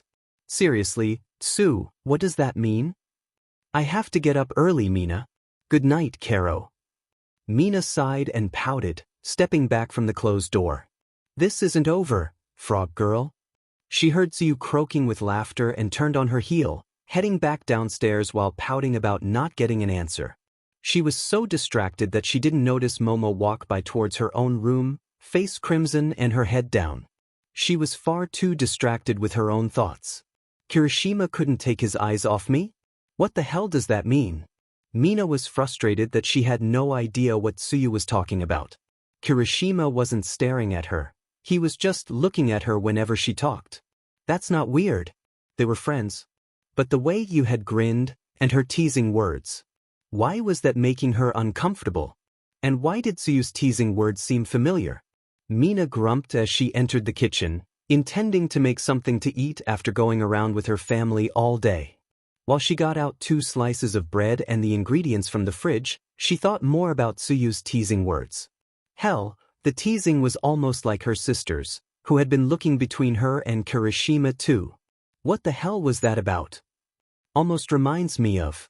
Mina stopped while making her peanut butter and jam sandwich, taking a few seconds to think. The way Tsuyu teased her. It reminded her of how she would tease Ochako whenever the topic of her crush came up. The teasing looks, the smile, the everything. That's what it reminded her of. She nodded proudly that she managed to figure it out, and resumed making her sandwich. It was only after she had finished making it when it slowly came to her, slowly filling her thoughts. Tsu was teasing me about Kirishima like I tease Ochako about Midori? But why would she? Mina's black and yellow eyes opened wide. Does she think there's something between the two of us? Mina almost dropped her plate, staring ahead at nothing for a few seconds before letting out a laugh. That was absurd. There was no way she and Kirishima were like that. Sure, he was nice and heroic and inspiring and hot in his own Kirishima way, but there was utterly no chance of Mina considering her friend like that. But what if she did? Mina leaned against the counter, staring at her sandwich intensely while she thought. As much as she thought she was in control of her emotions, she also knew that she had never had feelings for anyone else. It was something she had always looked forward to. Exactly how manga and anime tease it. The short revelation, the soft oh, the feeling of love, the confession, the kiss that felt like fireworks. And it was Kirishima she was thought that for? She practically wanted to die from the humiliation. It wasn't like he was bad, or there was something wrong with crushing specifically on him, but come on. He was just her friend. Her horn buddy. The childhood friend who becomes... Mina slapped herself, trying to dislodge that thought from her head. She was not going to consider him anything like Ashido. Mina froze, then slowly turned to see Ijuru looking at her uncertainly. His hair was down and there was a towel wrapped around his neck, indicating he just got out of the shower. She almost didn't recognize him with his hair down like that, still slightly wet, and he pushed a hand through his hair to push it out of his face. Why did that look hot? You okay? Ijuru asked, looking concerned. You kinda slapped yourself there. I'm fine. Mina managed to say, shaking her head. I was just thinking of something embarrassing. Oh, okay. Ijuru nodded, buying that. Mina was about to pick up her sandwich and book it out of the kitchen as quickly as he could when he asked, So, Ashido? Yeah, Kirishima? I was wondering if you were going to the dance on Saturday. Oh no. Oh no. I was. Ijuru cleared his throat, blushing slightly, and Mina's stomach lurched. I was wondering. Before Ijuru could ask what he wanted, Mina very quickly interrupted him. Yeah, I'm going to Thedency on Saturday, and I'll probably be greet, I can twait us either, yawn, wow, Ami tired, long day ami right, well-issued head Tobizu and feminine hornbuddy. With a talking speed that would make Midori envious, Mina waved goodbye and booked it out of the kitchen, racing towards her room and leaving Ijuru in the dust. She ran up all 3 flights of stairs to her room, booking it down the hall and almost running into Ochako turning in for the night, and opened and slammed the door of her room hard. She slid down the door and covered her blushing face in her hands. Oh God, I just ditched him. What's wrong with me? She shook her head in her hands, burning from the embarrassment and feeling bad about leaving him like that. Her heart was beating hard in her chest, as though fighting to burst out like the xenomorph from her favorite movie. She felt like fainting when she thought about how cute he looked in his t-shirt and pajamas, his hair down, that stupid look in his eyes. She almost got up to grab her pillow and scream into it when there was a hesitant knock on her door. Mina gulped and stood up, pulling it open, and almost slamming it shut when she saw Ijuru standing there, looking uncertain and embarrassed. Sorry, Ashido, but... He hesitantly held his hands out, and Mina's eyes almost bulged and she nearly collapsed from embarrassment. You forgot your sandwich. Thank you. She slowly reached out and took the plate from him, holding it to her chest. Okay. I'll see you tomorrow. Yeah. Good night. Ijuru nodded awkwardly and quickly walked down the hall. Mina slowly closed the door, put down the sandwich on her desk, walked over to her desk, sat down, took her pillow in her hands, nodded, raised it to her face and screamed in humiliation. Police station. I'm sorry for asking you here so late, but the moment I heard about this, I wanted you here to look at it. Naomasa apologized slightly, glancing at the time and wincing. Once he had received word from his friend from America, he immediately contacted Toshinori and informed him a short version of what he saw from the camera surveillance. All Might had immediately raced down the station to see for himself. They were currently seated in his office, Toshinori sitting tiredly down in his chair while Naomasa sat behind his desk.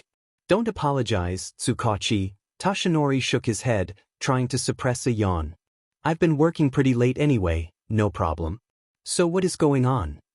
Well, Naomasa sighed, and turned on the camera feed to show the prison riot, and handed the laptop to Toshinori to watch. The man in the trench coat and pale mask, calmly strolling down the hallway and engaging in combat with the guards.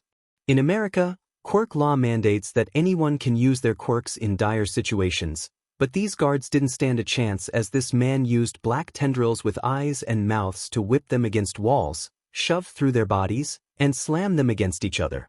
It was an utter massacre, but Toshinori was long used to such brutal villains. He was wondering what was so important. He glanced at Naomasa, who took that moment to continue. This was taken at Rikers Island earlier tonight, around 6 p.m., he explained. This man broke into Rikers and made his way through all the guards, towards the isolation chambers. He ended up breaking into the cell of this man. He passed Toshinori the picture, and he took it and looked.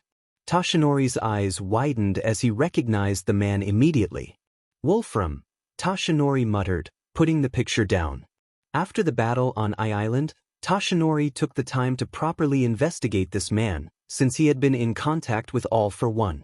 All he had found was that this man was a mercenary and arms dealer, contacted by David to pretend to steal a device to help All Might, only for Wolfram to double-cross him and wear the device for himself. It was a tough battle, one that cost All Might a lot of time left to use his quirk, and Melissa's life was put in danger, but he and young Midoriya were triumphant, and Wolfram was quickly arrested and brought into the proper authorities. He was thrown in Rikers, and Toshinori thought of him very little since then.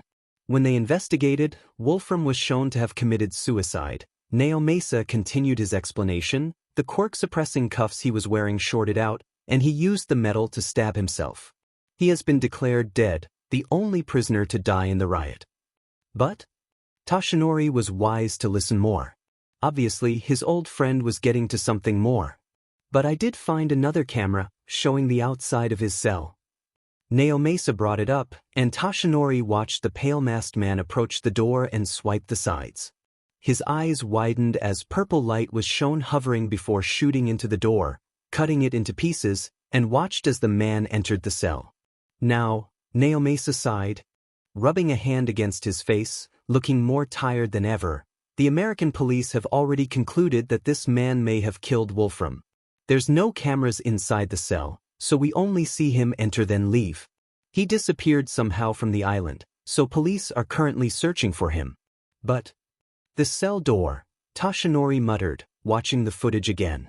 Either that purple light is a support item, or it's a quirk. Naomasa leaned back in his seat, staring up at the ceiling, completely different than the black tendrils he was using earlier. And since he somehow disappeared completely from the island. He has multiple quirks, Toshinori muttered darkly, sitting back in his seat. Naomasa sighed and leaned forward, going through the footage again while typing on his computer. It may be more than that, he said, pulling the laptop to him and pointing at a long shot of the man. Look at his uniform beneath the trench coat. The black armor and the green highlights. Toshinori did as instructed and looked carefully. Sure enough, the man did look armored, in that black uniform. For some reason, Toshinori thought it looked familiar. Naomasa nodded at the look in his friend's eye as he turned the monitor towards him, showing the picture he just pulled up. It's similar to the man who attacked Nabu Island, he confirmed, and Toshinori looked up to see the picture of the man in white attacking the Kyushu region, the black and purple armor beneath his uniform almost unnoticeable. But Toshinori saw, and he felt something tighten in his chest. The same uniform, Toshinori muttered, dark thoughts swirling in his head, and both show that they can use multiple quirks. They may be connected, Naomasa sighed, leaning back in his chair and rubbing his eyes. Class 1A from UA said that the man who attacked Nabu Island had up to 9 quirks. Could this guy be the same deal? He has 9 quirks.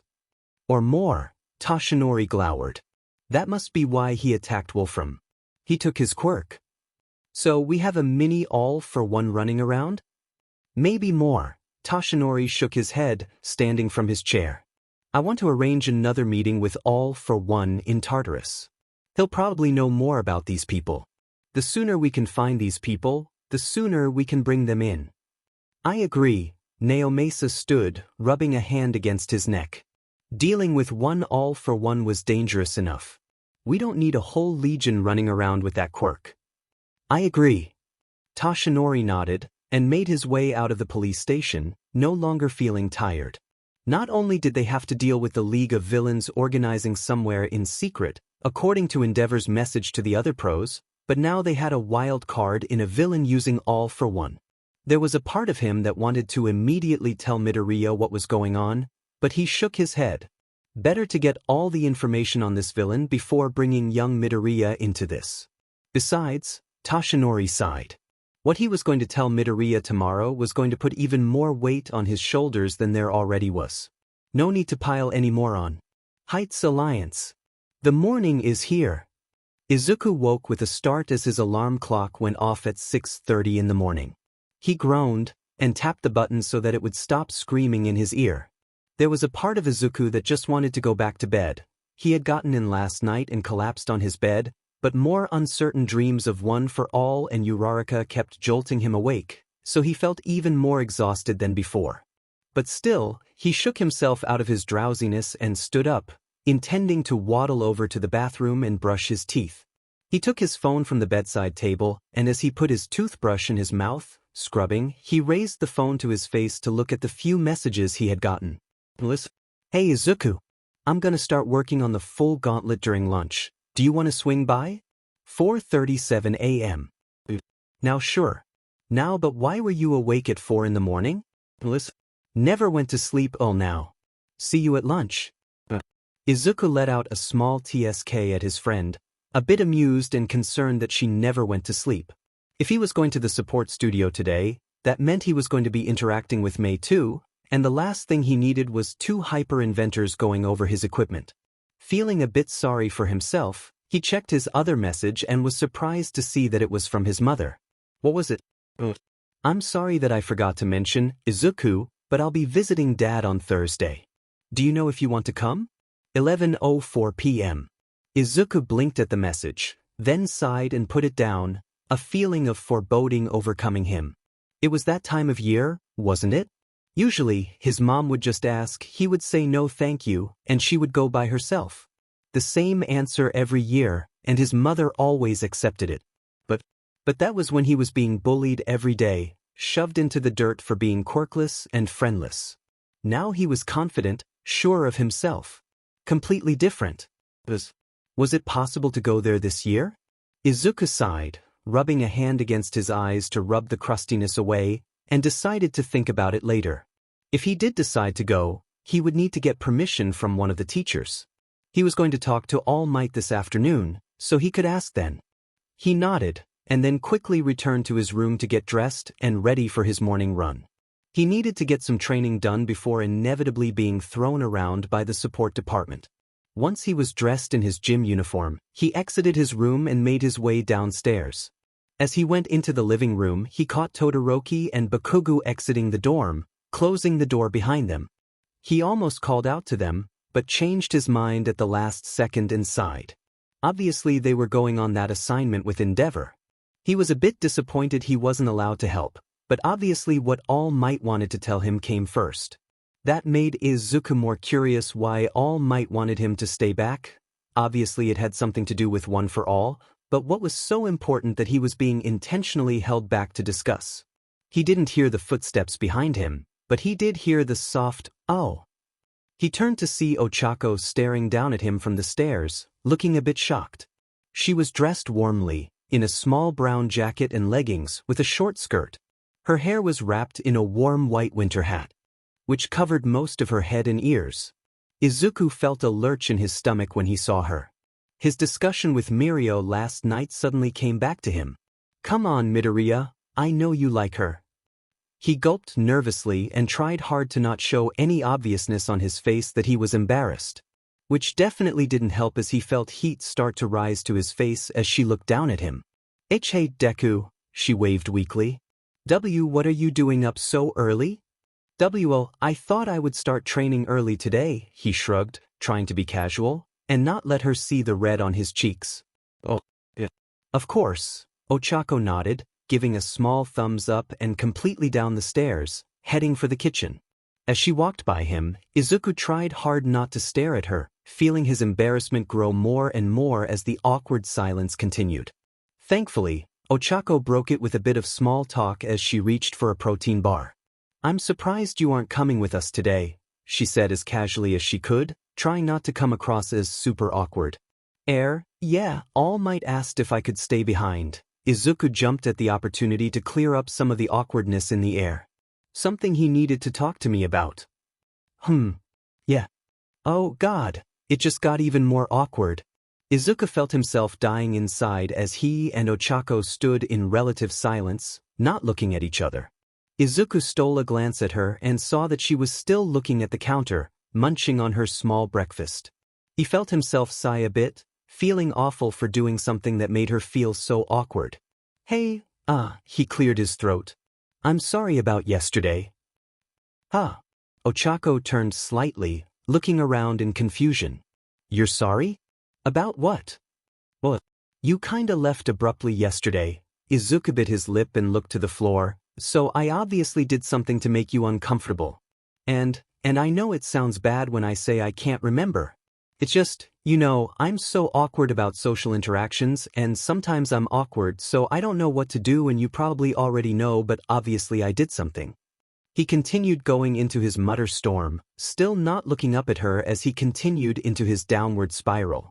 So focused on his mini-rant he didn't notice as she walked closer and patted his shoulder. Izuku jumped, taken right out of his mutters and looked up at Ochako, who had a saddened look on her face that took him by surprise. You thought you did something to me? She asked softly, and Izuku froze briefly, his eyes on her mini-frown and saddened brown eyes. Soft they looked. Had she always had such beautiful eyes? How hadn't he noticed before? He sighed again. Yeah. Oh, Deku, she mumbled, closing her eyes briefly as she let out a small exhale. Before Izuku could ask if she was okay, she slowly raised her arms and brought him to her. His eyes bulged out of his head as she slowly brought him in for a soft hug, pressing her face against his shoulder. Izuku had his hands held out in front of him, unsure what to do, but before he could figure that out, she spoke in that soft voice again. I'm sorry, Dad. It's not you. What happened yesterday? It wasn't your fault. Izuku glanced at her, brown hair hiding her face from him. He was still taken aback, but he would be lying if he said he didn't enjoy the feeling of her hugging him, how softly she held him. It reminded him of his mother's hugs, but so much better for some reason. Izuku breathed out of his nose and slowly brought his hands up, holding her back. They weren't sure how long they stood there, hugging each other, but soon, Ochako lifted her head from his shoulder, staring up at him with a small smile, and Izuku felt something in his heart clench at the sight. It was strange, he had seen her smile so many times. Why did this one feel different? He slowly backed up a bit, but both of them kept their arms around each other. Is it something I can help you with? I'm not sure. I was going to ask Tsuyu for some advice today, but I'm not sure if she can help. Okay, Izuku nodded, but if you do need my help, will you please tell me? Ochako bit her lip, looking unsure for a second, but she nodded, tightening her hold on his sweater. Don't worry. Izuku gulped, and tightened his own grip on Uraraka's coat. I'm sure that Azui can help you.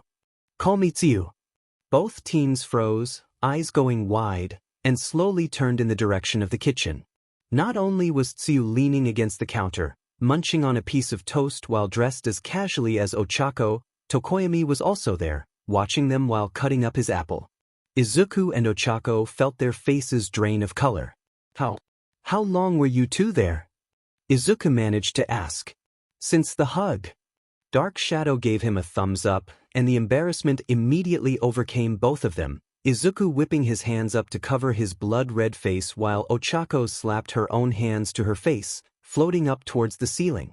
Tokoyami shook his head while Tsuyu smiled at both of them. We should get going, Ochako. And yep, we can talk about that thing while we're on the stakeout today. Tsu shot her tongue out to wrap around Ochako's leg, carrying her around like a balloon. Tokoyami, she suddenly turned to the bird-headed boy, who looked at her in surprise. When I get back from my internship, can I talk to you? What? Yes, I would say you could, he nodded, trying to keep his air of coolness, although on a closer look, Izuku could make out a tinge of red in his feathers. Tsuyu nodded happily, and walked towards the door, waving goodbye to Izuku while dragging Ochako through the air, still covering her face in humiliation. Once Izuku got his embarrassment under control, he stole a glance back at Tokoyami and Dark Shadow. Why are you guys up so early? Unfortunately, the night required a matter I had to attend to. Tokoyami shook his head, picking up a slice of his apple, and sleep was forced to take a back seat while I engaged in combat with several foes. He stayed up all night playing Final Fantasy XIV. Dark Shadow pointed a finger at his master, and cowed when Tokoyami whipped around at him, glaring a hole into his shadow. Izuku sighed a bit, then turned around to go for his run and get the day started. Knowing he would have to go to the support studio, he had the feeling that he was in for a long one. Unknown location. Ooh, looking fancy, 8. 5 said excitedly from where 8 exited the room, patting his new suit and smoothing out the wrinkles. Yes, looking quite fancy there, leader, 7 snarked, putting on her sweater and pulling her ponytail into the hood, looking into the mirror and nodding at her disguise. Not sure why you wanted to go on a shopping trip, but since you bought me that fur coat I won't complain. Well, after seeing how sophisticated every other villain looked, I wanted to give this a shot. 8 chuckled, turning back to the mirror and taking a look. They were currently in a basement belonging to some old man that they had quickly killed and dumped in the river a few wards from here, using it as a temporary base they could use before they secured the infosphere. On the plus side, it wasn't a long walk from UA, and since that was definitely on the list of places they needed to go, it wouldn't be hard to trek through the forest and towards the gate. They would need to avoid Hound Dog and any sentries sent to patrol. But he was certain that they could avoid them. He swung the leather long coat back over his 3-piece suit, and nodded, satisfied with what he saw. The leather jacket with the fur collar would keep him warmer in this temperature, the black suit would give him a more sophisticated look, and would also disguise his armor underneath, in case he needed to get into a tough confrontation. He grimaced a bit at the surgical scars on his face. No amount of regeneration would fix that, unfortunately, since they happened before his body was automatically adjusted by Dr. Garaki. He put the pale mask back on, sealing it tightly, and turned to the other two. So, the gate does work, he nodded to himself, and we can slip in. Very good. We'll have one opportunity to secure our target. We'll get him. 7 putting her own mask back on, securing it to the piece behind her neck. Just get me inside, and I'll find the target. And 3, 1 and I will handle anything that opposes us, 8 nodded. 5 sat up from where she was laying on the couch, crossing her legs excitedly. She was dressed in her own oversized black sweater, hands in the pockets. Ooh. Since I finished my job, can I go with 7 and 4? Please? Please, please, please? 8 chuckled and patted her dark hair, sitting down on the couch with her. I don't see why not. You can back up 7 and 4 while they work, and I can help too with the device on my own. Yay! She celebrated, while 7 rolled her eyes and moved away from the mirror. I guess I'm the babysitter? No, not at all, 8 waved a hand. You just need to buy 5 some time to figure out where our dear League of Villains have set up shop. Why are we going back there? 7 glanced back at the leader with a questioning glare. I thought we told those idiots we wanted nothing to do with them. Oh, we don't, 8 conceded, but I can guarantee that they won't take kindly to us playing with their toys. When we get our plan started, the League will try to interfere. I said we could see eye to eye, he sighed. But it's more than likely that us wanting to control everything and Shigaraki wanting to destroy everything will put us at odds. So we have to kill them? 5 pouted, biting her lip. But I don't want him to die. Don't worry, 5, we won't kill him, 8 patted her head again. We simply need to remove them from the board. Fine, 7 shook her head, but turned to face 8 properly. But if I'm taking 5 with me, I do need something to back us up. Oh, Wolfram's Quirk, She raised an eyebrow. I'll trade mimicry with you. Sounds good enough, 8 shrugged, standing up from the couch and approaching her. 7 screwed her eyes shut as 8 reached for her face and gently cupped it. The green energy seeped into both of them, causing them to JRK back, but they relaxed as they felt the quirks within them switch places, sighing in content as the quirks settled within them. Use it well, 8 advised her. Oh, trust me, she smirked. Gunga has metal supports everywhere. I'll have a lot of fun with this. Gunga. The ward didn't look anything different to Shoto as he exited the small bus, glancing around. It looked the same as each city he had passed in the hour-and-a-half-long trip to get here, but he wasn't about to complain. The city itself didn't look very complicated, meaning it wasn't going to be easy getting lost. The only problem was that he wasn't wearing anything to disguise himself, nor was Bakugo. And if they were on the lookout for anyone from the League of Villains, they would be easily recognized. Is everyone here? Ryuko asked as she exited the other bus with Ochako, Tsu and Nijire Hadu from the big 3. The pro-hero was wearing a dark coat with a white sweater underneath, and jeans that went down to her ankles with white shoes, a small lizard-scale bandana around her head. She looked like a college student on a break. Nijire was wrapped in a light blue sweater and a skirt. She was bouncing slightly on her heels, as though excited to get today done. Yes, Endeavor answered her.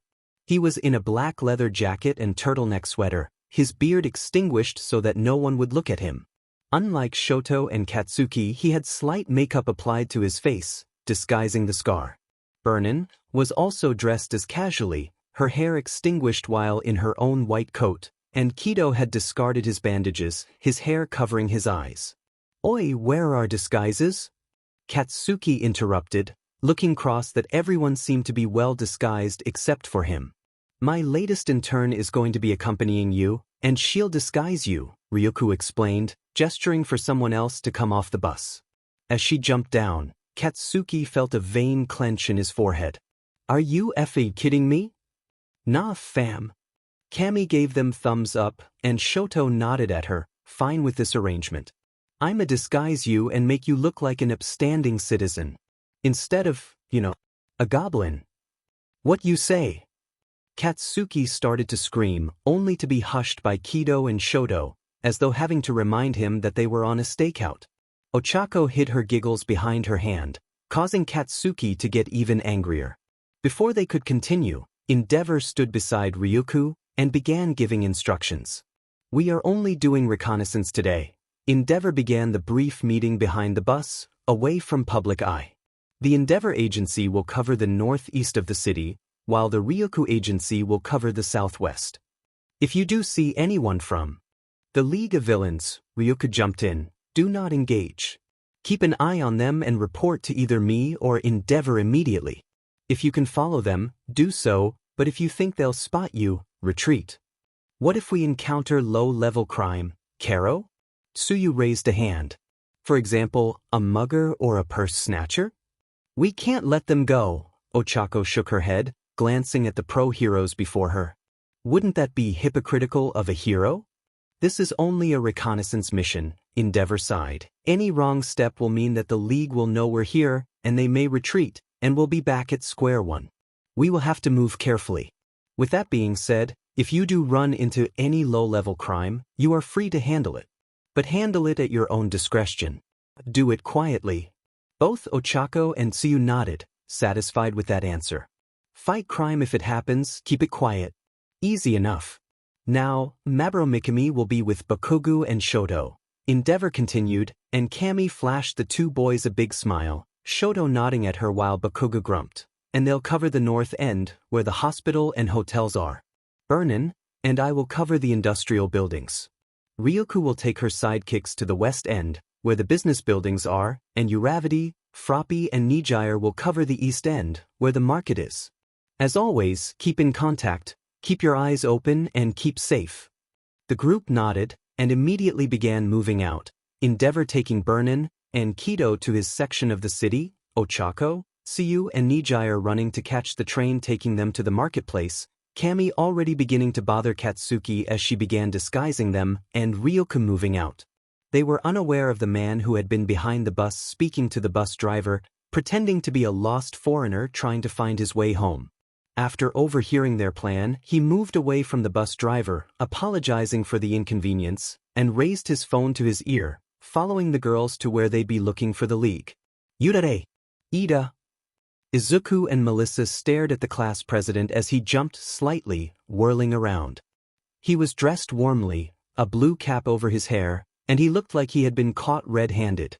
Izuku had met with Melissa outside Heights Alliance around 11 o'clock, and were about to head over to the support studio, when they had caught Tenya sneaking out of the door, tipping around on his toes until Izuku and Melissa had looked around at the sound of the door opening.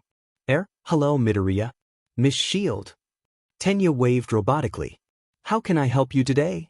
We're just going to the support studio, so we can work on some support items, Melissa explained, still looking at him weirdly. Why are you sneaking around? Tenya looked momentarily panicked, then slumped over, looking guilty. It appears that I have been caught. I thought I could sneak out without anyone noticing, but alas, you've caught me. You are nothing if not the most observant person I've met, Midoriya. Sure. Well, the truth is. Tenya sighed and straightened up. I have agreed to go with Kodai from Class 1B to the lunch rush buffet that the school has organized today. You're going on a date? Melissa gasped. You're going with Kodai? Izuku blinked in surprise. An actual date? It is not a dash. Tenya tried to deny it, but he stopped and sighed again, removing his glasses to rub at his eyes. Well, the truth is I'm not sure if this is a date or not. She seems to want to go on a date with me, but I must admit, I'm quite nervous. I have never been on a date before, and the research I ended up finding forced me to delete my search history more than once. That might not have been date research. I agree. So now I'm flying quite blind here. Well, if you want my advice? Melissa asked innocently, the two boys looking over to her. I'd say just go at your own pace. Just be yourself. Obviously, Kodai must like you if she wants to go on a date with you, so it won't do any good if you're trying to be someone you're not. Just go out, have fun, and hopefully you can go on more dates. I see. Tenya nodded, giving her a grin. I shouldn't listen to the advice of those videos, who say for me to charm her all the way to the bedroom dash. Definitely not date research, Izuku muttered, going slightly red. I should just go out like this is one of our hangouts? Treat her just the same as everyone else. Yeah, Ida, just don't be afraid to hold her hand or compliment her. I understand. Treat her as I would Azui or Uraraka, but be sure to hold her hand. Compliment her. I understand. Tenya made his way down the steps, placing his hand on Melissa's shoulder. Miss Shield, thank you. I'm now more certain than ever what to do. You're welcome. Thank you again. I'll see you both later. With that, Tenya booked it across the path, running as fast as he could towards Class 1B's dormitories, where he would meet with Kodai. That is one strange boy, Melissa laughed, looking after him with affection. He's great, Izuku nodded, and together, they began making their way towards UA, where they would go to the support studio to work on Izuku's new costume. Today, Melissa just required his measurements and more information on what his current support items did, so that she could replicate it in the new items she created. 2 hours in, however, they did have one consistent problem. One that wasn't very loud, but was making passive-aggressive comments under her breath. So your shoot style is so most of the strain is in your legs, Melissa noted, looking at the metal bracers on the table, to lessen the load on your arms. Izuku nodded, looking at the support items. Well, I know that I didn't change much from the full gauntlet. She pointed to the 2 gauntlets on the other table. It can take 3 full punches with full power before they broke. How unreliable. May muttered under her breath, playing with her baby. Izuku glanced at Melissa, seeing a slight twitch in her forehead, but she went on. Well, I know that the full costume will work the same as the gauntlets, she continued, showing Izuku the sketches. It'll be composed of nanotech, and the press of a button will move over whatever clothes you're wearing at the moment, so you should be ready to go if you do run into trouble. Oh, nanotechnology making things so simple. May grumbled. How nice. So once the suit is ready, I can apply the shoot style into the suit and then your air force gloves for black whip. That'll make things easier to control if your quirk goes out of control again. How reliable. Are you saying something over there? Melissa snapped, turning her head towards Mei, while Izuku cringed. Oh, nothing at all.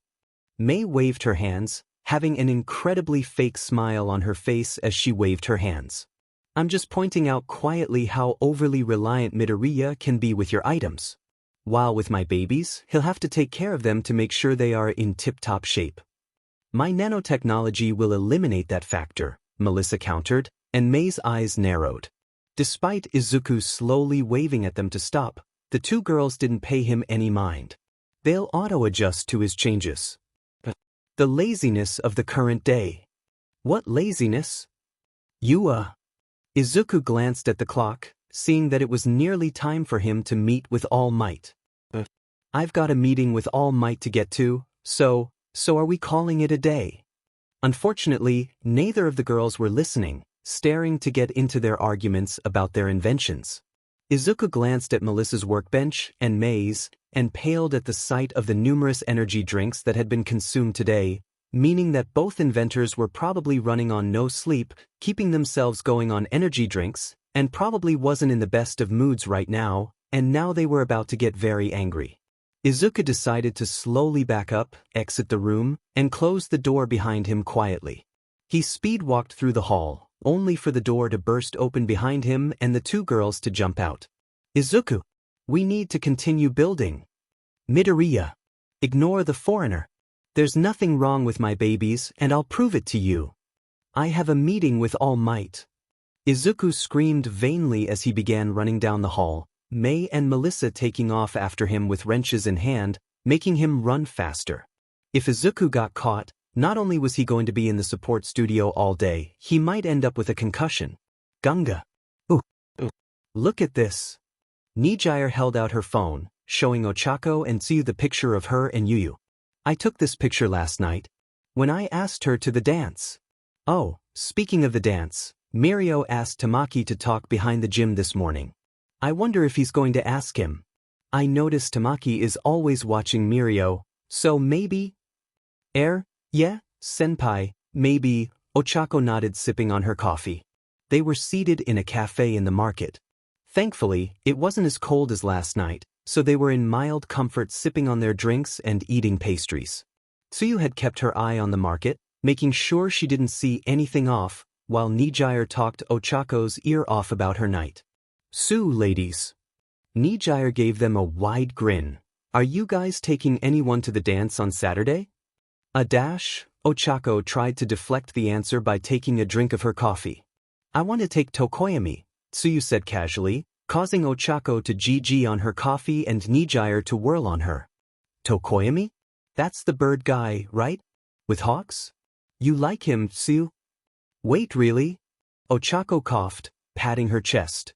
"Yeah," Tsuyu nodded, a slight brush on her face. "I've liked him since the final exams, back in the summer. He's nice and dorky. He's also very cute." "I didn't know." Ochako felt a bit bad, not knowing that one of her best friends was crushing on someone else. Tsuyu shrugged though, shaking her head. "I'm not very upfront with my feelings, so I haven't shared them with anyone," she said, raising her coffee for a sip. She took a small drink and put it back down. "Not as upfront as you, Ochako." Ochako felt herself freeze in place, staring in slight horror at her friend.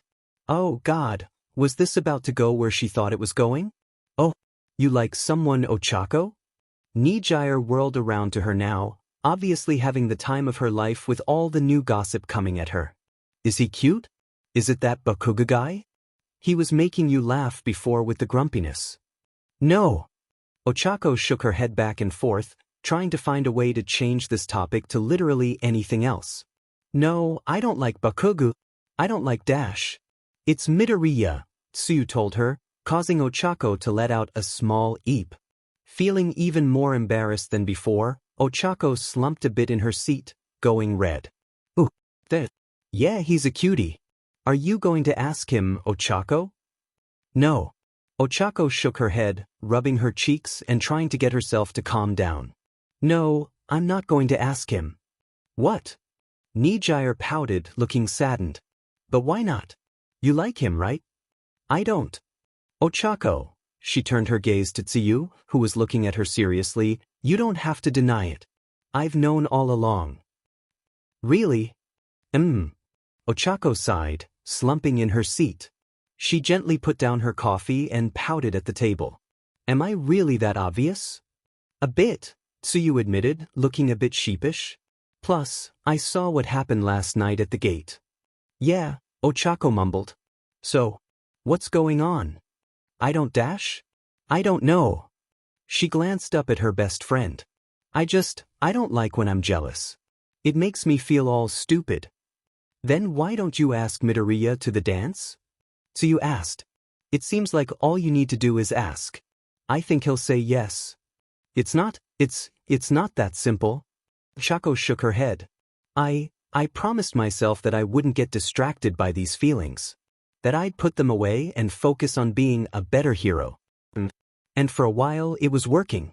I was concentrated on working and I mean, sometimes I did stumble. Deku is amazing after all. Tsuyu agreed, not interrupting her. But mostly I had it under control. Ochako sighed, rubbing her thumb against the coffee cup. But then the dance was announced and Melissa came back, and now everything's all fuzzed up. It's like everything I did to suppress these feelings just evaporated once she showed up. And now Deku's obviously interested. Is he? Tsuyu blinked. I thought they were just friends.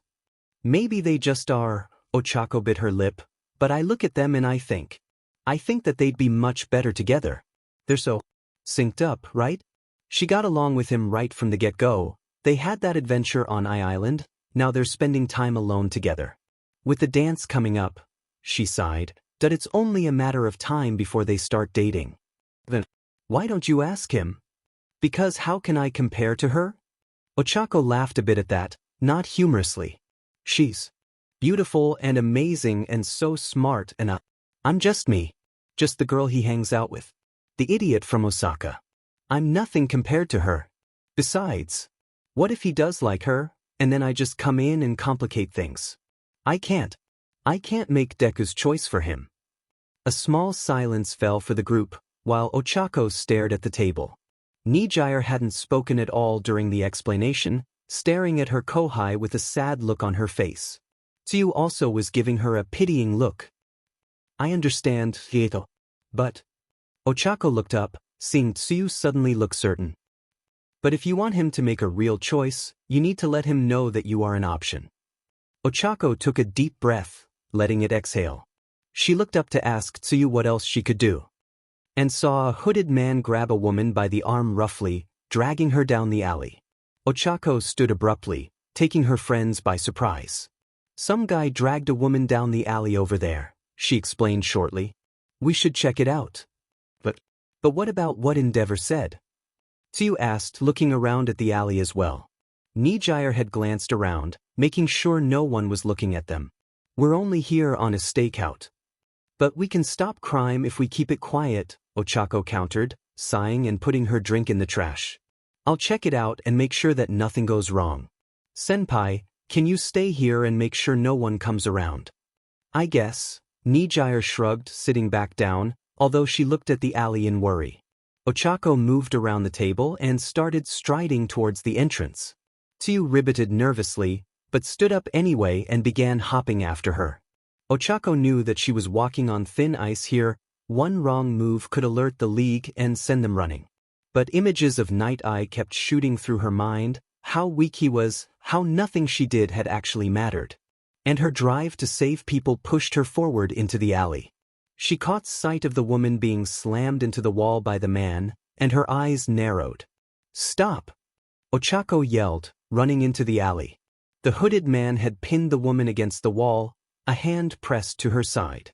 It looked like a mugging, someone tough picking on the innocent, something that Ochako wouldn't dare let happen. Ochako! Tsuyu hopped into the alley behind her, obviously ready for the fight, then caught the sight of the hooded mugger. Okay, it's just a mugger. We can take care of them, let Senpai know, then dash. So you really are just heroes in training, huh? Both girls stopped at the words of the mugger, and felt their breaths hitch when both the mugger and his victim turned to look at them, showing the two masks underneath the hoods. The man's mask would have been blank, except for the detailed eye painted on, while the woman's mask only covered her mouth, but her slit-like eyes glared a hole into Ochako's head, giving the gravity heroine a shudder. The man backed up, letting her off the wall, and the four faced each other.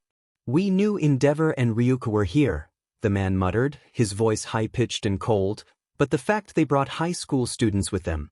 But alas, I suppose that's heroism these days for you. Endangering students," the woman said, her eyes turning amused. "How disgraceful for the number 1 and 10 heroes." "We're here because we want to be," Ochako growled, getting into a fighting position, while Tsuyu went down on all fours. Obviously these two were villains. Their threatening appearances and the way they were looking at the two girls sent clear warning signs.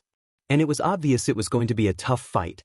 They didn't look too threatening, but Ochako knew that this fight could easily spill out onto the streets and give away their positions. They had to contain it to hear. Before they could strike, however, the woman pressed her finger to her ear and turned slightly. Nodding, she returned her gaze to her partner. "Five says that she spotted the other children," she informed him, "and they are the winners of that sports festival. Can you take care of these two while I handle them, Four?" The man named Four chuckled, nodding. "It shouldn't be a problem. Just give me the signal when we're done and I'll rejoin you." "That's not going to dash." Ochako started to yell, taking a step forward, but without warning the woman bent her knees and leapt far into the sky. The girls looked up at the woman as her trajectory suddenly changed, and she flew away. A flying quirk? Tsu wondered aloud, but their attention was immediately brought back down to the feeling of the ground moving. They turned their gaze to the man named Four, who had bent down and touched the concrete. Immediately, it shifted, raising above his legs to form hard shapes which Ochako realized were sharp rocks, not unsimilar to overhauls. The man then reached and unzipped his sweater, letting it fall to the ground at his feet, and revealing the ninja-like costume he wore, the white highlights making Ochako squint. For some reason it looked almost familiar, but she couldn't tell from where. "Now then," Four nodded to himself, raising his hands, one hand filling with fire and the other with water, "shall we test my quirks on you two helpless little girls?" Nap room." "Ah, young Midoriya," Toshinori nodded as Izuku opened the door. "You're right on. What happened to you, my boy?" Long story," Izuku panted, wiping some sweat from his head and trying to catch his breath from running for so long. "Let's just say don't go to the support studio right now." "Fair enough," Toshinori nodded as Izuku sat, and poured him some tea. Izuku took a few minutes to calm himself down, and when he did, he accepted the tea from his mentor gratefully. "So, All Might," Izuku asked after taking a sip of his tea, "what is this about? Is this about One for All?" "Yes," Toshinori nodded, looking grave. "I also have a few other things to discuss with you, young Uraraka's involvement with One for All a part of it. I assume that you've thought more about it?" "I did. But we'll get around to that. For now." Toshinori sighed as he sat down opposite of his pupil, letting his shoulders sink. "You should remember that sometimes those who seek power aren't necessarily evil." "All Might, what does that mean?" Izuku asked, a sense of foreboding going through him. Why would he phrase it like that? "It means, young Midoriya," All Might opened his journal, pushing it towards him. "It's time you learned about the 4th and 6th users. And their quirks." "Well, would you look at that?" Monoma sneered as Ida ran up the path towards the Class 1B building. "One of those 1A losers have come to visit. I wonder if they're sending their representative to concede defeat." "Defeat for what?"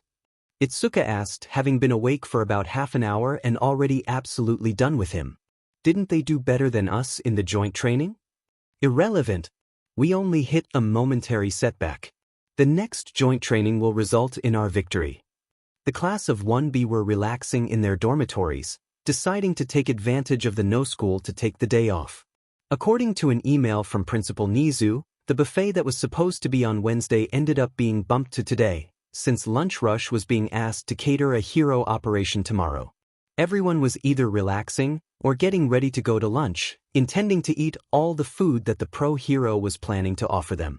Due to Monoma's ranting, no one didn't notice Yui walk down the stairs from her room, dressed in her school outfit as Ida rounded the steps and began walking towards the building.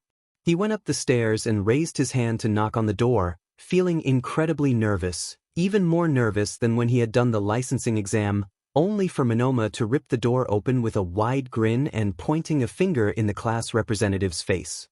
"So," he laughed haughtily, "you've come to bother us on our day off? Do the fools from Class 1A have no shame? Do we come to bother you on your days off?" "Yeah."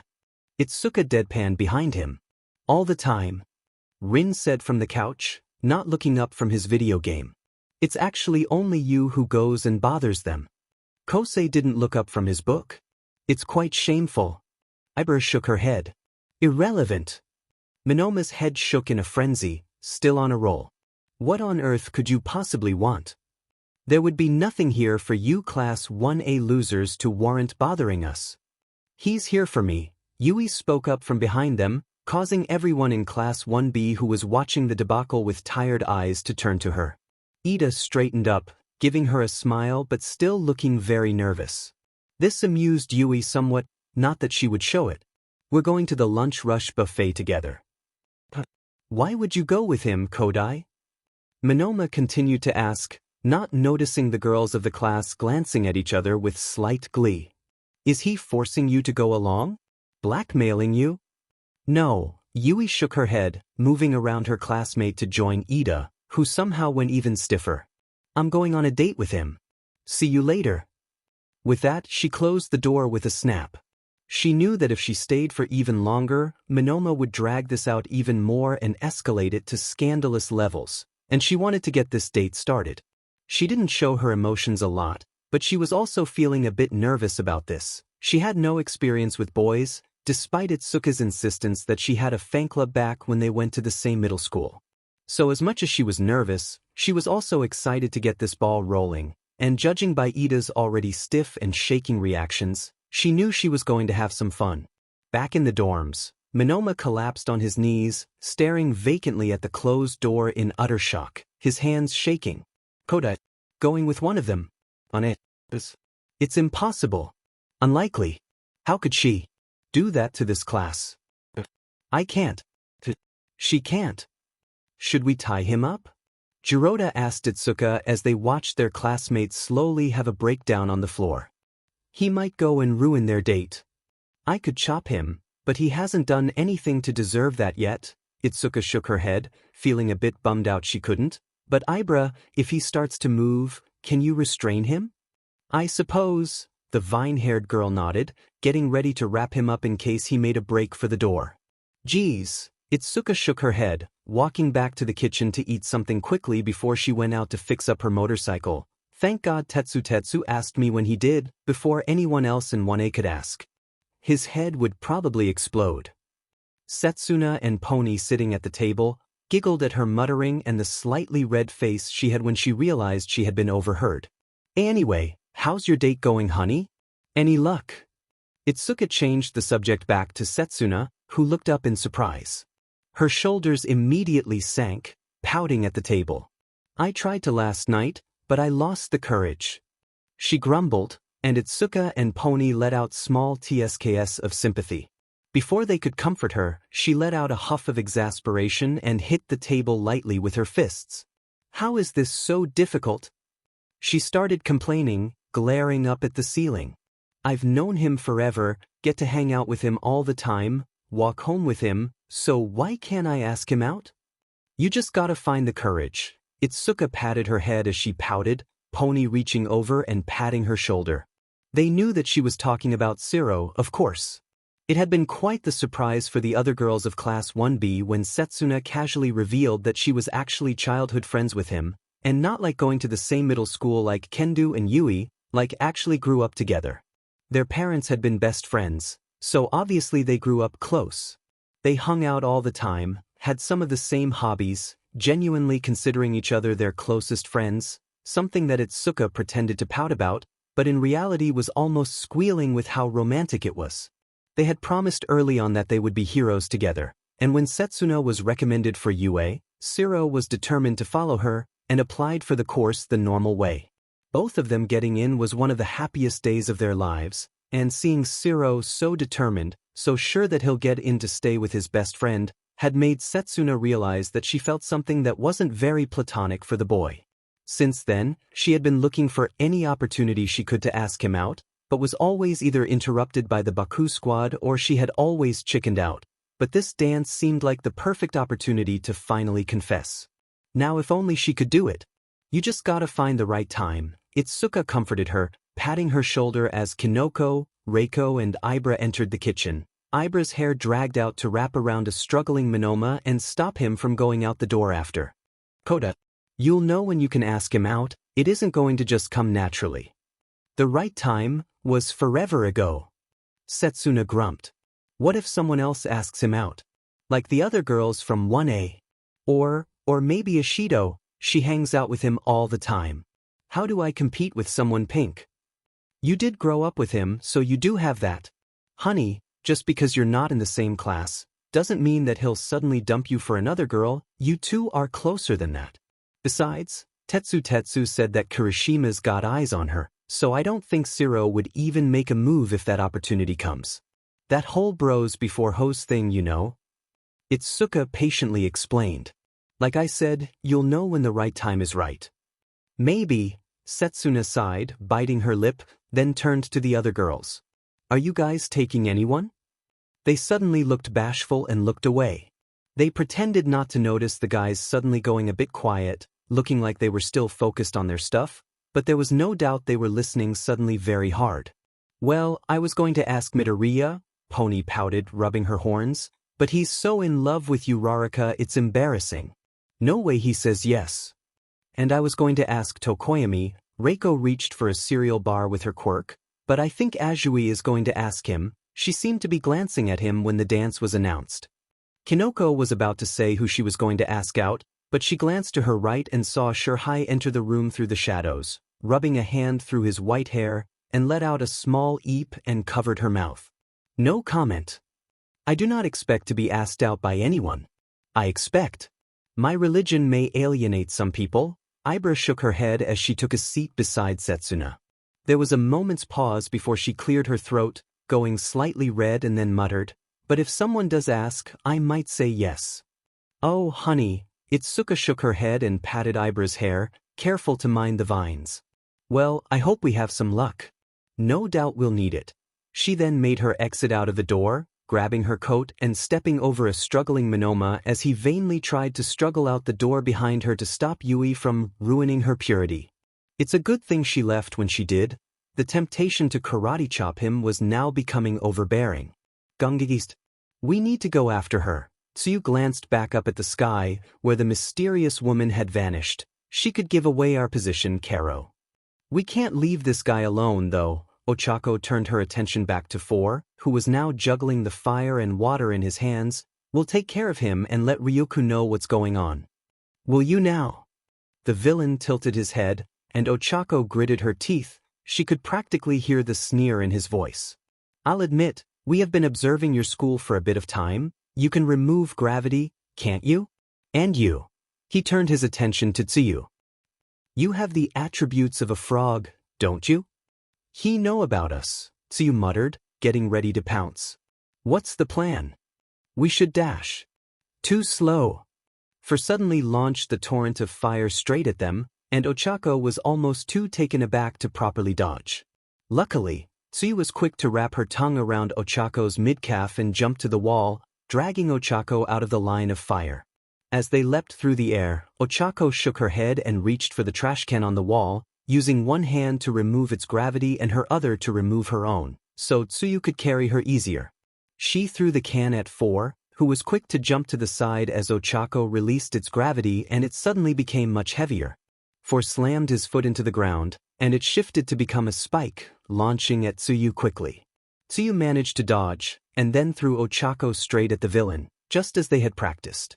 Ochako removed her gravity and regained her weight, throwing a kick at the villain's head. For moved his head to the side, managing to dodge her kick, but her weight still slammed into him, knocking him off balance. Ochako was quick to throw another punch straight at the masked man's face, determined to knock him out as quickly as possible.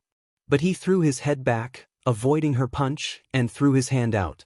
A blast of water shot straight into Ochako, causing her to cry out as she was thrown violently away, slamming onto the ground with a gasp of surprise as the air was knocked out of her.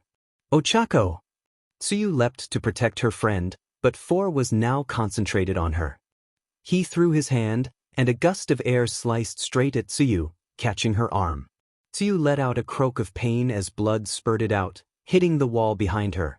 Tsu quickly hit the ground and bounced straight at the villain, who threw his hand up and threw another blast of fire at her. Luckily, Tsu had trained with Todoroki and knew how to dodge fire. She used her tongue to throw her to the side, stick to the wall, then leap back at him. For tried to dodge out of the way at the last second, like he had with Ochako, but Tsu's tongue wrapped around his arm, dragging him, and Tsu threw him against the back wall as hard as she could. The villain hit the wall and slid down to the garbage below. Tsu, your arm! Ochako had regained her balance and jogged over to look at the wound. Tsu glanced at it and then sighed in relief. It's fine, she explained. He just nicked me. Indeed, For nodded as he rose from the garbage, brushing at his suit, and I'll admit, you two have impressed me. You're much more slippery than I thought. He threw his hand again, another sharp gust of air going straight towards them, but they had the forethought to duck under it, and ran at him as fast as they could. He stomped his foot down, and more spikes appeared in the concrete, but Tsu leapt to the side and Ochako floated herself above it. He then spread his hands apart, fire and water shooting at both of them, but Ochako was grabbed by Tsu's tongue and dragged away. It was standard for them, having worked together so much that this was common practice for them. Wordlessly, Tsu then decided to use their special move. She leapt into the air, dodging the blast of fire coming at her, and spun hard, throwing Ochako straight at the assailant. For ducked under her, but he didn't have much time before Ochako grabbed his neck with all 5 fingers, floating the villain. Before he could do anything, Ochako slammed him hard into the ground with a shout of gunhead martial arts. The moment he was slammed into the ground, however, his free arm whipped out, a blade of air coming straight at her. Ochako barely had time to move out of the way, and she felt a slash of pain on her cheek and cried out, blood squirting out of the open wound. Instinctively, Ochako was quick to leap off of the villain, letting him float up into the air. Or he would have, if not for the ground rising up and wrapping around his legs, making sure he didn't float off into space. Ochako backed up as another column of fire was shot at her, barely ducking under the heat. Tsu wrapped her tongue around her again as 4 shot another firebolt, but his other hand rose up and shot water straight into Tsu's face. The force of the hit sent Tsu back several paces, unintentionally dragging Ochako with her as they landed hard on the entrance of the alley. Dear me, For shook his hand, taking a slow step and wrapping the concrete around his leg, making sure he didn't float off. This is quite embarrassing. You two had me on the ropes for a brief second, but lost that advantage almost immediately. What are you being taught at that failure of a school? Ochako and Tsu jumped up, glaring a hole into the villain for insulting their teachers. Four tilted his head though, as though looking behind them. Well, as much fun as it's been to fight here, he clapped his hands together, a smug tone in his voice. I'm afraid that I'm rather tired of it. Let's fight in the open, shall we? No chance, Ochako growled. Yes, I assume you want to stay here for your little mission, right? For guessed, and then pointed his hand out, fire building up. But I wonder what he's thinking about this? Ochako and Tsuyu were confused for a second, then Ochako felt a sudden chill when she realized the villain wasn't looking at them anymore. She turned to see a little boy staring at them down the alley, his mouth hanging open, while his mother talked to someone else. The boy's eyes widened when Four pointed his hand at him and let out a blast of fire. Without thinking, Ochako leapt into the path of the blast and let out a shout of pain as it struck her straight in the stomach, feeling the fire begin eating at her coat and burning her stomach. The force of the fire slammed her straight out of the alley, carrying her to the ground and making her skid and cry out as her back collided hard against the ground.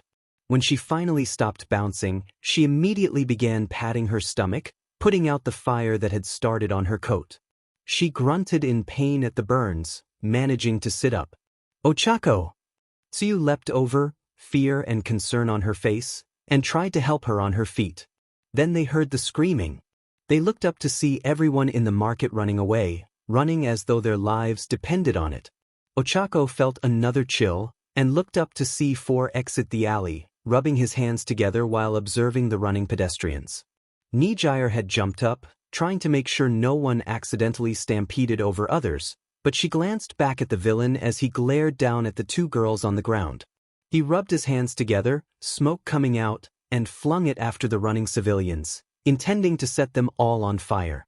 Luckily, Nijire shot out a blast of her wave, intercepting the flames and pushing it to the side, where it hit a stall and burst into flames.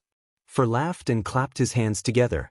"That's more like it," For chuckled. "Plenty of room to fight now." Nap room.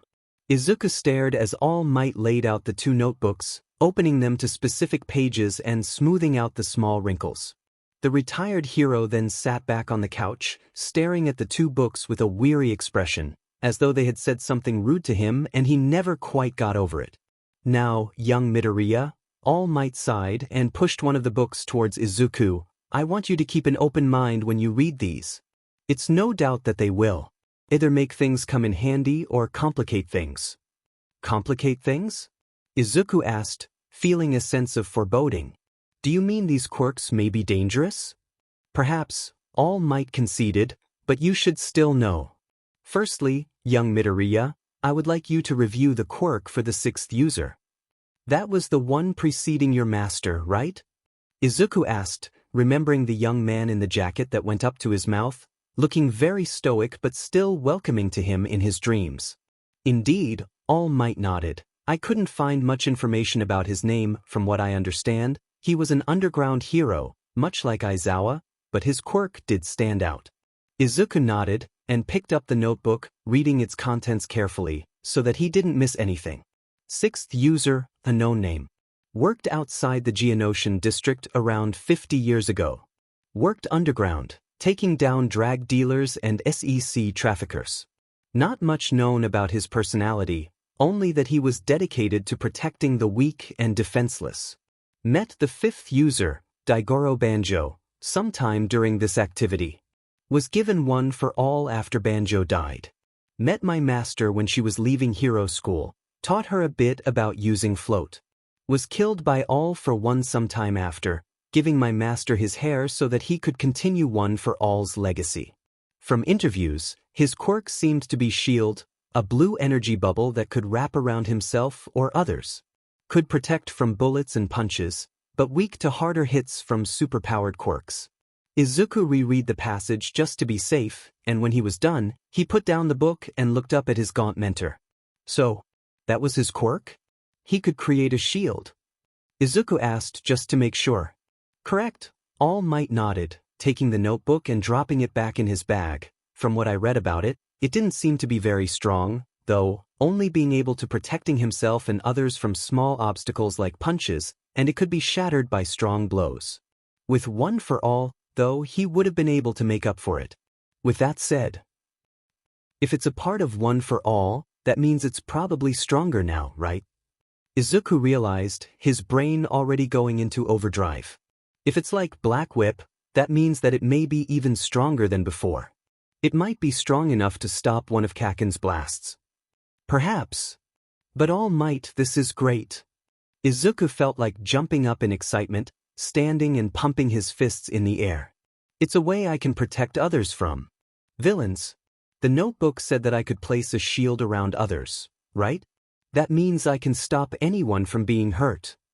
"Yes, young Midoriya, that's correct." All Might chuckled a bit, all too used to his student's excitement. He quickly sobered up, though. "But while this is definitely good news, you may not need to pay Recovery Girl any more visits. We still need to discuss the fourth user's quirk." Izuku nodded and sat down, eyeing the other notebook that All Might had put a hand on. The fourth user. The one with the scar. Indeed, All Might shook his head again, now looking grave. It's a recurring problem I've been having with the first users of these quirks. The farther back I go, the less details I am able to find. But I did manage to find one instance of this user. One time that he used his own quirk and not one for all. Really? Izuku looked confused. A single documentation of this user, and it wasn't for using one for all? Was his quirk powerful? Suddenly, All Might's words before had come back to him. Sometimes those who seek power aren't necessarily evil. Izuku bit his lip, suddenly feeling a strange wave of unpleasantness go through him at that memory. All Might sighed again, and deciding to get it over with, pushed the notebook to Izuku. The student leaned over, surprised to see a picture attached to the notes, and felt something in him go cold. The picture. It was blurry, a bit out of focus, as though the photographer had been shaking while taking it. But Izuku could make out what was being snapped. A being wrapped in shadows, looking large and monstrous, and two slitted eyes glaring out of the void. Around it, the background was on fire, as though everything had been set alight. The image was black and white, so Izuku didn't know what color the eyes were supposed to be. But he could make out a distinct line on the left side of the wraith's face. Almost like a scar. Izuku gulped, then looked to the journal entry, reading quickly.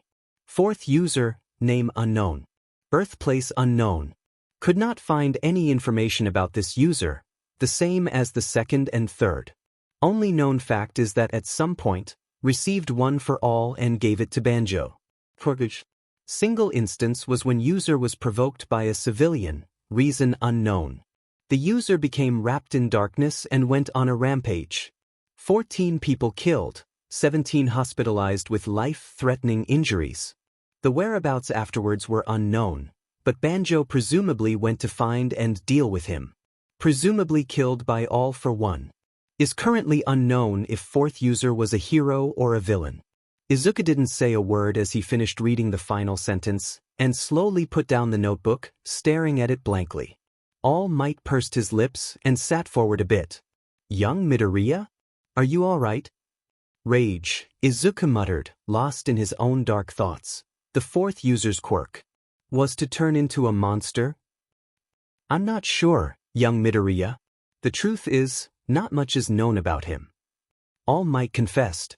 But after a lot of research, I do know that while the initial slaughter was documented and published online, the whereabouts of the fourth user were unknown after that. I presume, he sighed.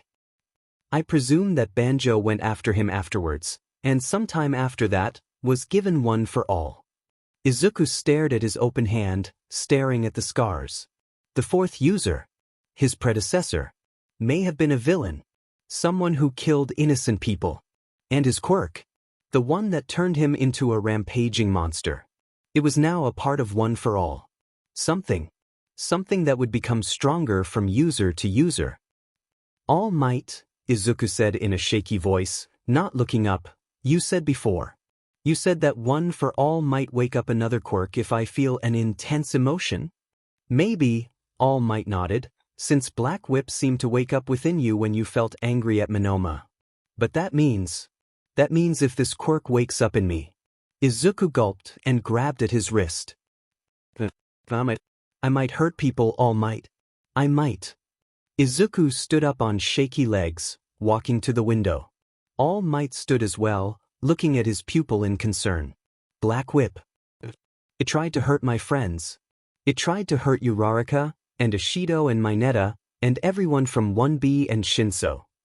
Izuku felt his breaths coming out faster, almost hyperventilating.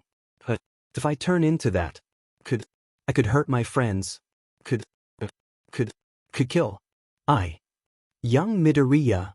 All Might quickly jogged to him, turning him around sharply and grabbing him by the shoulders.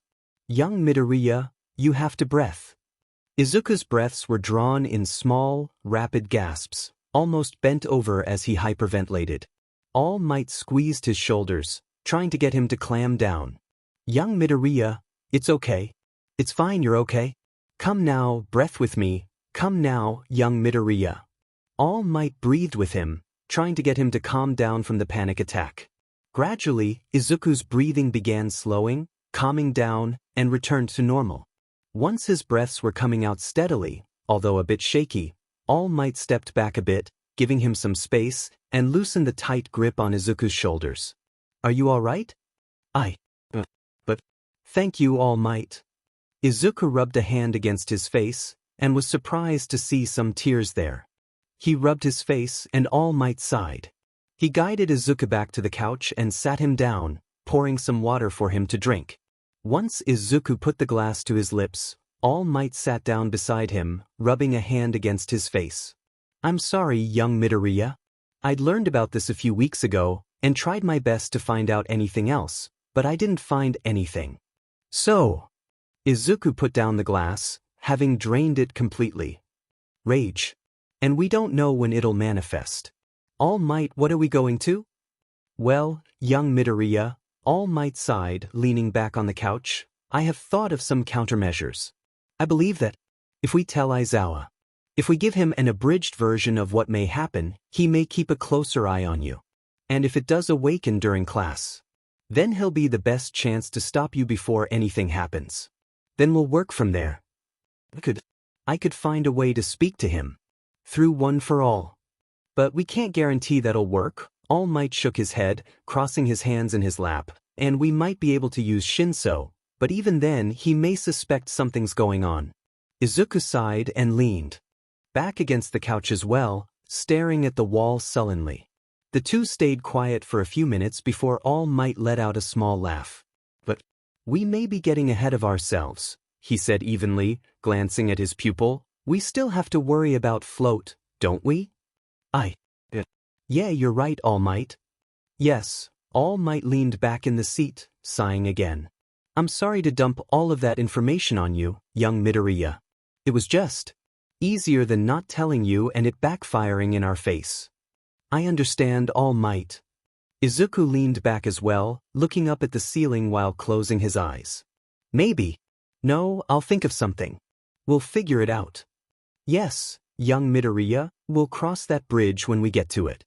All Might knew that crossing the road shouldn't be the analogy for might hurt his classmates, but truthfully, not even he knew what to do.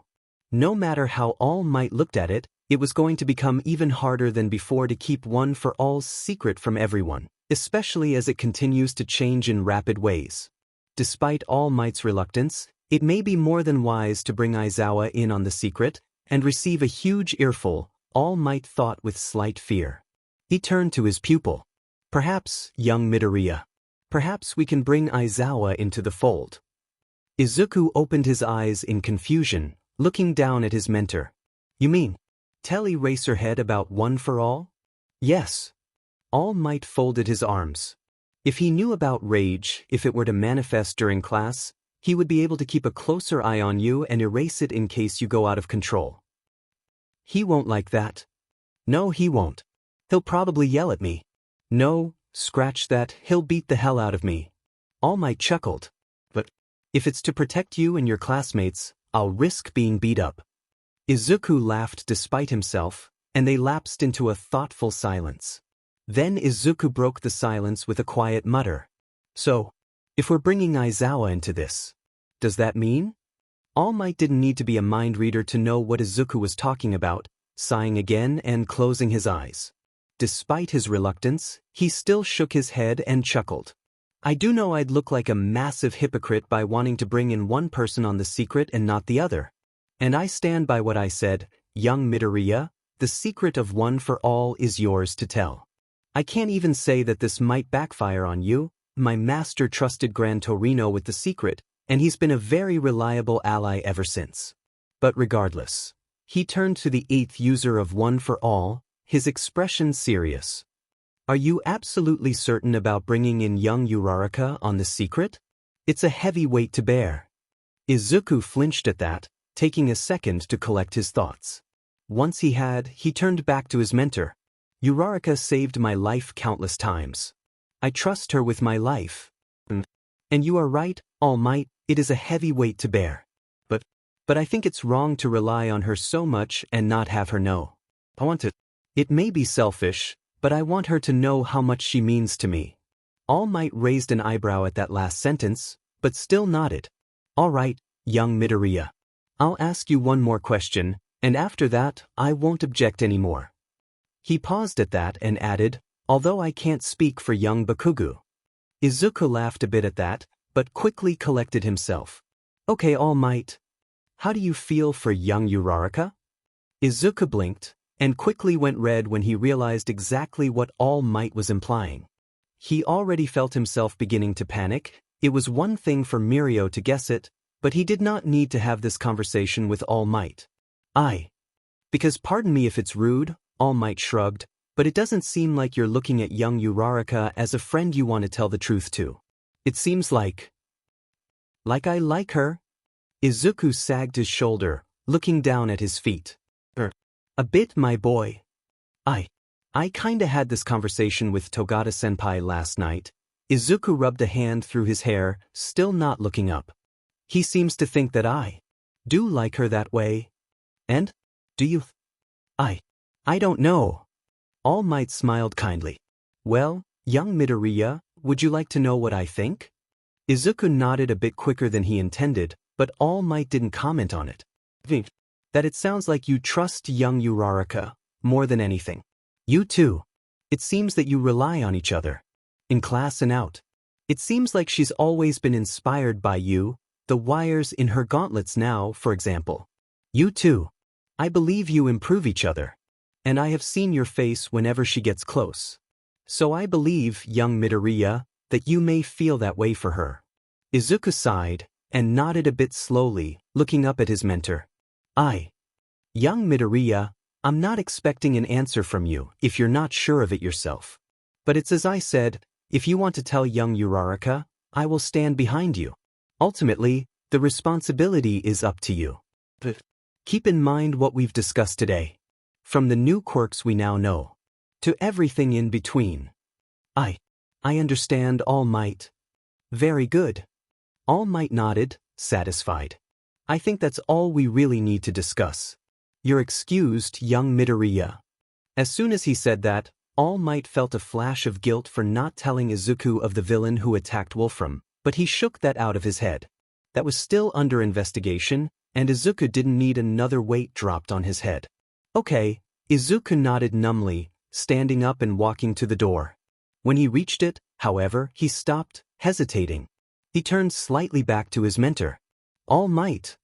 Yes, my boy? Izuku sighed, trying to muster up the courage to say what he wanted. Finally, on Thursday, my mom is visiting my dad. She wants me to come along. Your father? All Might repeated, feeling a lurch in his stomach. He knew the family situation of the Midoriyas. He had done a bit of research while mentoring him on Daguba Beach. Why? And I want to go. Really, my boy? Are you sure? Yeah. I was just wondering if you could come with me. You want me to come along? Yeah. Izuku let out a shaking breath and then nodded. I think I want to introduce him to you. Just to have you know more about him. Then I would be honored, my boy. Okay. Izuku managed to smile at that, opening the door. Thank you, All Might. You're welcome, young Midoriya. Ganga. Bakubro, I must say, you look pretty daddy as a redhead. Shut up. They were walking down the street, pretending to be students skipping school. Thankfully, the police had been alerted that Endeavor was going to have a few students in disguises, so no one came around to bother them. Shudo rolled his eyes as Kami continuously annoyed Katsuki, who looked like he was ready to throw the mission away and just get away from her. Thankfully, Shudo wouldn't be recognized. Kami's illusions had given him black hair and no scar, so he didn't receive any weird looks, other than a few girls giggling while looking at the handsome boy. Yo, Todoroki, are you going to the dance on Saturday? Kami finally looked away from Katsuki, ahead to the boy in the front. Yeah, I am. Shudo nodded, seeing nothing wrong with talking casually as he looked. Ooh, you taking anyone? Well, no, I'm not. But my mother did advise me to ask Yaoyorozu. Ponytail? Katsuki looked ahead at him, confusion on his face. Wait, you want ponytail? Why the F would you want to do that? No, Shudo snapped at him, feeling a bit offended that Katsuki was looking down on Momo, I do not want to, you know. Nah, I get it, fam. You're thinking of asking her to go with you so you can sneak out and make out. Kami jumped in, folding her hands behind her back and nodding. Katsuki sighed and rolled his eyes. Not gonna lie, to do bro, you're pretty smokin'. If you weren't going with Momo, I'd have asked you if you wanted me to tag along. I'm not going with Yaoyorozu, Shudo sighed, rolling his eyes as Kami sniggered. Neither noticed Katsuki let out a huff of air, clenching a fist in his pocket at the thought of half and half and the Dumbo making out under some stairs. Wait, why was he thinking of that? Katsuki was 3 seconds from punching himself in the face again when Shudo suddenly stopped in his tracks, causing Katsuki to bump into his back. He grumbled and snapped at Shudo, "Watch where you're walking, stupid dash." Bakugo. Atsushimi. The guy in the jacket across the street. Shudo said under his breath, not looking over but keeping an eye on them. Bakugo turned his head slightly and caught sight of a man stomping down the street, a hood covering his head. But his chin, which was sticking out, was a purplish burn. About FNG time, Katsuki growled under his breath, and Shudo was quick to walk to the lights, waiting to go across the street while watching Dabi's back. He brought up his phone, pretending to dial a number, and then put it into his ear. Endeavor. We've caught sight of Dabi. He's walking away from the hospital. He's disguised in a hood and coat. Keep your distance, Endeavor immediately instructed, sounding serious. Don't engage, but keep a close eye on him. See where he goes and report back if needed. Understood, Shudo nodded and moved the phone back into his pocket. As they slowly walked behind Dabi, Shudo muttered under his breath, "Atsushimi, can you make us a better illusion? Like making us invisible?" "Probs, but it'll make it easy for people to walk into us," she answered. "But these disguises should be cool, no one'll notice it's us. Let's hope that dash." In the sky came a sudden boom, like a plane breaking the sound barrier, and Shudo looked up to see a small dot in the sky suddenly grow larger as it approached. Before he could tell his friends to get back, that dot became a person, and that woman slammed down on the ground in front of them, cracking the sidewalk and sending a gust of air in all directions. Shudo raised a hand to steady himself, and Katsuki grabbed Kami's arm to stop her from being pulled away. Dabi turned suddenly to see what the fuss was, and eyed the four as the woman slowly rose to her feet, staring straight at the students. "The winners of the sports festival," she said in a low voice, slit-like eyes glaring straight at them. "I'll admit, I was expecting a bit more. You know who we are?" Shudo raised his left hand, getting ready in case this escalated. Thoughts of Dabi in front of them were pushed to the side. This woman was obviously trouble, and from the looks of things, she was looking for a fight. Katsuki gritted his teeth and grinned, getting ready as well. "Of course I do. It's hard not to when the winner of the festival was having a temper tantrum on live television." The woman spread her arms, and Shudo glanced around to see the cars around them start trembling. "So, I have to ask myself. You both were pretty much powerhouses. There was one more boy, a green-haired one. Where's he?" "Not here, Soaf." Katsuki spread his hands, explosions erupting in them to intimidate. It was probably at that time Dabi realized who they were, his eyes widening as he felt something clench in him. "Shudo? Well, that's a shame. But I'll have to make do with you too." She threw her arms forward, and the cars on the side of the road suddenly lifted and flung at them with the speed of a pitcher throwing a baseball. Katsuki immediately launched himself in the air while Shudo flung his right arm at the car, a column of ice smashing the car so it didn't hit them. Very luckily, there was no one in the car, so no one had to be hurt. This didn't seem like a concern to the woman, who pointed at a car with people in it and lifted it in the air. "Bakugo!" Shudo called, pointing at the car. Katsuki grunted and flew straight at it, ripping open the door to get the screaming woman out. Unfortunately, this seemed to be what the woman was intending, and instead of throwing the car at Shudo, flung it straight up. Shudo watched in brief horror as the car, the passenger and Katsuki were flung several hundred feet into the air. Now then, the woman pushed her hood down, exposing the white hair, and eyed Shudo and Kami with a manic look in her eye. "Now that he's out of the way, let's test you out, shall we?" She slammed her hand to the ground, and they felt the ground tremble. Shudo barely had time to jump back as a sharp piece of metal shot out of the ground, nearly hitting him in the ribcage. Shudo grabbed Kami by the wrist and slammed his right hand against the ground, a column of ice immediately shooting them up. Both Shudo and Kami were forced to move when another pole nearly hit them in the head, and the woman rose up with them, flying as she began pursuing them up. Shudo flung Kami to the rooftop, where she landed gracefully and began dispelling the illusion over them, letting Shudo retain his usual appearance. "There's that ugly face of yours," the woman called haughtily, and raised another pole from the ground and flung it at Shudo, who barely managed to raise another column of ice to block it. It was a close call. The ice stabbed through the block and nearly impaled him. Shudo raised his left hand and blasted at her with fire, but she was quick to move out of the way. I guess that's fair." She laughed. "I use more than one quirk, and you respond by doing the same." Shudo faltered at what she just said. "More than one quirk? Well, I'm sorry to put a rein on your parade, but you're still a bit outnumbered." She cackled and threw out her arm. Suddenly it warped, straightening into a line, and Shudo grunted as he was hit by the extended arm. He smashed hard into the ground, grunting as the hand wrapped around his neck and began squeezing. Shudo let out some fire, and the hand immediately retracted, returning to her and resuming its normal length and size as she glared a hole into them. Flying, controlling metal, and elasticity? It's more than one quirk. 3 completely different quirks. Almost like images of a man in a black suit and sinister mask filled Shudo's vision, and he immediately shot out another column of ice at her, making her move before she could be hit. As she moved to the side, Shudo raised the phone to his face and began firing off more ice. "Endeavor!" he shouted. "We're under attack. Someone with multiple quirks." "Multiple quirks? Shudo, where dash?" Before Endeavor could ask, Shudo grunted as a fist suddenly hit him square in the face, throwing him back and the phone out of his grip. It skidded on the ground before a metal pole impaled it, breaking it. "No asking for reinforcements, I'm afraid," the woman growled.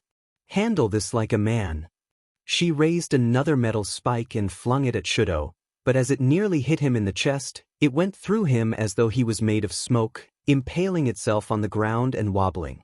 The woman looked at it in confusion, and how Shudo suddenly gave her a big sheet-eating grin as he waved cheekily at him. She quickly realized what was happening as the image of Shudo faded. An illusion. She whipped her head around to see Shudo and Kami jumping to another rooftop, and was about to pursue her when she felt a shadow fall over her. She barely had time to look up as the car slammed right into her, carrying her straight to the ground with a loud crash, causing the civilians watching the rooftop scrimmage to scream and run as fast as they could. Dabi continued to watch, his eyes never leaving the half-fire, half-ice user as he slid across the rooftops, a coldness overcoming him as he watched the blonde a-hole carry the woman to the roof. He raised the phone to his face to alert Shigaraki, his thoughts coming to one conclusion. If Shudo's here, Dabi thought to himself, that means Endeavor is somewhere too. It's too soon, I'm not ready. "Bakugo!" Shudo called as Katsuki landed on the rooftop, carrying the unconscious woman and putting her down on the ground. "Is she okay?" "Fainted." Bakugo shook his head and looked over the roof's edge to the wreckage below. "Did I get the beach?" "You wrecked her," Kami called, but before there could be any celebrating, the wreckage suddenly shifted beneath them, and they watched as the woman picked up the car with both hands before flinging it out onto the street, another loud crash sounding out and scaring everyone. She brushed some soot off her clothes and turned back to look at Katsuki, sending him a chilling death glare. Not that that would make him falter. "Bakugo, watch out!" Shudo shouted. "She's got multiple quirks." Katsuki huffed, returning the glare to the woman below them. "Like All for One and that freak from Nabuha?" He grumbled under his breath, shaking his head. "Of all the goddamn luck." Before he could shout back at them, the woman called up. 7, in fact, she explained, "and honestly, is that all you 3 can do? I'd have better luck picking a fight with those girls. They seem like they'd put up more of a challenge compared to you." That set Katsuki off, never one to ignore a taunt. "The F you say, you little beach?" I'll teach you to underestimate me. He leapt down from the roof, blasting straight at her and intending to wipe that smug look off her face. It was only luck that he noticed the metal spike heading straight for his face, and Katsuki barely managed to shift himself to the side to avoid it, the metal scrapping at his face and leaving a cut. He grunted and blasted to the side, but another metal spike was heading straight for his back, and he barely shifted his weight to avoid it. Really now, you guys think I'm underestimating you? She laughed. I think you're underestimating me. I was quick enough to take the metal from the car and put it along the alley while you two had your little talk.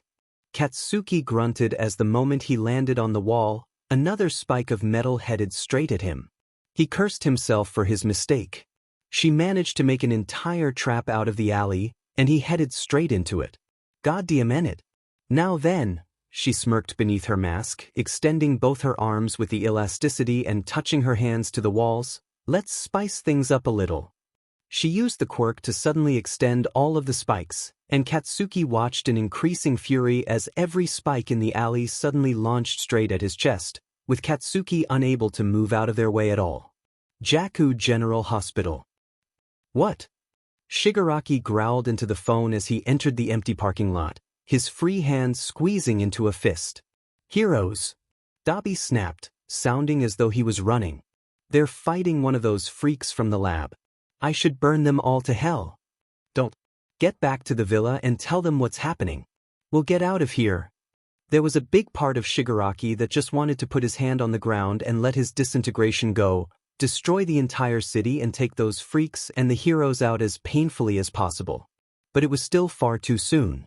He didn't have the upgrades from the doctor either, so it may be possible he would injure himself in the attempt.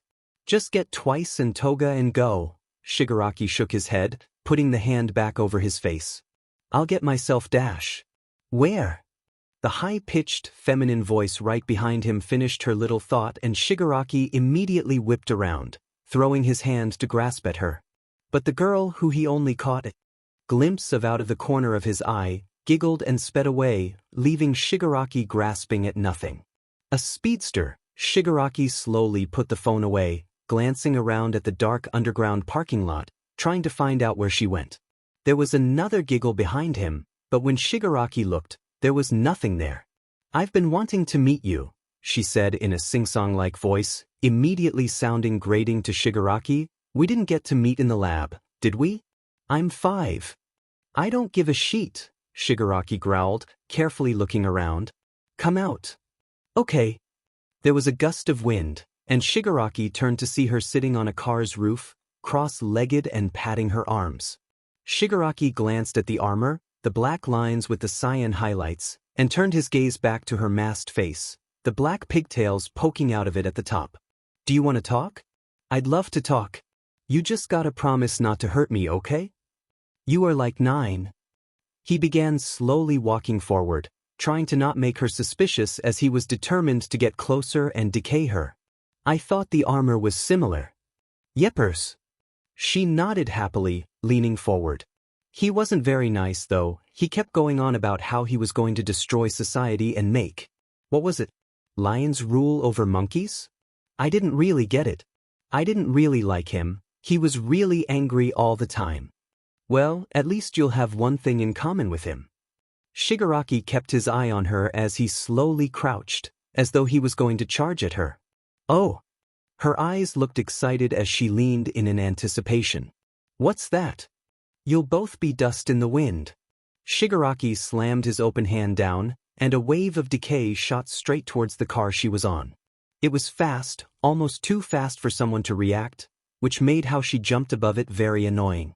Before Shigaraki could react, however, she leapt up from the car before the decay could reach her, immediately barreled over him, tacking him onto his back and straddling his chest, using both of her hands to hold Shigaraki's wrists to the ground.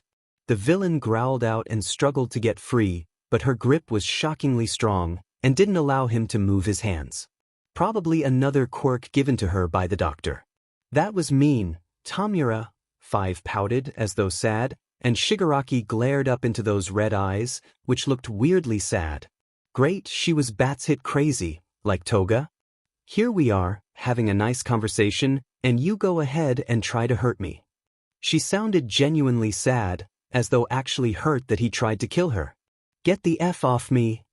Shigaraki yelled and tried to free himself again, but she held fast. But maybe I shouldn't be surprised. This isn't the first time you've broken a promise. I didn't promise you shit. Yes, you did. But luckily, Shigaraki managed to slide his hand out of her grip. He immediately launched it towards Five's face, intending to squeeze every finger on her and watch her decay, so he didn't have to listen to her annoying voice ever. You said we'd be heroes together, didn't you? And Shigaraki froze, his hands inches from her face. She didn't seem to consider it, though, still staring down at him with those red eyes. You said that. And you still killed me, Tenko. Shigaraki stared up in disbelief, the itch, which had almost faded away, suddenly unbearable on his neck as he slowly realized what she was saying. And finally he was able to find his voice. Hana,